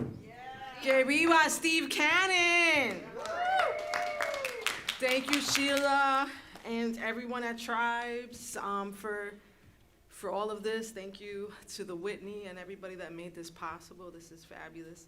My name is Mariposa Fernandez, and I'm gonna read just a short verse of one of my poems that Steve loved, and then something new. My pussy knows the art of love. This is the last verse of Pussyology that was published in Tribes. My pussy knows the art of love. She's got the eyes of a baby dove and wonders what you're thinking of. My pussy likes jazz at midnight, salsa at noon, hip-hop at daybreak. She likes to be romanced and swooned. She really digs sunsets and gazing at the moon. Sometimes she's timid, sometimes she's mad cool. She listens to Bob and Nina when she's feeling blue. She prefers cotton to satin and lace. Her clit's got such a pretty face, but you wouldn't know. My pussy's got a soul, feelings, hopes, dreams. She loves the salt of the ocean and the sweetness of the stream. My pussy's a little moody, sometimes up, sometimes down, sometimes wild, sometimes tame. Above all, papi chulo, you will never know her name.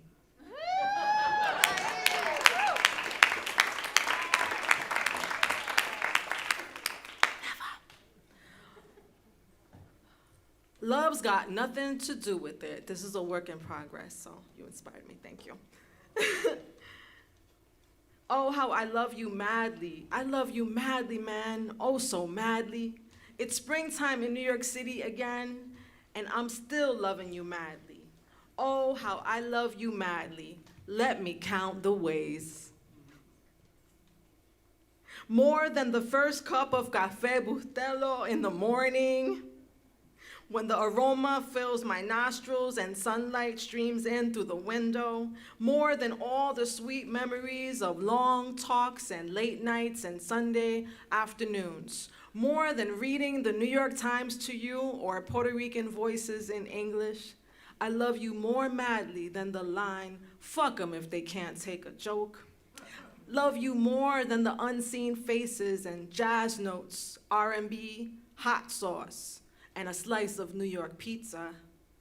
I love you more madly than the Mad Hatter loves running through the pages, more than Madonna loves stages.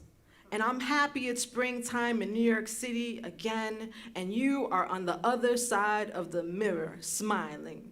But I'm mad at you for not being here, for me to tell you the story that just a few weeks ago, I was in the bathroom at the La Fontaine Theater during the intermission of the Tina Turner musical, washing my hands in the sink, just minding my own business. In the shiny, fancy bathroom, leaning over the marbleized black and gold sink, washing my hands when I feel the back of my hair being scrunched, my curls being touched, disturbed, and the voice, I just love your hair.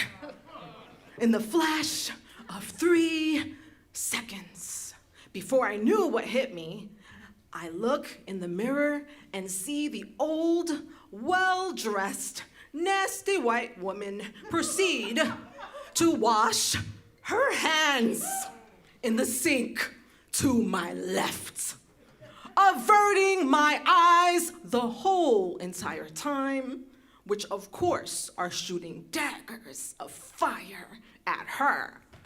Nasty. Disgusting. How dare you? What's love got to do with it? You nasty old white bitch. But I keep my cool and glare at her with a side eye, traumatized and enraged. So much so that 3 mornings later, I wake up reliving the horrible experience and say, she had not even washed her hands yet. Traumatized.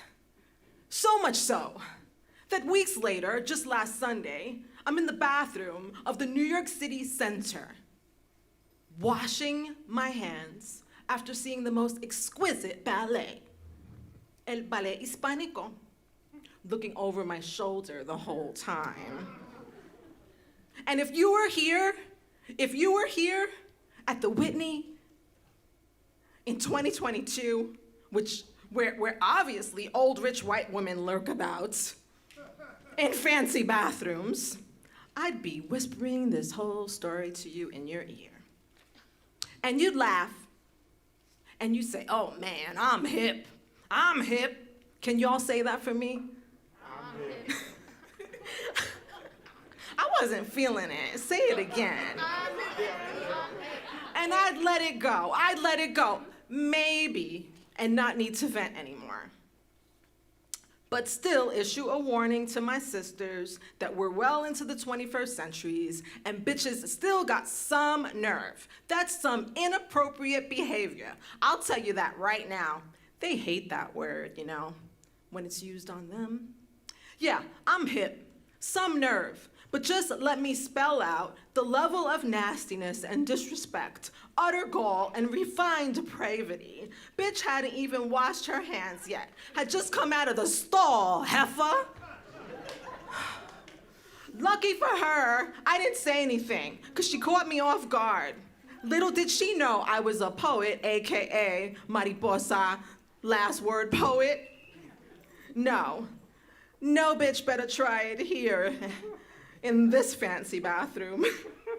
Because even though you may just love my hair and all things that you deem exotic as things you can touch because your privilege deems it so that you foolishly think that you have the goddamn right. Yeah, I love all my sisters in the abstract, like I love all of humanity, but love's got nothing to do with it. Thank you.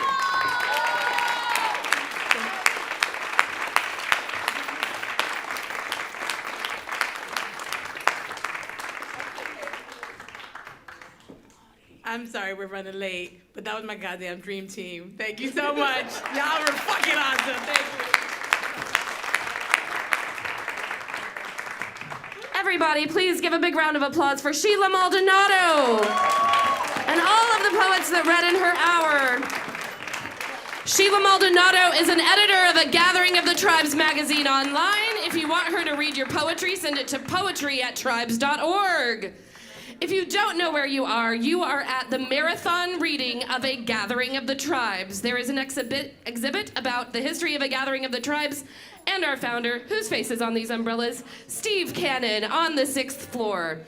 A Gathering of the Tribes was founded in 1991 as a multicultural arts organization with the mission of elevating the voices of Black, brown, indigenous, immigrant, women, lesbian, gay, bisexual, transgender, non-binary, two-spirit, Jewish, and people from poor and working class backgrounds who are artists and writers. Steve believed that we are stronger when we are together and that our art is actually really good, cutting edge, avant-garde, contemporary, and there is no good reason it should be underrepresented in the art world by mainstream institutions. Everybody, please give a big round of applause to our founder, who passed away in 2019, Steve Cannon. We are here keeping his vision alive. And the front 3 rows are for the next authors coming up in the next hour. And you are about to witness the hour of host Jeanne Thornton, who is an amazing writer in her own right, and her new book, Summer Fun, is just out from 7 Stories Press. Everyone, please welcome to the stage Jeanne Thornton. Here she comes.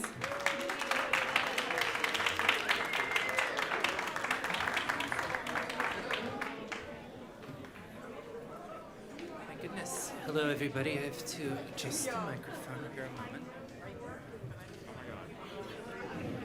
Thank you so much. Oh my goodness, this is like a very formal event.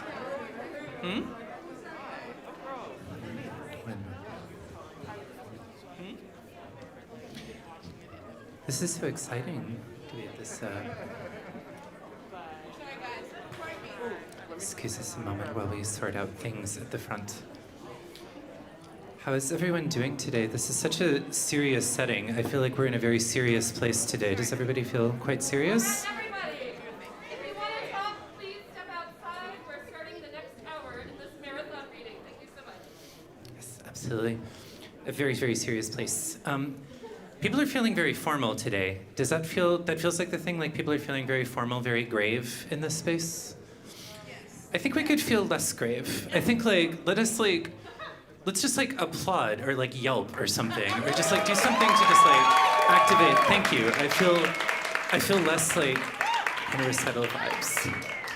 Thank you so much to the Whitney for providing this space. Thank you to Chavisa for organizing this. This is like absolutely wonderful and a real honor to be asked. I did not know Steve particularly well. I met him a few times, but in hearing people's reading about him over the years and encountering people from the tribe's community, I feel that I know him very well. So thank you very much for that. I know him well enough that I'm afraid because I want to make a small contribution before I start to introduce our wonderful readers. That being a poem, which I'm not a poet and don't write poetry normally.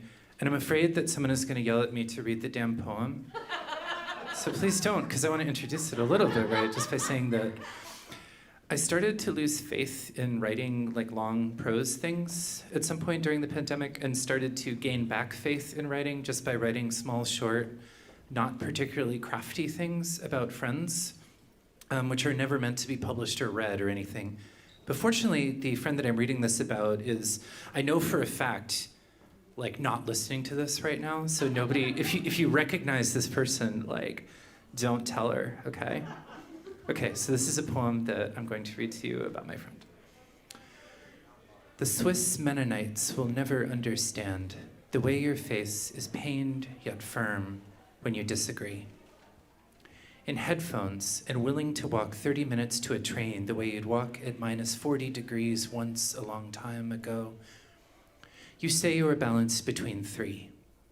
The work you must do for money, the work you must do for love, the work you must do for care. I tell you, I think you can be easy with yourself.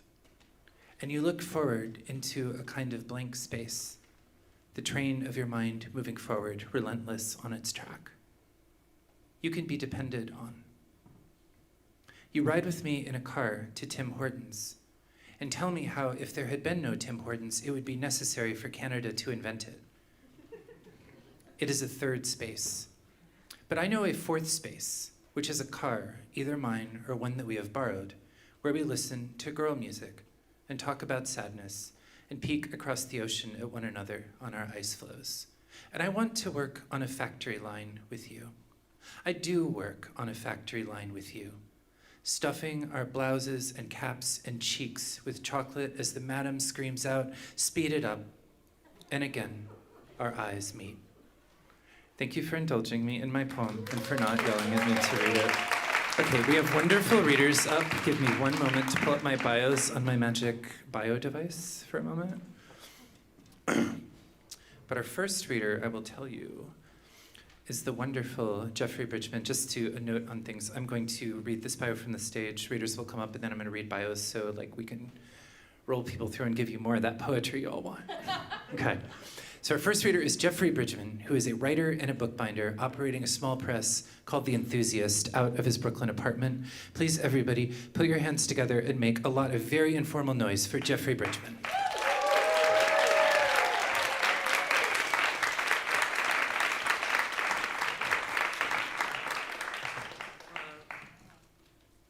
I'm going to read a short selection from a queer science fiction novel called Vroom Vroom Groom, The Life and Death of a Mediatic Monster.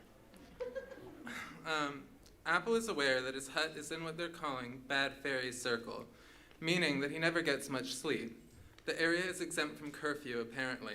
There are half a dozen queens trying to boil water on the embers of last night's bonfire.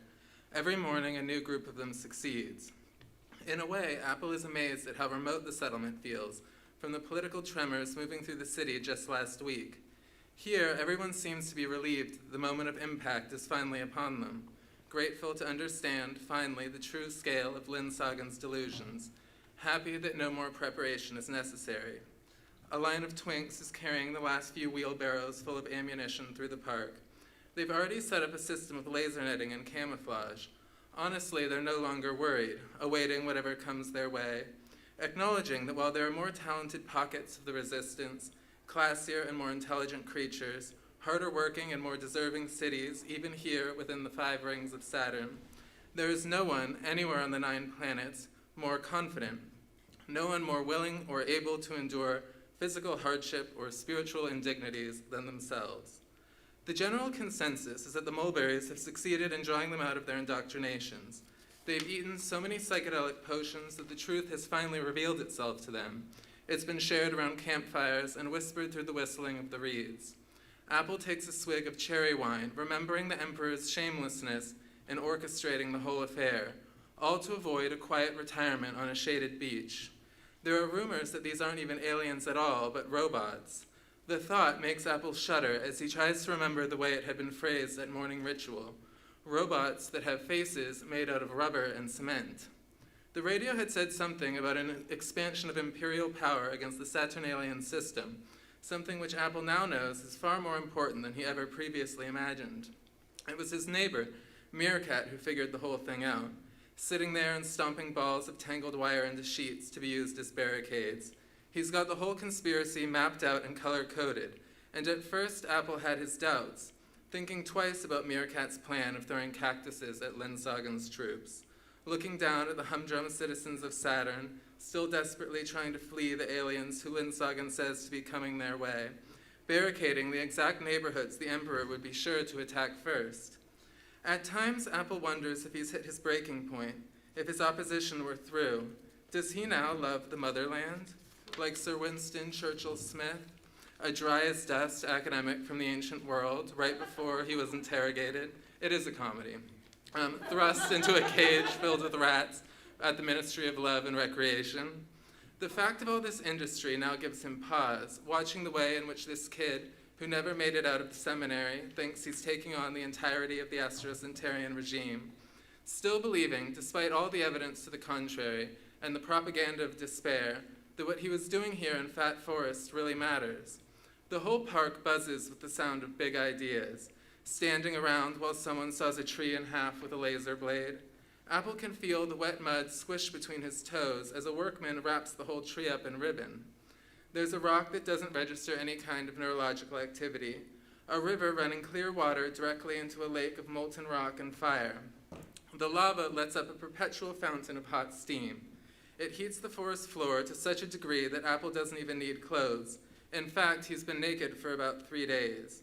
He's got a shirt and 3 jackets hung up somewhat gruesomely in the trees.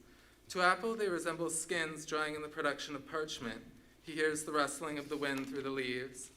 This morning, Apple is compelled to check the perimeter of his grounds, a place he's come to think of as a kingdom nestled between 3 hills, looking at other people as maybe hostile or maybe allied spirits. There are drag queens eating breakfast in the grass, and Apple sees that they're friendly. The Kepalonian with the electric digger is putting up a fence. Apple can hear the sound of military vehicles in their endless parade through the center of Fat Forest. A half-eaten pile of alligator bones sits at the floor of his altar. A fire beetle opens its mouth one last time, slowly bending and straightening its last remaining legs as it's squished to death by his shoe. There are worms wiggling through the rope ornaments of a soldier skipping through the forest and singing, with a saber dangling at his side. To Apple, the surface of the soldier's scales and body hair is a landscape in and of itself. He watches him squat over a fire where a couple of lesbians are quietly plotting military maneuvers. 2 weeks ago, everyone here would have been a pacifist.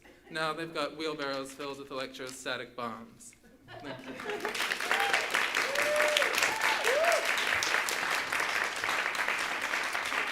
Please give it up again for Jeffrey Bridgeman. Let's move on to our next reader, who is Julian K. Jarbo, a writer and artist from Massachusetts. More of their work can be found at juliankjarbo.com. Please give a barbaric yawp for Julian K. Jarbo. Please, thank you. I will also read an excerpt from some dubious things. Let's see.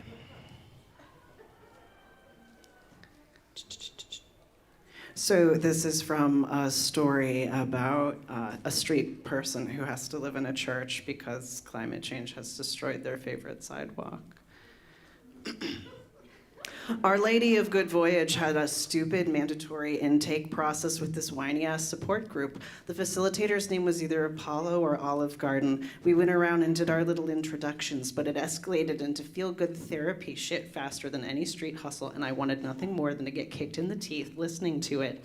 Everyone talked like they'd invented feelings. This one person was so hung up on not suffering enough to feel like they could really call themselves marginalized. And Apollo or Olive Garden was like, blah, blah, blah, I affirm that your identity is valid. And I said, excuse me.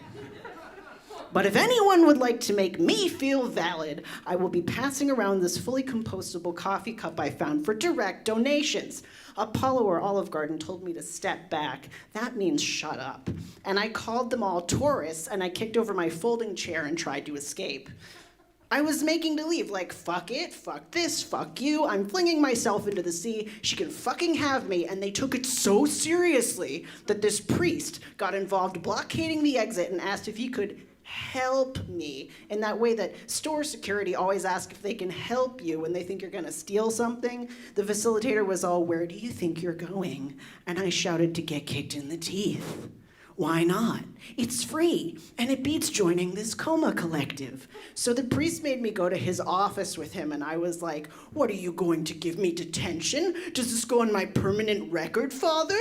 And he just smiled like a little lapdog and said he'd be called by God to serve where the need was greatest. And I said, that's what I've been trying to say. I have a lot of needs. He laughed. Yes, I can see that. He was short and swarthy and sort of hot.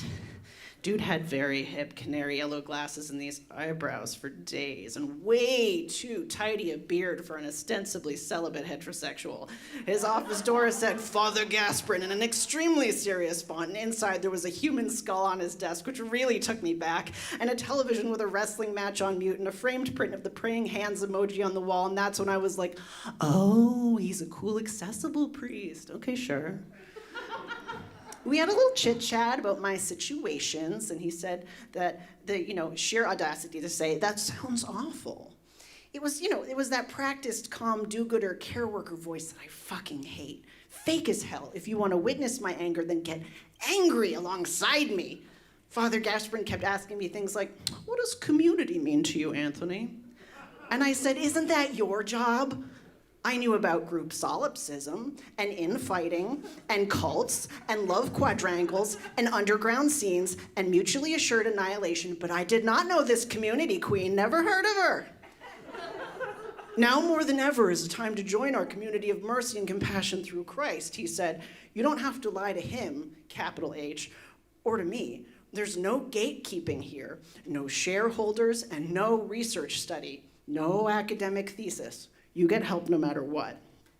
I called bullshit. It was not exactly my first time dealing with priests. I look like the exact type of person who gets excommunicated, and I enumerated my many good reasons to be suspicious and how I ran away from Sunday school and became a gay transsexual witch. Well, he said, we don't refuse any type of person. Then he slipped right into the scam. I could stay in the on-site dormitory for free in exchange for a bunch of chores, and also I had to come to mass on Sundays, but there were donuts and coffee.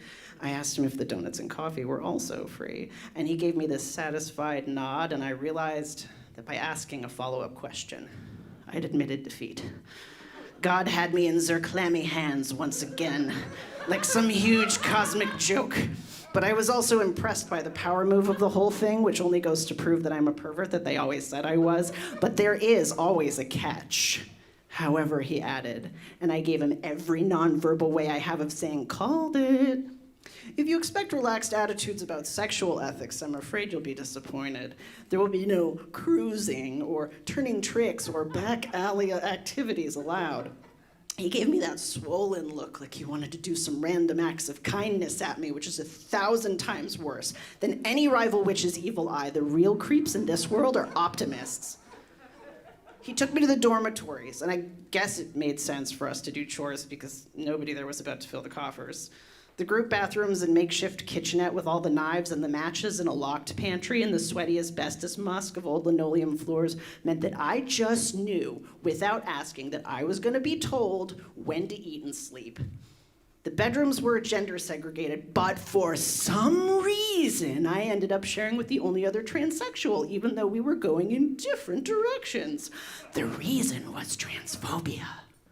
She was this tall, beautiful butch with stone gray eyes named Bert, short for Roberta, which she said in one breath with no inflection. She told me that she was a trucker, even though there are only ex-truckers. I said I was a witch. And she snorted and asked, what, like with the pointy hats? And I said yes, even though I do not physically own any kind of hat, because it was still emotionally true. The church always gets its cassocks in a twist about witches, but witchcraft has all the props I do like about religion that I first acquired in church anyway. 1, singing and chanting in dead languages. 2, lighting things on fire. 3, impractical headgear. Ain't spiritual, ain't agnostic, ain't open-minded, Bert said. I don't want to hear about no gods or masters or mystical woo-woo. Ask me my sign, and I'll never talk to you again. Oh, I would never ask, I said. I know how Scorpios need their privacy. For an eternity that passed in the next minute, I thought that she might kill me. But then she spat out this big laugh and said, oh, it's on, witch. And she said witch, exactly like she meant bitch. So I decided that I liked her. I traded her an expired Percocet for cigarettes, and that sealed the deal. Trans solidarity is fucking beautiful. We went outside to smoke. Everything on the ground was crammed together on a slip of sandbar. Bert and I sucked through half a pack and watched the waves flop up on the thin, clumpy, petrified beach until that flaccid support group got out and dispersed like an infection. Apollo, or Olive Garden, looked at me and started to come over. They waved and smiled in the way of sick, confused little children who run back towards conflict because it gives them meaning, and I thought, what the hell? Life is short. Treasure moments of radical vulnerability and speaking my truth. So I tossed down my cigarette and I flipped them off with both my hands. Bert and I got talking some more. We had very different kinds of terrible lives and not really too much in common. But she never once called me valid, thank God, and that's why we were best friends. Thank you.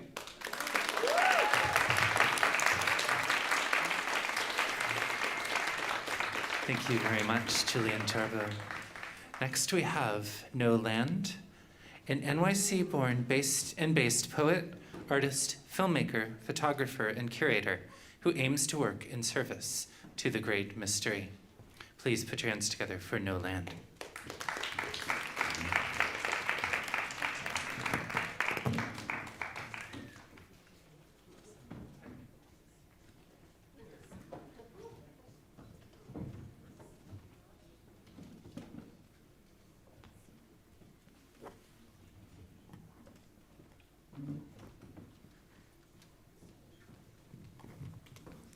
Hi everyone. Just have a very brief little setup. I'm so sorry, but while we're doing that, I just wanted to say some names that I'd like to bring into the space. Hello, Steve Cannon, Julie Patton, David Henderson, Ann Waldman. These are some of my mentors who I associate with tribes and many others. Just want to thank all the spirits.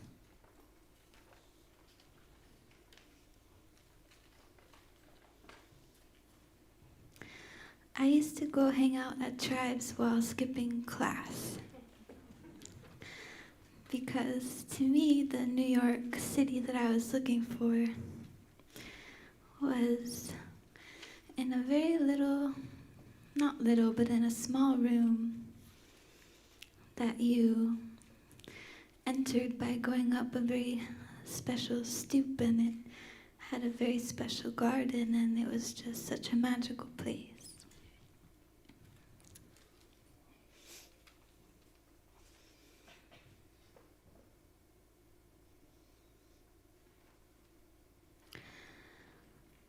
A flame she held underwater, encircled in porcelain, a star gone shot of tar and flight. Mercy-eyed on a silent vow, all aglow, disorder in the trees, singing softly, praying by the window trudging with a heavy box of grace, praying by the window, peonic blink on the threadbare notions, walking the space of a cursed poet. Renunciates anointed, all aglow, disorder in the trees, Sorwana second to none, crash of chemical orchestration. In soul, in stone, vapors of she divine and wrathful, gently seated in her miniature chair at 5, staring entranced on the ground. She leaves for you her spirit and disappears, turns to a hustle speed, and legs burn up into silver. For poets who dream, do the impossible, a flame held under blue water, shards of poetry streaming into the cement walls of a prison containing the most lighted spirits, a king blind who ruled an empire of utopias from his couch, ivory teeth smiling, a corrosive imagination practiced on the real to lead the last frontier of the bohemians in New York City, the impossibility of vision. Just a little William Blake shard. What to others a trifle appears, fills me with smiles or tears for a double vision. The eyes do see, and a double vision is always with me. First place I played guitar, the place I met my first true love, the place I went while skipping class up the stoop of magic conjured towering. The way he'd say, "Thank you for reading to me," but it was I who couldn't believe someone wanted to sit on the couch all afternoon reading. The poets who dream the impossible and then do it.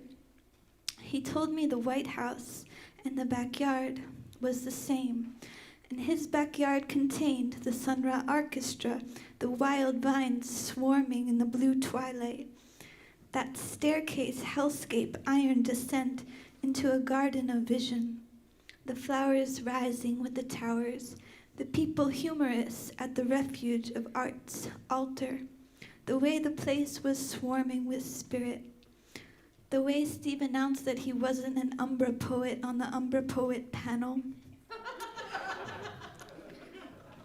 The entry fee paid in flowers to tribes. I found some flowers on the street and paid my way in. The whole place just couldn't believe it. Where was New York as a young wanderer? It was at tribes.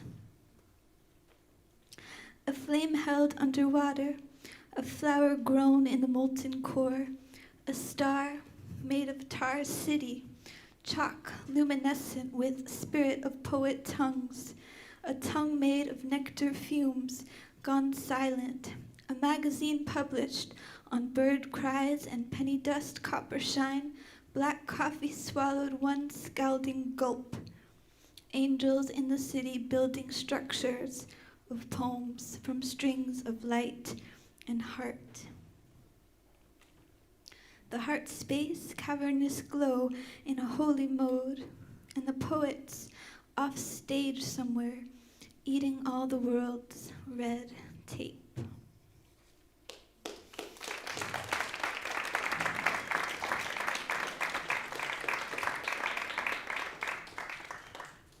I have one more little one.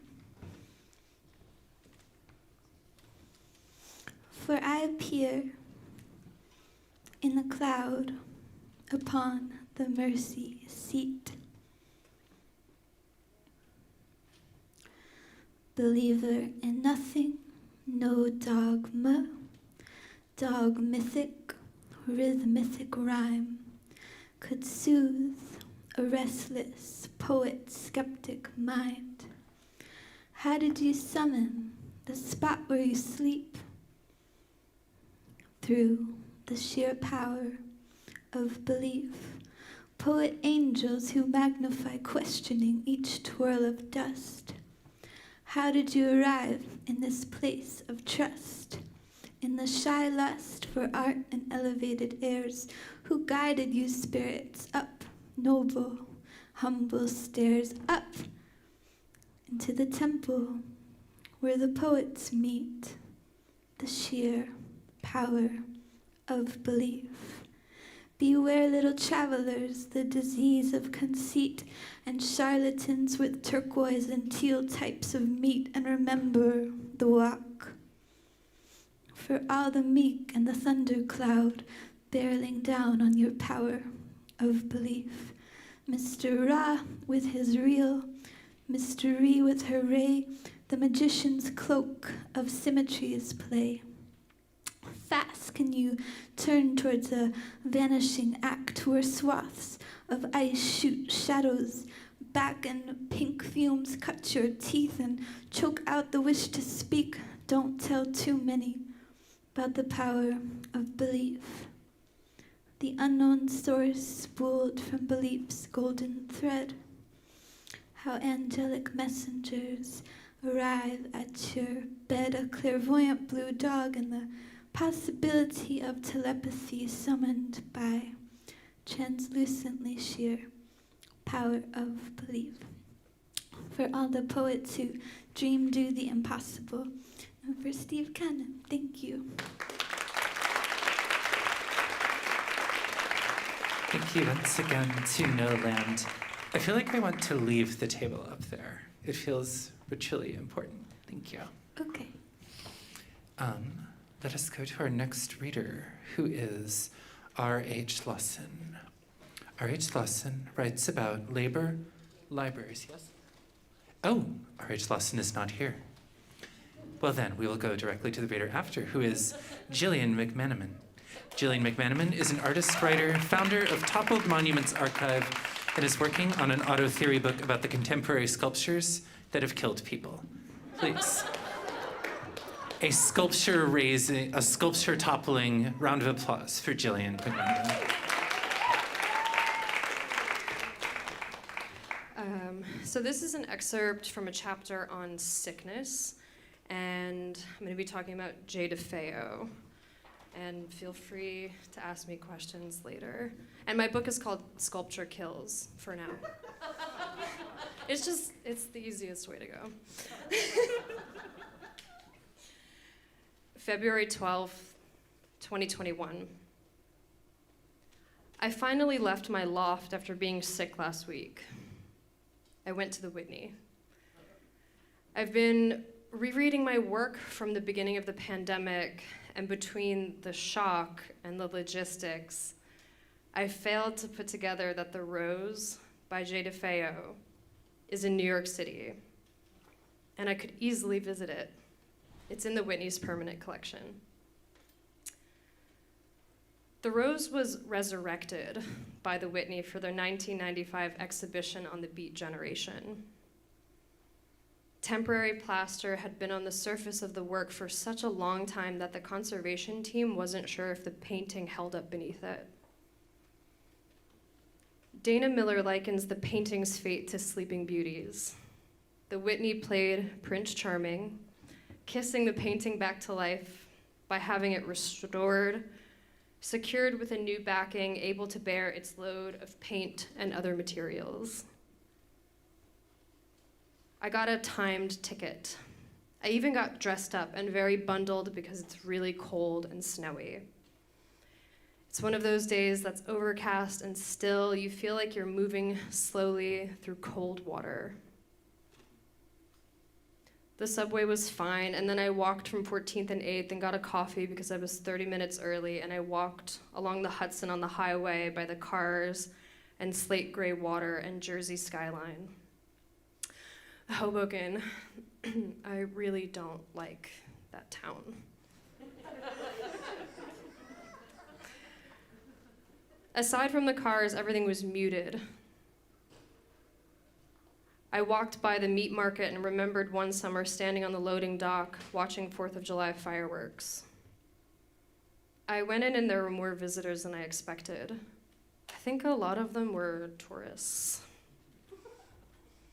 before I went to the Rose, I visited Calder's Circus, which is displayed in a diorama with the film of the circus performance playing above it.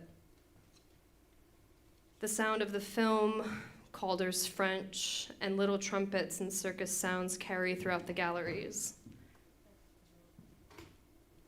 I sat with the Rose for a while, with the bombed city of a painting, but the bomb itself. I can't decide if I am with an explosion, if the light at the center is clearing the smoke or causing it. It's hard to imagine that this work is really made out of paint.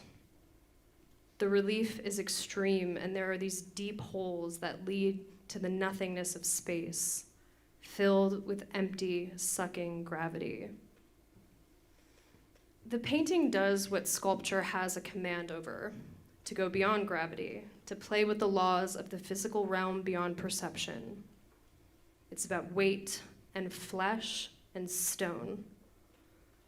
The Rose pushes one medium so hard into another, it shoves painting off a cliff. Of course, there are wooden dowels deep in there.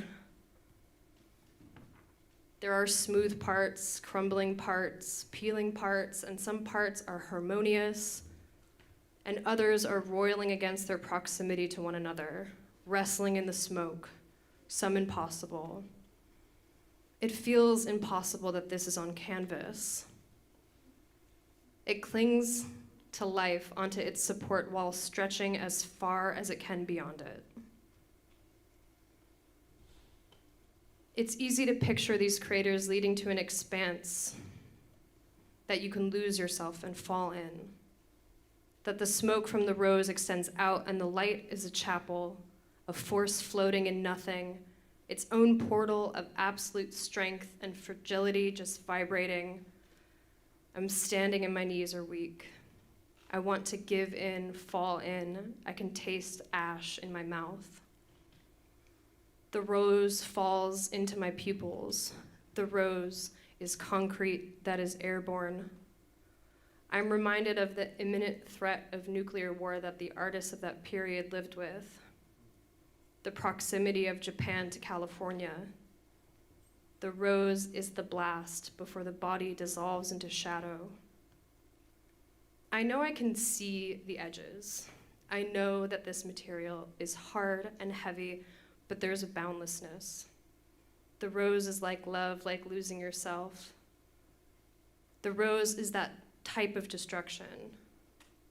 Jay wasn't afraid to lose herself. Neither am I. I stay with the turbulence of love and loss. I stay with the work. I'm here. I'm not leaving. I'm falling through the smoke of the beast of our city. I see there aren't whites in the paintings, but creams. There's a warmth to the light.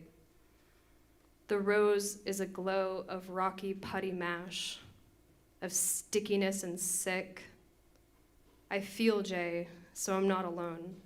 I feel her frustration and loss. I feel her falling in, her triumphs. I'm going with her. Blast back and pulled in like a deep riptide, a dark undertow. The Rose is sculpture, this sweet sad of love and surrender. Pulling and pushing at the same time holds me in raw space. I think of the force of control, of stillness and crushing weight, the gravity of a planet. The Rose is a planet, is deep, underwater, cave is light.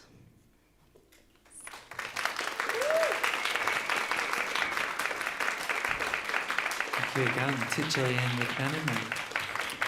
Our next reader is Tennessee Reed, who is the author of 7 poetry collections, a memoir, and a novel. She is the chairperson of Penn Oakland and the managing editor of Conch Magazine. Please raise your voices to the lights in the sky and the setting sun for Tennessee Reed.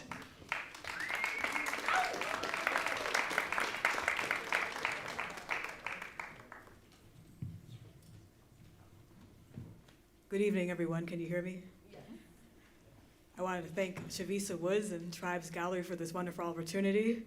I flew out here from Oakland, California on Wednesday, and I came here yesterday on Wednesday because yesterday flying would have been a complete mess with the weather going on.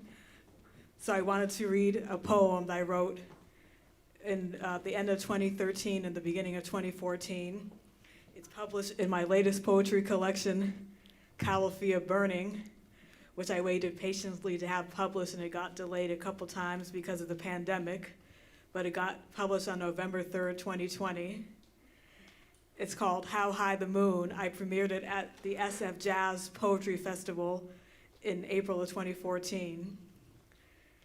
Did you see the pink strawberry supermoon in June, or the orange September harvest moon rising over the Oakland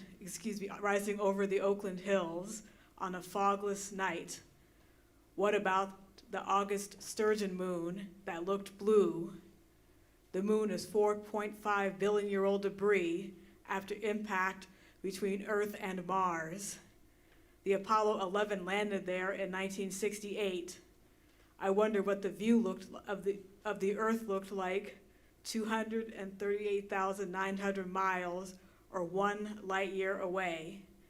Its crust, mantle, and core changing colors each month. From Earth, I can see its Maria, or lunar plains, and some of its 300,000 craters when I zoom in with my Nikon Coolpix P510. There was a face on the crescent moon in October. I was looking down at me and the DoubleTree by Hilton Hotel Berkeley Marina before the fog rolled in. Maybe it was Shangyi, the Chinese immortal moon goddess, who swallowed the pill of immortality. Her husband, Hu Yi, sought the Queen Mother of the West to ban the mortality punishment cursed on him by the Jade Emperor for killing his 9 sons. Shangyi rose up into the heavens until she landed on the moon. The full hunter's moon of October invokes the Greek goddesses, Selene, goddess of the moon, and the goddess of the hunt, Artemis of Mount Latmos. They reminded us that they resurrected the island of Patmos after it had sunken into the sea. In December, Iman Ya, the Yoruba moon goddess of the ocean, motherhood, and children, rises during dusk over the pine trees at the Strawberry Canyon Fire Trail in the hills above UC Berkeley before she reaches her fullest point. Venus sets to the west and Jupiter rises to the east. A few days later, Iman Ya is dressed in a fine evening gown of turquoise, orange, and black. In Brazil, people dress in white and flock to the Copacabana beach in Rio de Janeiro to offer her jewelry, perfume, combs, lipstick, white flowers, and mirrors. On the 2nd of January, the new wolf moon shines against the purple dusk sky. As it begins to wane on January 23rd, it makes a silver half circle in the morning sky. The February snow moon is my favorite. At sunset, it rises gleaming in white and pink. In the darkness, it peeks through the black clouds, shining gold. By the time my birthday comes around, it is completely waned. As daylight savings time arrives in March, the crow moon lingers over downtown Berkeley at 4:15 in the afternoon, signaling the end of winter is near, and the crows will make their last caws of the season. When the moon hits your eye like a big pizza pie, that's amore. I'll take the moon any way it presents itself to me, whether it's only a paper moon, the moon river, the old double moon, the shine on harvest moon, the moon over Miami, the blue moon, many moons ago, or Joy Harjo's moon as in, what moon drove me to this? Moon, what will you do without you? The star that spices up the sky. Thank you.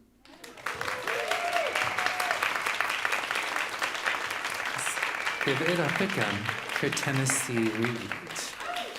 Okay, our next reader is Sparrow. Sparrow lives in crusty Phoenicia, New York, with his polylingual wife, Violet Snow. And though he lacks musical talent, Sparrow is in several bands, including Fomola, Dream Date, and Peg. Small Happiness and Other Epiphanies from Monkfish Press is his most recent book. Please give it up for Sparrow.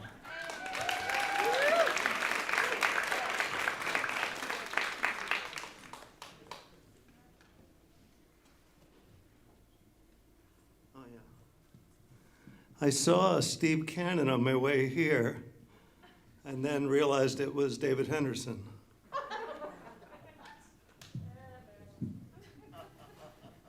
True story. Ah.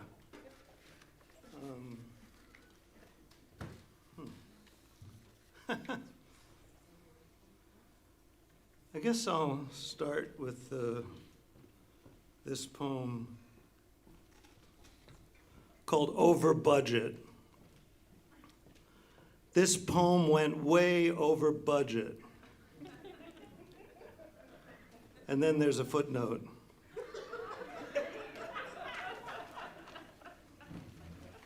I bought 2 cups of coffee while writing it. Oh yeah, I gotta read this poem because this is true. This is called All Star. This year, for the first time, I made the Poets All-Star team.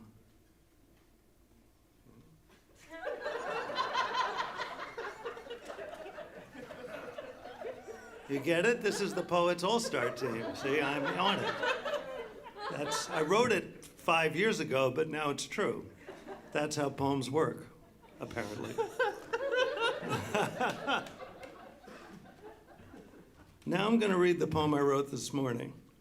It is called Literary Theory.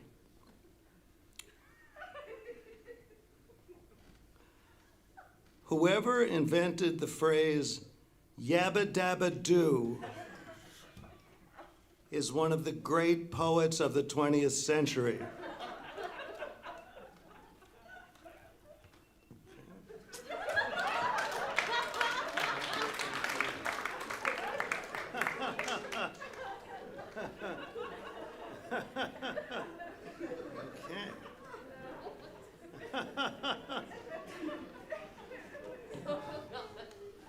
This is going quite well.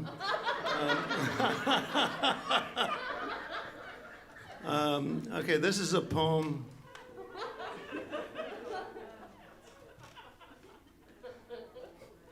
called Prophecy. A poem called Prophecy. 300 years from now, scholars will be studying this poem, thinking, what mastery of understatement.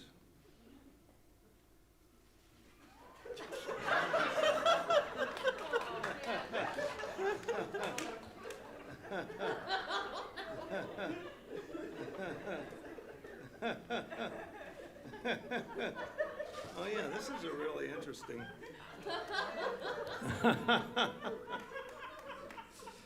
Okay. You know that book, Oh Moo, by Melville, right? Everyone knows that book. That's not a poem. That's like the introduction to this next poem. This is a poem called Frank Sang Poetry. Frank sang poetry. Understand what I'm saying? Okay.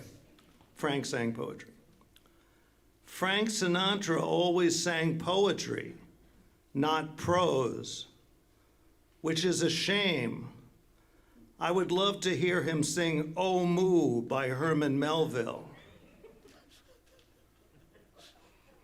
Okay.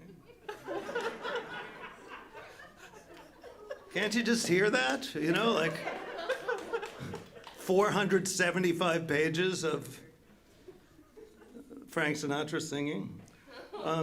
Yeah, I think I gotta read this poem because it's about art. This is called Art Project number 72. Walk through the Museum of Modern Art with a shopping cart. Try to steal a fire extinguisher.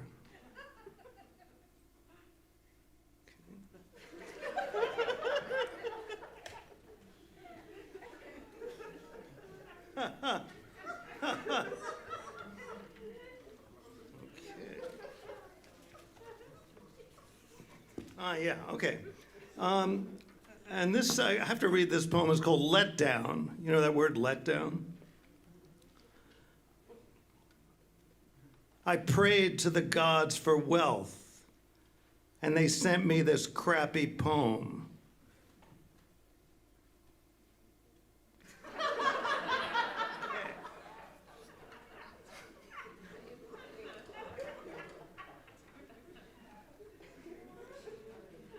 Kind of a true story, actually. Okay, so now I'm going to end with this.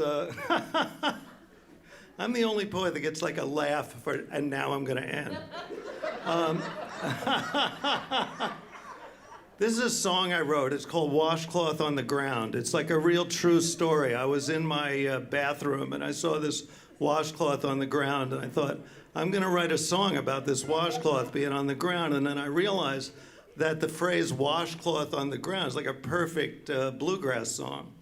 So then I started writing it, and here it is. Washcloth on the ground, washcloth on the ground. How did the washcloth fall upon the ground? Somebody picked it up and swung it all around. That's how the washcloth fell upon the ground. Or maybe it got heavy and just fell down. That's how the washcloth fell upon the ground. Oh, washcloth on the ground, washcloth on the ground. How did washcloth fall upon the ground? It doesn't weigh much, less than 1 pound. So how did the washcloth fall upon the ground? Oh, washcloth on the ground. How did the washcloth fall upon the ground? It's a rectangle, it's not even round. So how did the washcloth fall upon the ground? Everybody, washcloth on the ground, washcloth on the ground. How did the washcloth fall upon the ground? Please. Another excellent round of applause for Sparrow. Okay, so we have one more reader in this hour. One more reader in this hour. Thank you all so very much. Please put it together for Max Steele, who is a writer from New York City, writes fiction, poetry, criticism, and zines. Max Steele, please make the river shake with your applause. Hi. So nice to be here. Thank you so much, Jeanne and Chavisa and Tribes and the Whitney. I'm going to read 2 short poems. I'm fantasizing about a book of poetry called Mean Poems. This is called Sister. Standing on the corner waiting for the light to change, something small flopped down beside me, a dead pigeon in 3 parts.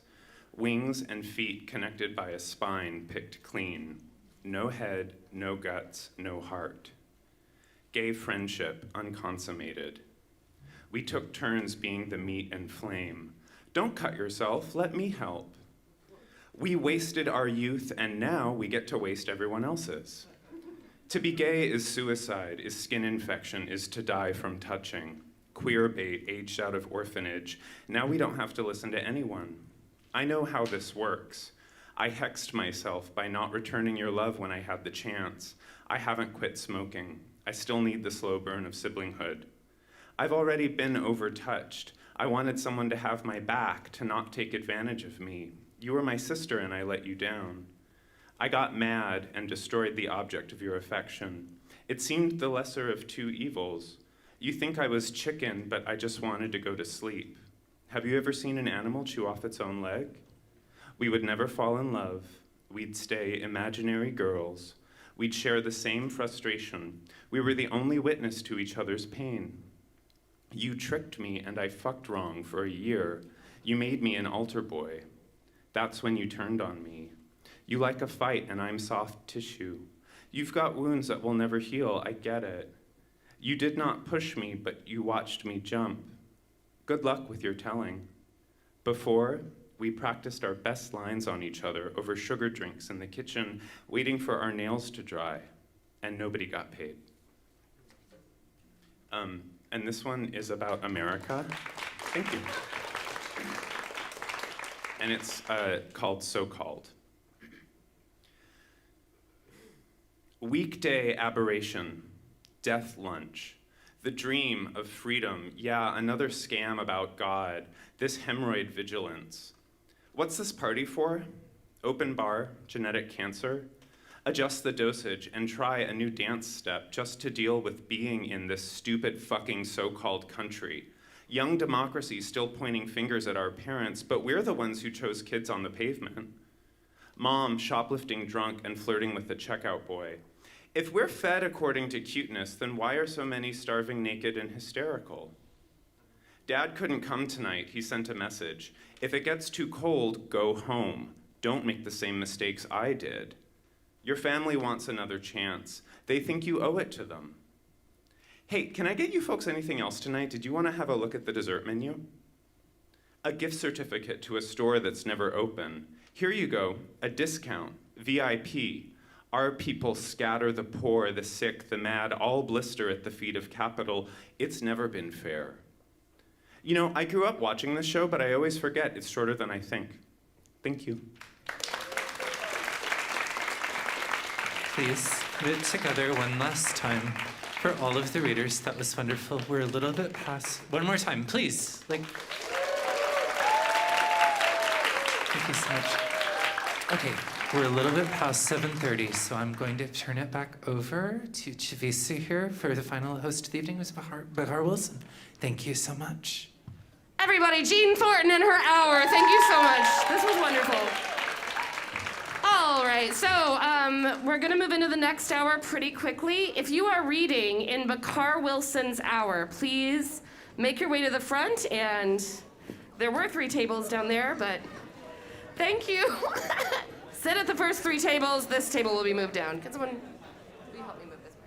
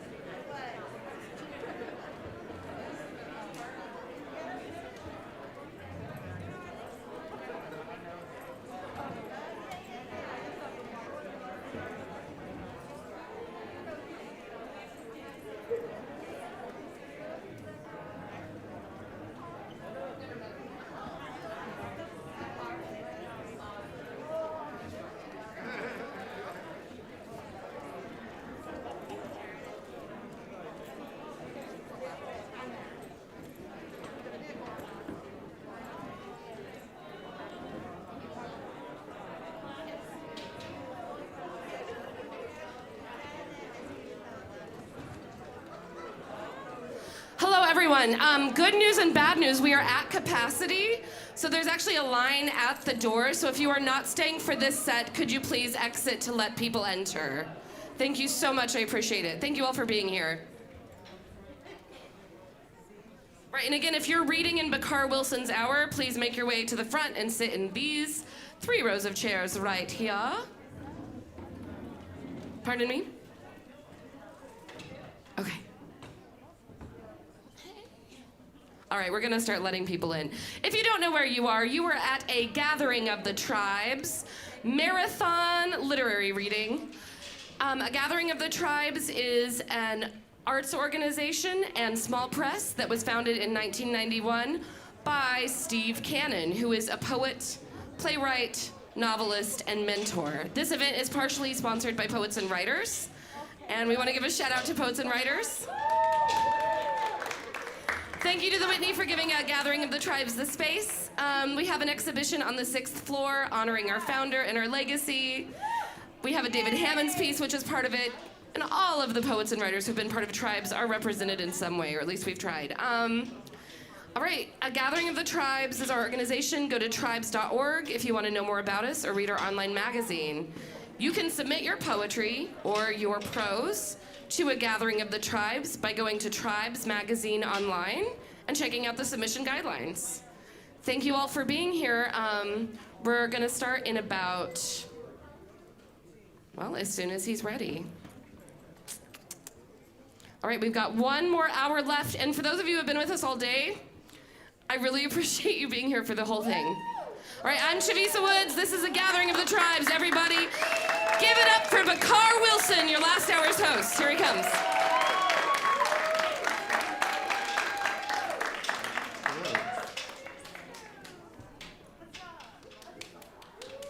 Oh my goodness. Okay. Hello, hello. Should I use this one or this one? Does it matter?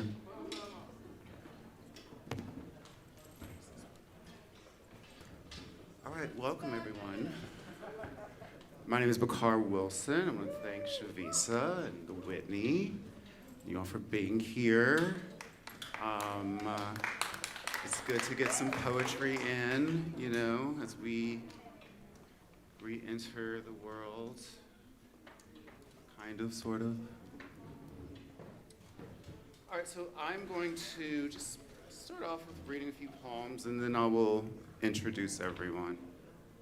I'm so happy to be hosting the readers that I'm hosting this evening. Poetry Manifesto. I am not a part of your admin. I do not, in your God, me pulling at levers anyway, thinking that it may make a difference. I want nothing to do with your fuck market. I, she, he, it is a citizen, a ruling despot. When you stop killing people who look, fuck like me, this country is a fucking, I abstain. Americana concept sold to everyone so only a few prosper. I intend to queer. Your ink appall. A Jezebel, rent boy, is plotting our ultimate demise. Oh, thank you. So kind. Thank you very much. S&M. Secular modernism.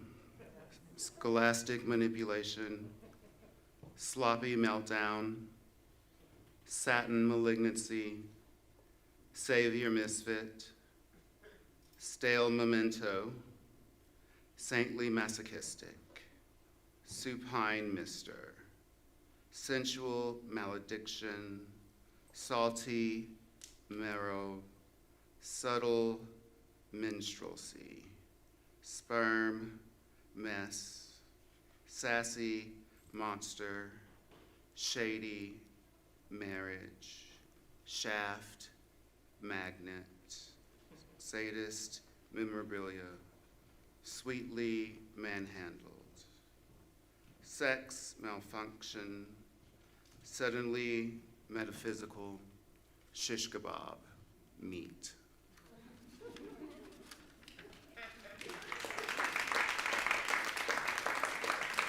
All right, I'll read one more.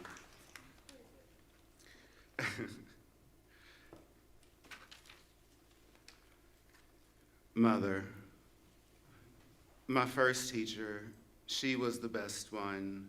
Beautiful, she floated through a Tennessee county as though she owned it, as if a woman of her ilk couldn't maintain in a town the size of a pinprick, the population of a petri dish. I cannot explain her. Words are recorded about what life was like where I was born and raised, in a place where black boys are told, you can't do that. You have to behave. The woods around here get dark at night. Things happen you really don't want to know about, but find later. Thank you.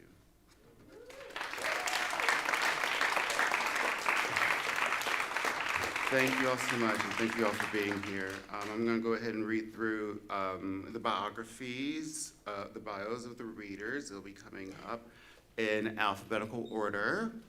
Okay, so Margot Duahi, did I say it right? Yes, Duahi, PhD, is the author of 4 books, most recently Bandit Queen, The Runway Story of Belle Stan, Clemson University Press.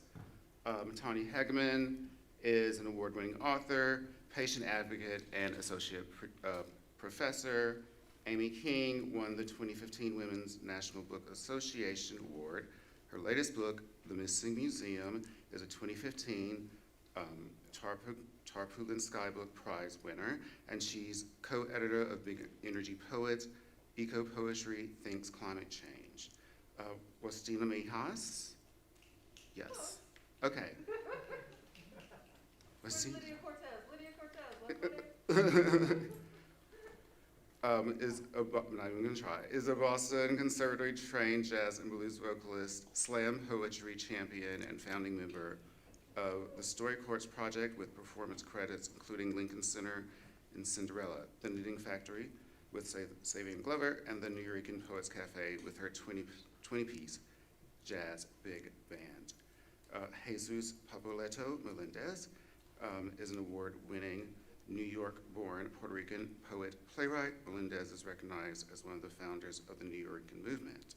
Nancy Mercado is the recipient of the American Book Award for Lifetime Achievement.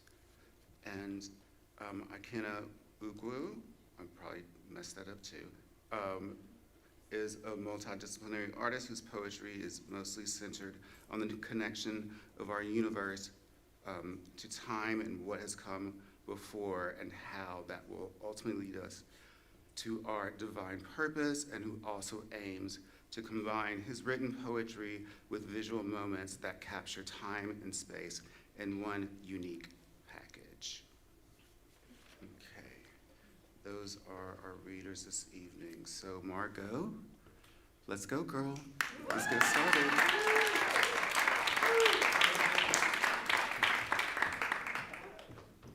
The Beauty of Bakar Wilson. Thank you, New York. Thank you, Whitney. Thank you, Steve Cannon. This is a poem about The Price is Right. Yay! The price is. Margot Dwyer, come on down. Yes, you heard it. They said your name, and you run. No, you dance run in 2/4 time. Down the aisle of the Bob Barker studio in Burbank, California, past the screaming contestants, past the dollar sign, the danciest of all symbols. After smoking one bid Plinko in the big wheel, you're there, you're in the showcase, and it's there. With a vacation to Hawaii, the jet ski, and the kitchen set, the Whirlpool dishwasher. It's the dishwasher. The one you've been stalking. It's the only dishwasher. Despite your superwoman stance, removing your rings before your final bid, the way the girls you loved in Scranton removed their rings, slipped them right off before a fist fight, you bid $11,000 too high, and you lose. Anthony from Detroit is so on the money he wins both showcases and the Whirlpool dishwasher. As the crowd roars, it finally overwhelms you. The knowledge, the way a dishwasher scalds and floods. Is it your destiny to always place second? Always come up short? Your price wasn't right. It may never be. Even though you wanted the Whirlpool dishwasher more than any other appliance, more than a dishwasher wants to wash dishes. And if you had one, you would install in your little blue house the Whirlpool dishwasher. It would wash your favorite coffee mug, the mug emblazoned with a picture of your blue house, with a window through which you could clearly see into the kitchen, and inside the kitchen is the dishwasher, which means inside the dishwasher is the house mug, and inside the house mug is the Whirlpool dishwasher, and inside it is the mug, and it would have been infinite, this Mobius strip of delight, because a dishwasher cleanses, protects, and delivers you from evil. Therefore, the Whirlpool dishwasher is God. And maybe if you believed deeply enough, you would have guessed the price, that right price.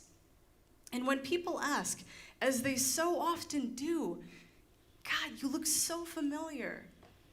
How do I know you? You say, well, I was on The Price is Right, but my price was very wrong, and sometimes the world is very wrong, and you can never take back your bad bid. You can never take back the stupid things you said, the reckless things you did, the lies you told, the times you couldn't get out of your own way when you were the danger. You were the whirlpool. You were the Charybdis, and you're not fixed. Your price will never be right. But now you're stepping in. You're coming on down into all of it. The sky on fire and the ash rain, and the house with no whirlpool dishwasher. The walnut tree that's sick but still tall enough for a lost hawk to land among hunter green leaves like the eyes of a kaleidoscope. And doesn't matter if the price is wrong or right. It's the cost of being. It's the price you will pay to try, to lose, and you will pay and pay and pay and pay and pay. Thank you very much.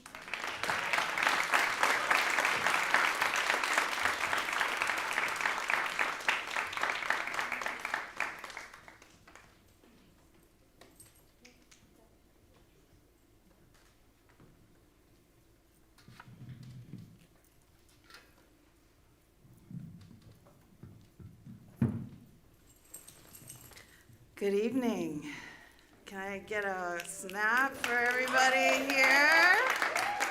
Thank you, oh you beautiful masked faces.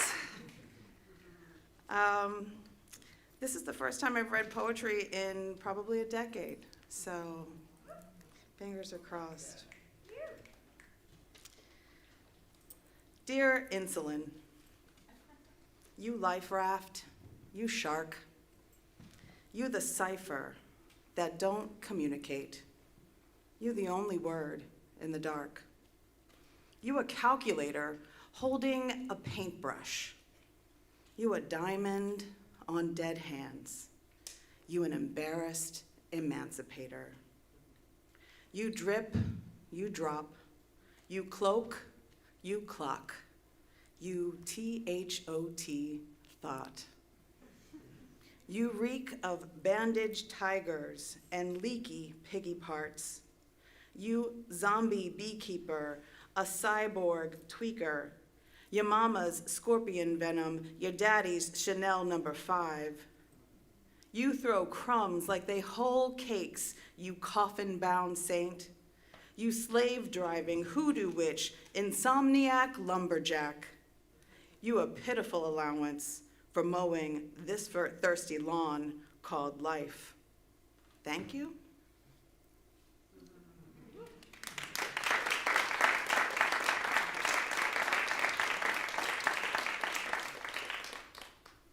This one's called Edge, also known as That's Not a Knife, This is a Knife. You say I need to learn how to fight? I inherited a mansion built on a fault line. My house has nothing precious that you could fathom how to break. When I wash the dishes, the pipes clang and groan, flushing the fires of hell. My glassware is all bulletproof, the good china only for sipping blood. My silverware is all shaved into daggers with the taste for tender clover hearts. Each day that house shakes, each night I balance on my toes until the garden explodes. The earth may crack, but my face does not. My bones might twist, but they chime with the wind. These decades are sediment, gracelessly layered. Soot, brimstone, the rubble of relationships. I rappel down the jagged seam, choosing the sweetest bones to pick my wooden teeth. The world shifts, so do I. I give less and less to the fissures. I pour myself into the wholeness. Knuckle up and buckle in, the world warns. And I honor that. Not as a dweller, but as a sister, an honorable witness to her glorious demise. Her pain keeps a dent in the pillow next to mine. Her joy is a feather at my feet.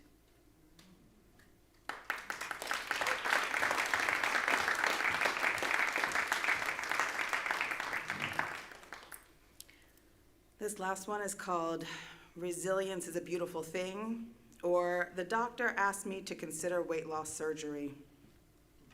He tells me with enthusiasm, even when I refuse, but you could be a model.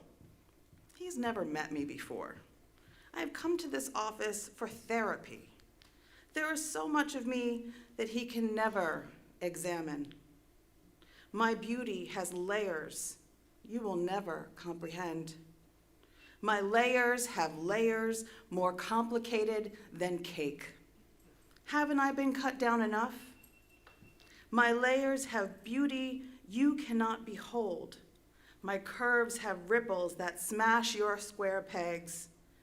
You see me a tin of minced meat, yet I have already severed myself and sewn in all the candy hearts with more precision than any surgeon. My fat has protected and comforted me through cultural abuse. It has wrangled me from suicide, branded me with its sigil for my future powers. I embody the bounty of creation. Foundation from my ancestors, the ones that transformed your bland colonial diet, the ones who knew their beauty could never be owned. Their ghosts are as essential as the soil, as elemental as the sea. You cannot cut them from me. Flesh is the flimsiest layer, manipulated and undulating sister to fantasy, of me but not me. I used to dream of slicing myself open to chuck the fluff and texture, then sew it back together the right way, with flimsy plastic and sharp edges. My layers have layers you will never comprehend. In between all the nuanced strata of resent, for all the wretched systems you build to conform me, convert me, contain me, all the locks I have picked, the puzzles I have unfurled, and now you tell me to hack apart my prize. The frosting of my survival has nothing to do with the flowers that made me.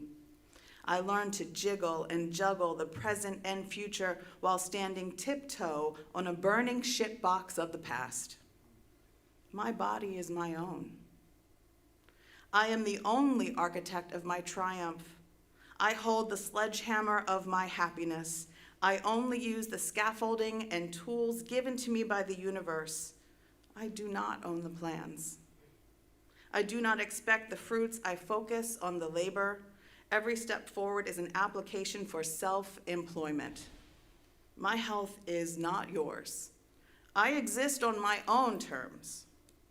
I gave my hair to the river. I've wept for the fallen deer. My organs may fail, my mind might fall to disarray, but I have lived 1,000 lies your science cannot detect. I have read all of your books, studied your ways, conformed for your comedy. What have you sacrificed for me? There is no compensation for these tribulations, no quick fix or suppressant. My twinkle would explode the vaults where you hide your preciousness. You fear I will supernova your ass. For every shimmering stretch mark, every curiously healed scar, even the cookies and the kale are all an experiment, no, a testament that led to this inevitable, unfathomable conclusion. My body is not yours. My health is my own. Thank you very much.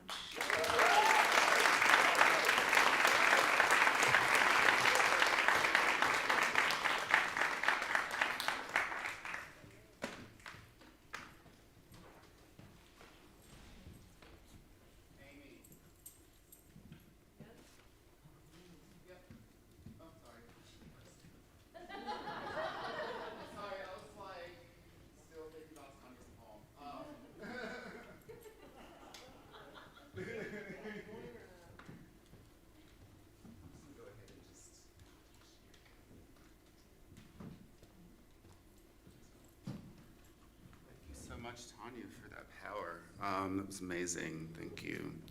Yes, so Amy, you're next, girl. So just come on down.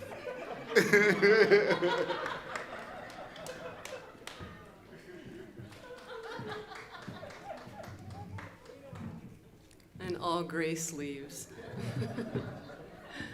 I wanted to thank Chavisa for organizing this, and I wanted to thank, I don't even know where she is. Are you hiding? Oh, there you are. And I wanted to express my gratitude to Steve for bringing us all together. He would love this. I only have 3. The man who disagreed with birds. When we moved in, the neighbor next door was moving out. He was trying a new place because he couldn't believe the birds, he said. How loud and long they go on for each morning, he said. Because he could not control the bird song, he would change his context, he said. This is the way with not all men, but enough. Not that the music is too painful to endure, but that it was beyond his reach, he said. So he decided to end it. There's my hashtag in there. Not all men, but enough. We know it ain't all men. Couldn't believe that guy. That was a true story. I stole this title from Wallace Stevens because it resonates. And my mother died during the pandemic, so this is related to that. The Emperor of Ice Cream. The bucket of high chews won't open. Washing machine stopped. Evening pauses with sigh. Cigarette won't light. Croquettes burn on the stove. Doll on the dresser topples, flat. Cat gets locked out. Joe calls, but we're disconnected. No one knows who mowed the lawn for the 17th time this summer. Nirvana plays, I Think I'm Dumb, through night's open window, fades to static. Quick run to Dairy Queen, Oreo Blizzard reprieve. When it rains, everyone piles in. Sofas sag, humid darkness pulls up. 6-packs appear. Words overhead. Heroes abound. 2 nights passed since she buzzed in the electric, the church choir in attendance. In her sleep, they say, a blessing, they say, a better place, they say, with Heavenly Father now, they say, they say, they say.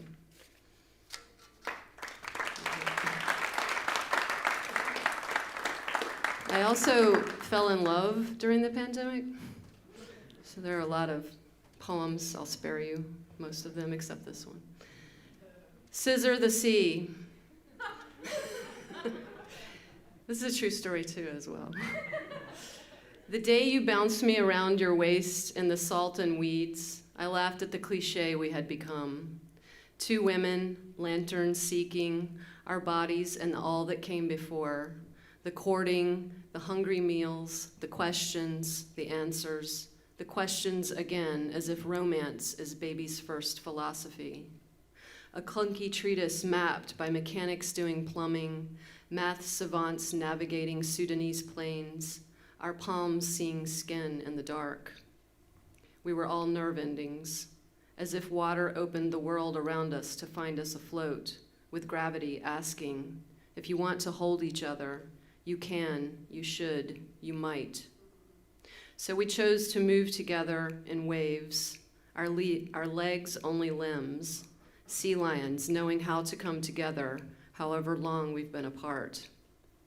Global currents converged and the noise of joy landed skin on the surface of swells and breeze, the sounds of us existing, where surrender isn't a question. You make me want to remember everything, the way we scissor in the sea. Thank you.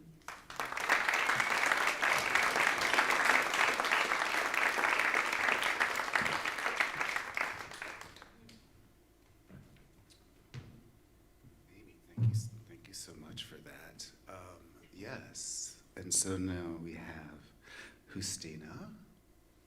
Yes, there you are. There you are. Come on up here, honey. Let's get it started. I just want to thank Chavisa for making this whole opportunity happen for everybody, mostly carrying on what Steve Cannon had so lovingly created. And thank you to Steve, who brought us all together. So.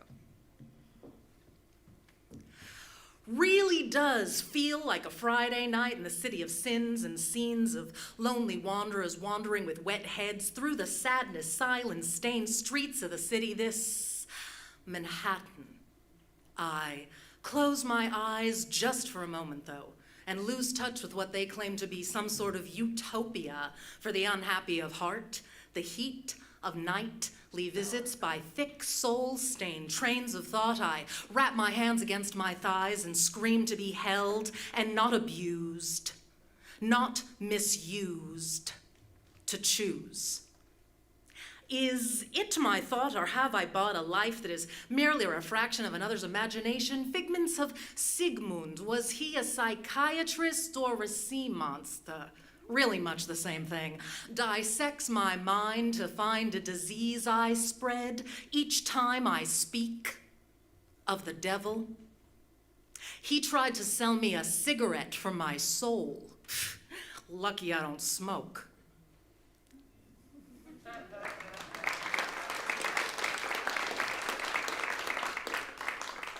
It's been raining for days, and all I can do is try not to drown in this crazy man's blues, blues, blues.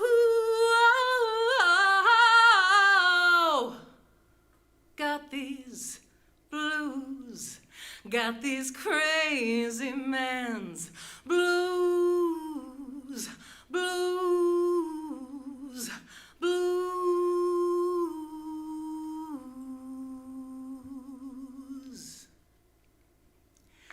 Jazzing it behind no doors. The brilliance emanates, it vibrates through the walls and the floors past my lack of a door to explore the lower region of the medulla oblongata dance in a trance of resonance. Resistance is fruitlessly sweet, a real treat for my. Years go by as I try to hold on to the passing cars and the bars and cigars, all leave my life with smoky perceptions, reflections of sights not yet seen. Kenya, dream in the light of the night's progressional stage of reality, no finality to your plans. As it stands, there's this itch in the hands. You think I'll get some money or some disease. Don't tease your inner fear's desire. I'm on fire in my soul.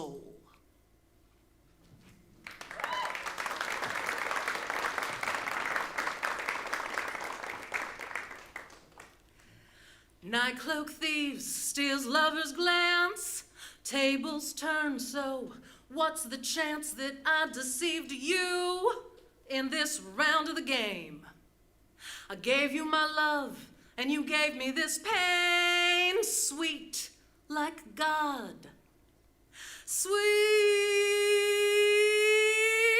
like the scars on the back of your neck, like the ones on my face. Sweet like the pain that our ecstasy earned. Tables turned, tables turned, tables turned, tables turned, tables turned. Tables turned, tables turned, tables turned. I prayed to my saint. I said I prayed to my saint. Oh, I said I got down on my knees and I prayed to my saint. Save your sadness-stained soul. Save you from suffering in samsara. Save your son. Save us soon. Pero, Jutina, my girl was burned at the stake. Whew. Gotta find myself a better namesake. Next time round, next time round, next time round.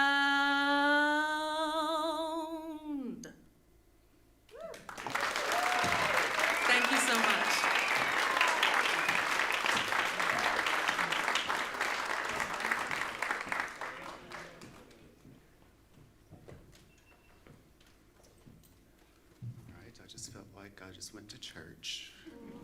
That felt like church to me. And thank you, Austino. My God. Jesus Papalento Melendez. Jesus? There he is. Papo. Sir, thank you. All right. Well, enjoying everybody. All right. Very, very cool. And thank you, Chavisa, for the invite and organization, all of you guys organizing this. And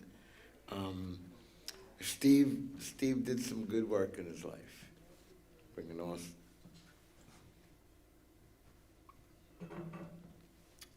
Okay, I'm going to read the goddamn poem, Steve. There you go. The She of God.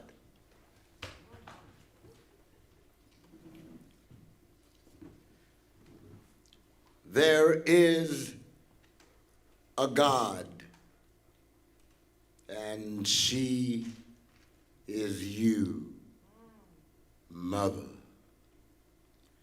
Mother of the artist, mother of the art, mother rising in son and daughter, now everyone alive, her child cherished as is water, who channeled through the liquid space of time into this lake of jagged stone, alone, everyone a woman born, whose mystery is spirit and penetrates quite easily the perforated threshold of this earth, fecund with the gift of birth, the look of love, obvious as eyes upon her face.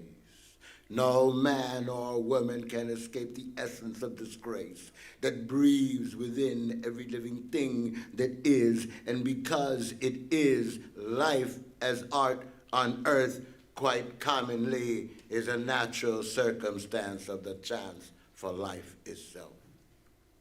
Oh, mother, mother of poetry and art, while still cradled in the womb, the embryonic man rustles in his sleep.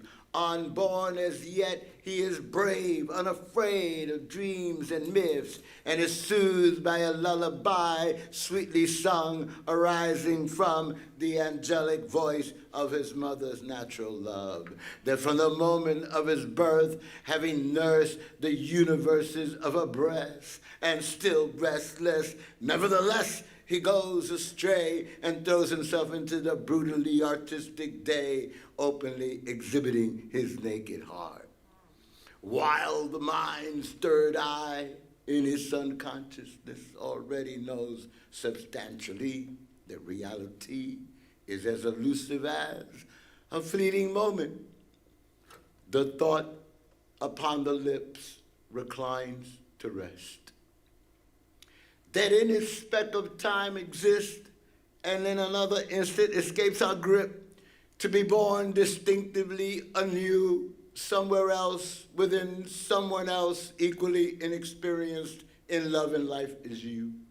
Within, without, separate and apart, embodied in a man, being matter over mind, and having its own soul, he goes with mad ideas of perfectness pounding in his head, in love and in mad pursuit of the great adventure and some kind of peace of mind that there might be within the world today. So he flirts with the flickering flame of fire and desire, and now sees himself and the world from a new, obscure, and poignant point of view, where nothing's nowhere and everywhere at once, leaving him for dead. He cries out, "Mother, mother, where art thou now?" And consumed within the guilt of every man, he sulks into his open hands. "Why have you forsaken me?" Without so much as a farewell kiss, thus begins descending into his own abyss.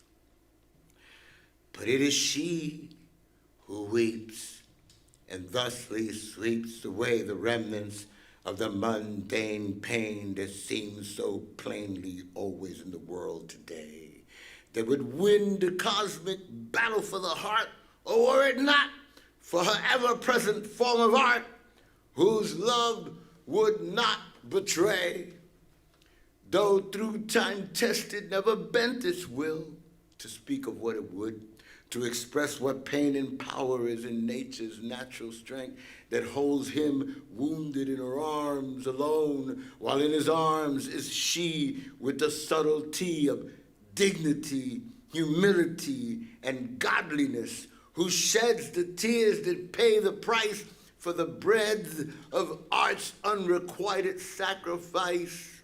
Oh, mother of the artist, mother of the art, spiritual creation made flesh, strolling among us in its most purest form that makes time itself stand still, holding in its own breath while she gives to life that which death can never take from us.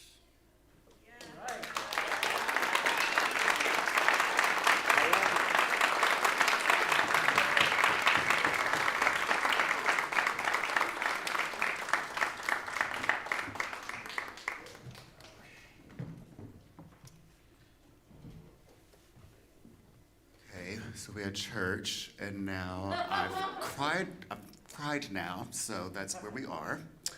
And I cannot wait to hear Nancy Mercado. Nancy, please. I'm so excited to hear you.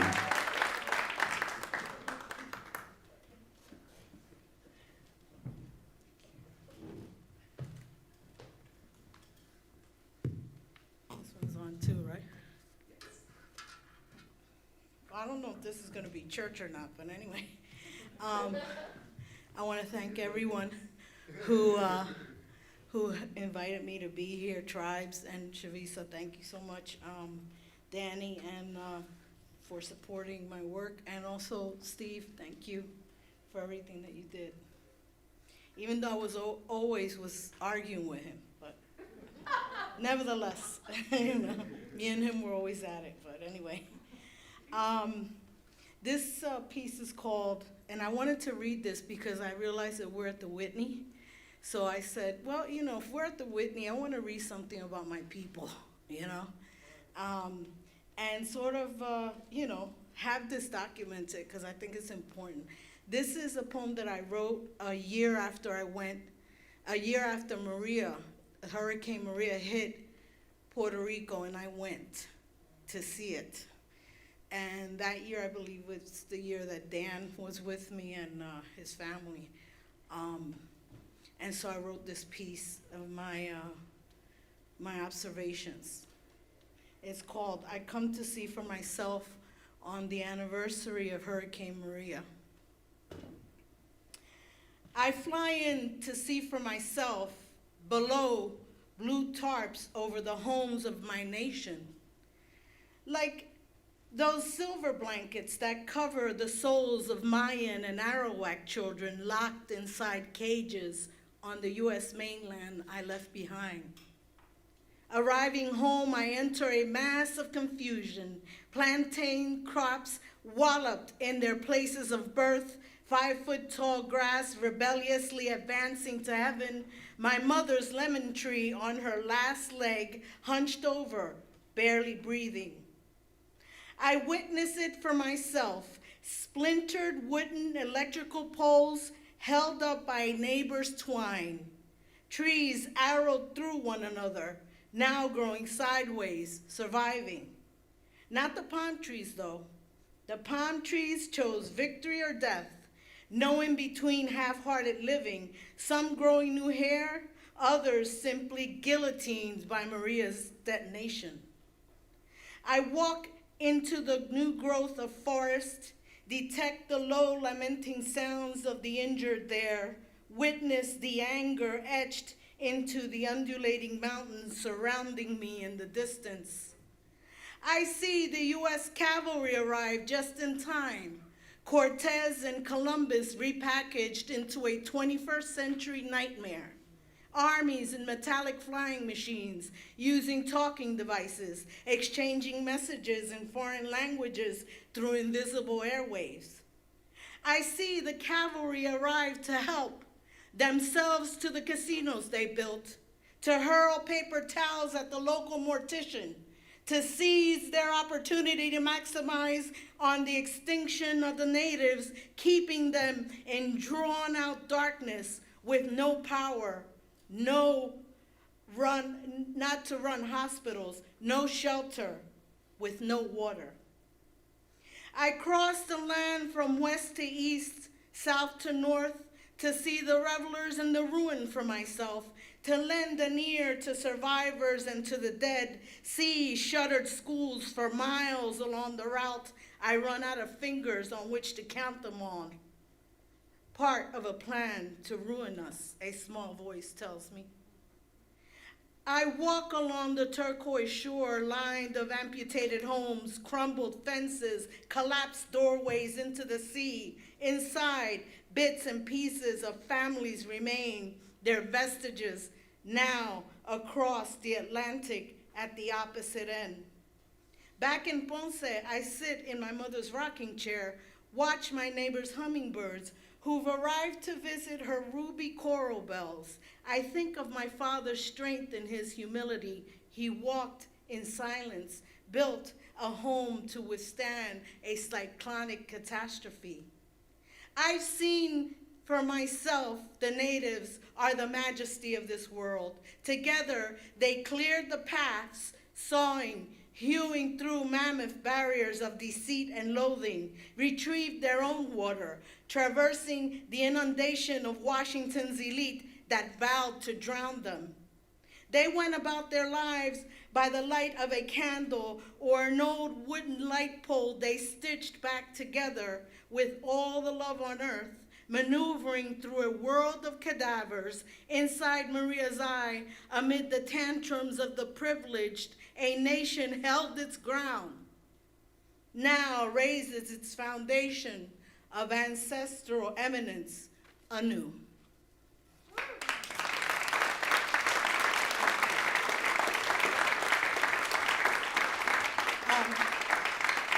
I'll read one more piece, and this was written when we still have to deal with Trump, but we were really having to deal with him.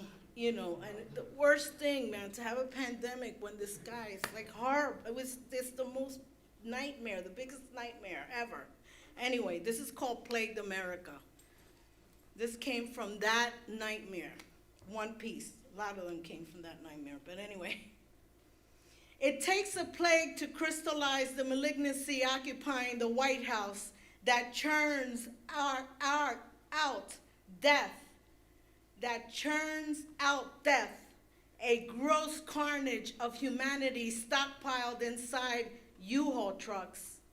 It takes a plague to breach the lies we live in this America, bearing its mercenary truths, its decomposing laws, scavenged by elected vultures. A plague is what it takes to realize red baseball cap buffoons can freely amass assault rifles, the privileged, scant, illiterate, and starved, lined up for miles to reach food banks, gleefully waving soiled Confederate flags in tatters. A plague must be what it takes to discover our illusory lives, the hamster wheel we've been sold, traveling on it all along, toward manufactured dreams, toward nowhere in reality. It takes a plague to recognize we are orphans in this America. Sparing no expense, we're marked for ruin by the slothful elites who bask in swimming pools of our blood. A plague is what it takes to wake up from this American dream, to see our children encaged, our mothers, our fathers butchered in broad daylight, our homes mired of soot water, our lands laced of oil pipelines discharging at whim, scourging valleys filled of life, decimating our future on their foul, dark layer of evil. A plague must be what it takes for our redress in the streets of this America, our decisive rebellion, our final renaissance. Thank you.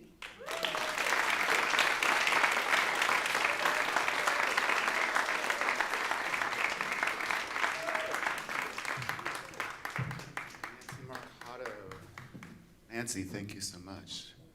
Thank you. And lastly, Ikena, you ready? Come on up here. He's a rookie, guys. He's a rookie.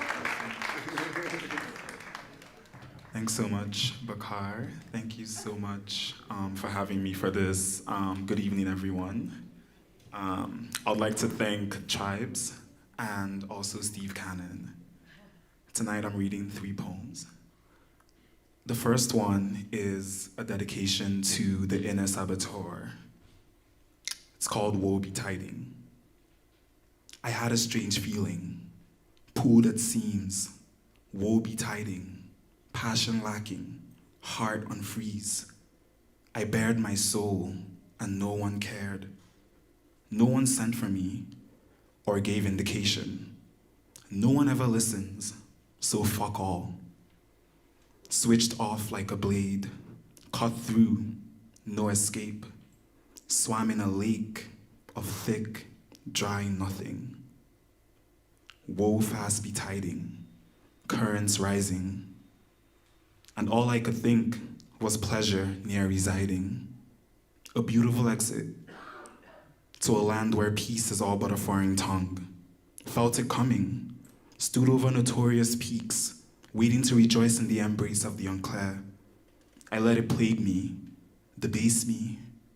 Arrival was ages away, but it had shaped the very currency of my being. I felt it coming, like an apparition, looming over the periphery, as I sunk my eyes to dreamlike musings. Stole my fire, burnt with it the carcass of blessings and gay fortune that would follow me, starved its offspring in a sea of iniquities, declared itself ruler and commander-in-chief of all things I deemed holy, crashed the gates of my thought fortress, seduced his advisors and noble men, fed them lies and turned them narcissistic, bloodsuckers, corrupted the house and poisoned its staff, butcher, maid, and midwife alike, usurped the king of knights and shining armor, made of them an army of thieves and naysayers.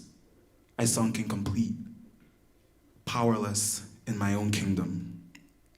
Come morning, this would all be a distant dream, but it wasn't. All that power swiftly diluted in irreverence, and no one noticed. No one gave indication. I had a strange feeling, and strangest of all, I was one of them, one of many. Thank you.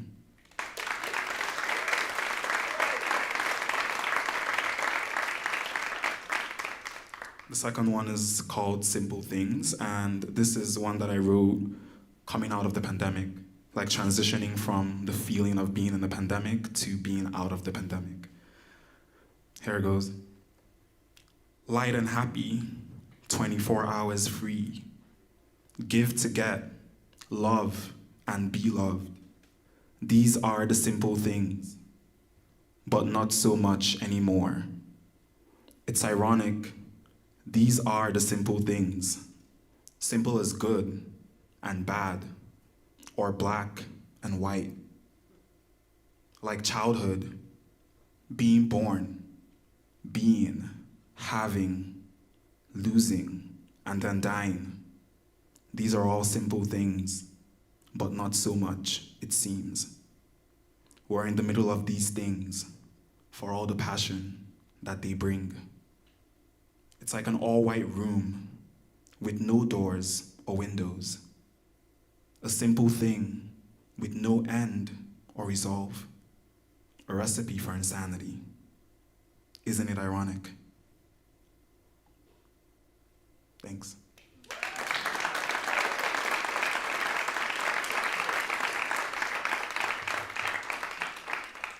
And this is the last poem, and this one is dedicated to, or it's a love letter to New York City, and also a hate letter. It's called Detachment as a Tool for Learning. Silence as the only thing left to console me. I rid myself of false projection and came fully immersed to my shadow. No room for warm remark. Bold, bald, bare was the space that was left of me. A me constantly shrouded in my city's seductive pastimes. A me I only wanted to be in lives unimagined. Lives profiled by waking lies and dizzying guise. Life that was never made for me, but well suits me. In this life, I could be anyone that I choose. And that's what makes my city the king of kings. My one and only unfortunate creed. I cast my stones down, and winnings saw my keep. I hear the city even when I'm asleep, like its heart was beating inside of me, pulling me, nudging me, urging me, wake up, even when it knows I fought my last ordeal and cried my last wolf. Still, I must wake. And in the waking, the pain turns to pleasure. By means I know nothing of. Refer back in a year or two. But just like that, I'm addicted, sucked back into its borehole. The pain becomes a pain that was made special for no one else but me. Pain no one else was generous enough to show me. And that's why I must stay, why I trust, why I am, and also why I had to go.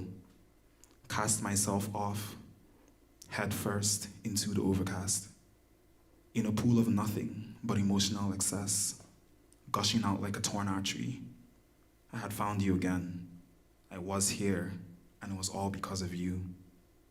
Left my city to escape, and you showed me that it was all already mine. Detached as a tool to learn, but the tool was me.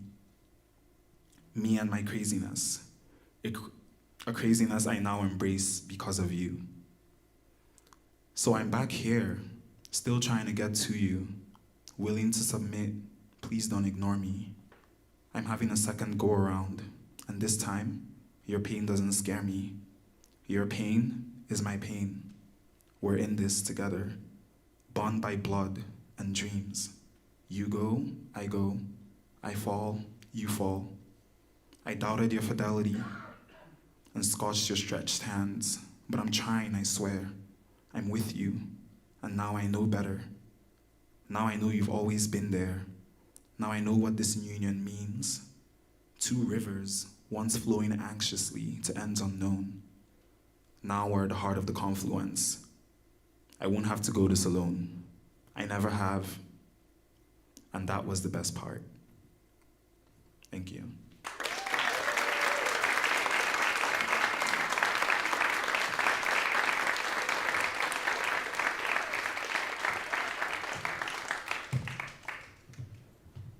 Thank you, Ikenna.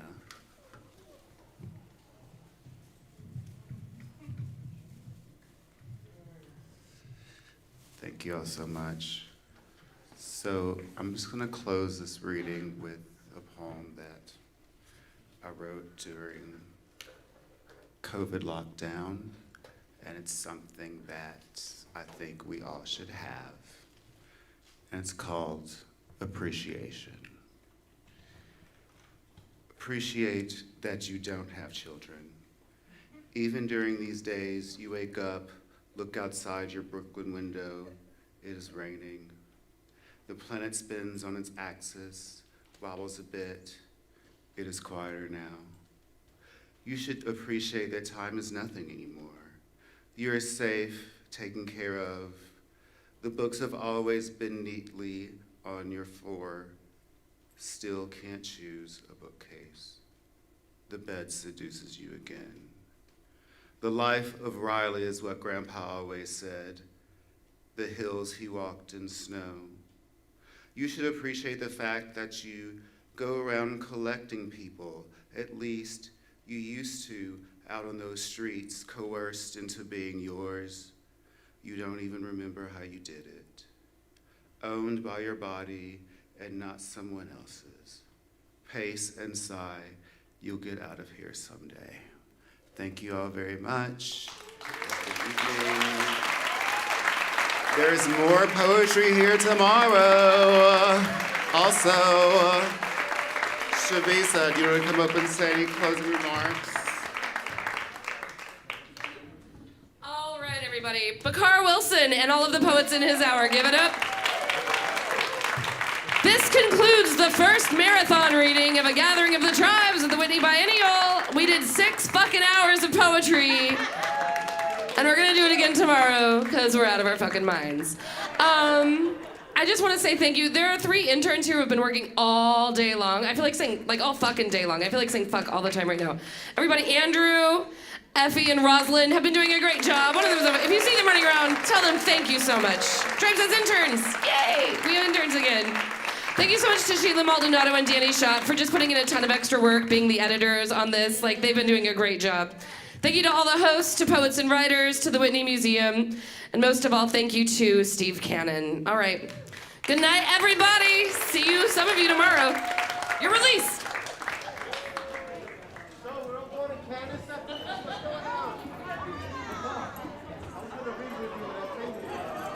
Well, thank you to Chavisa Woods.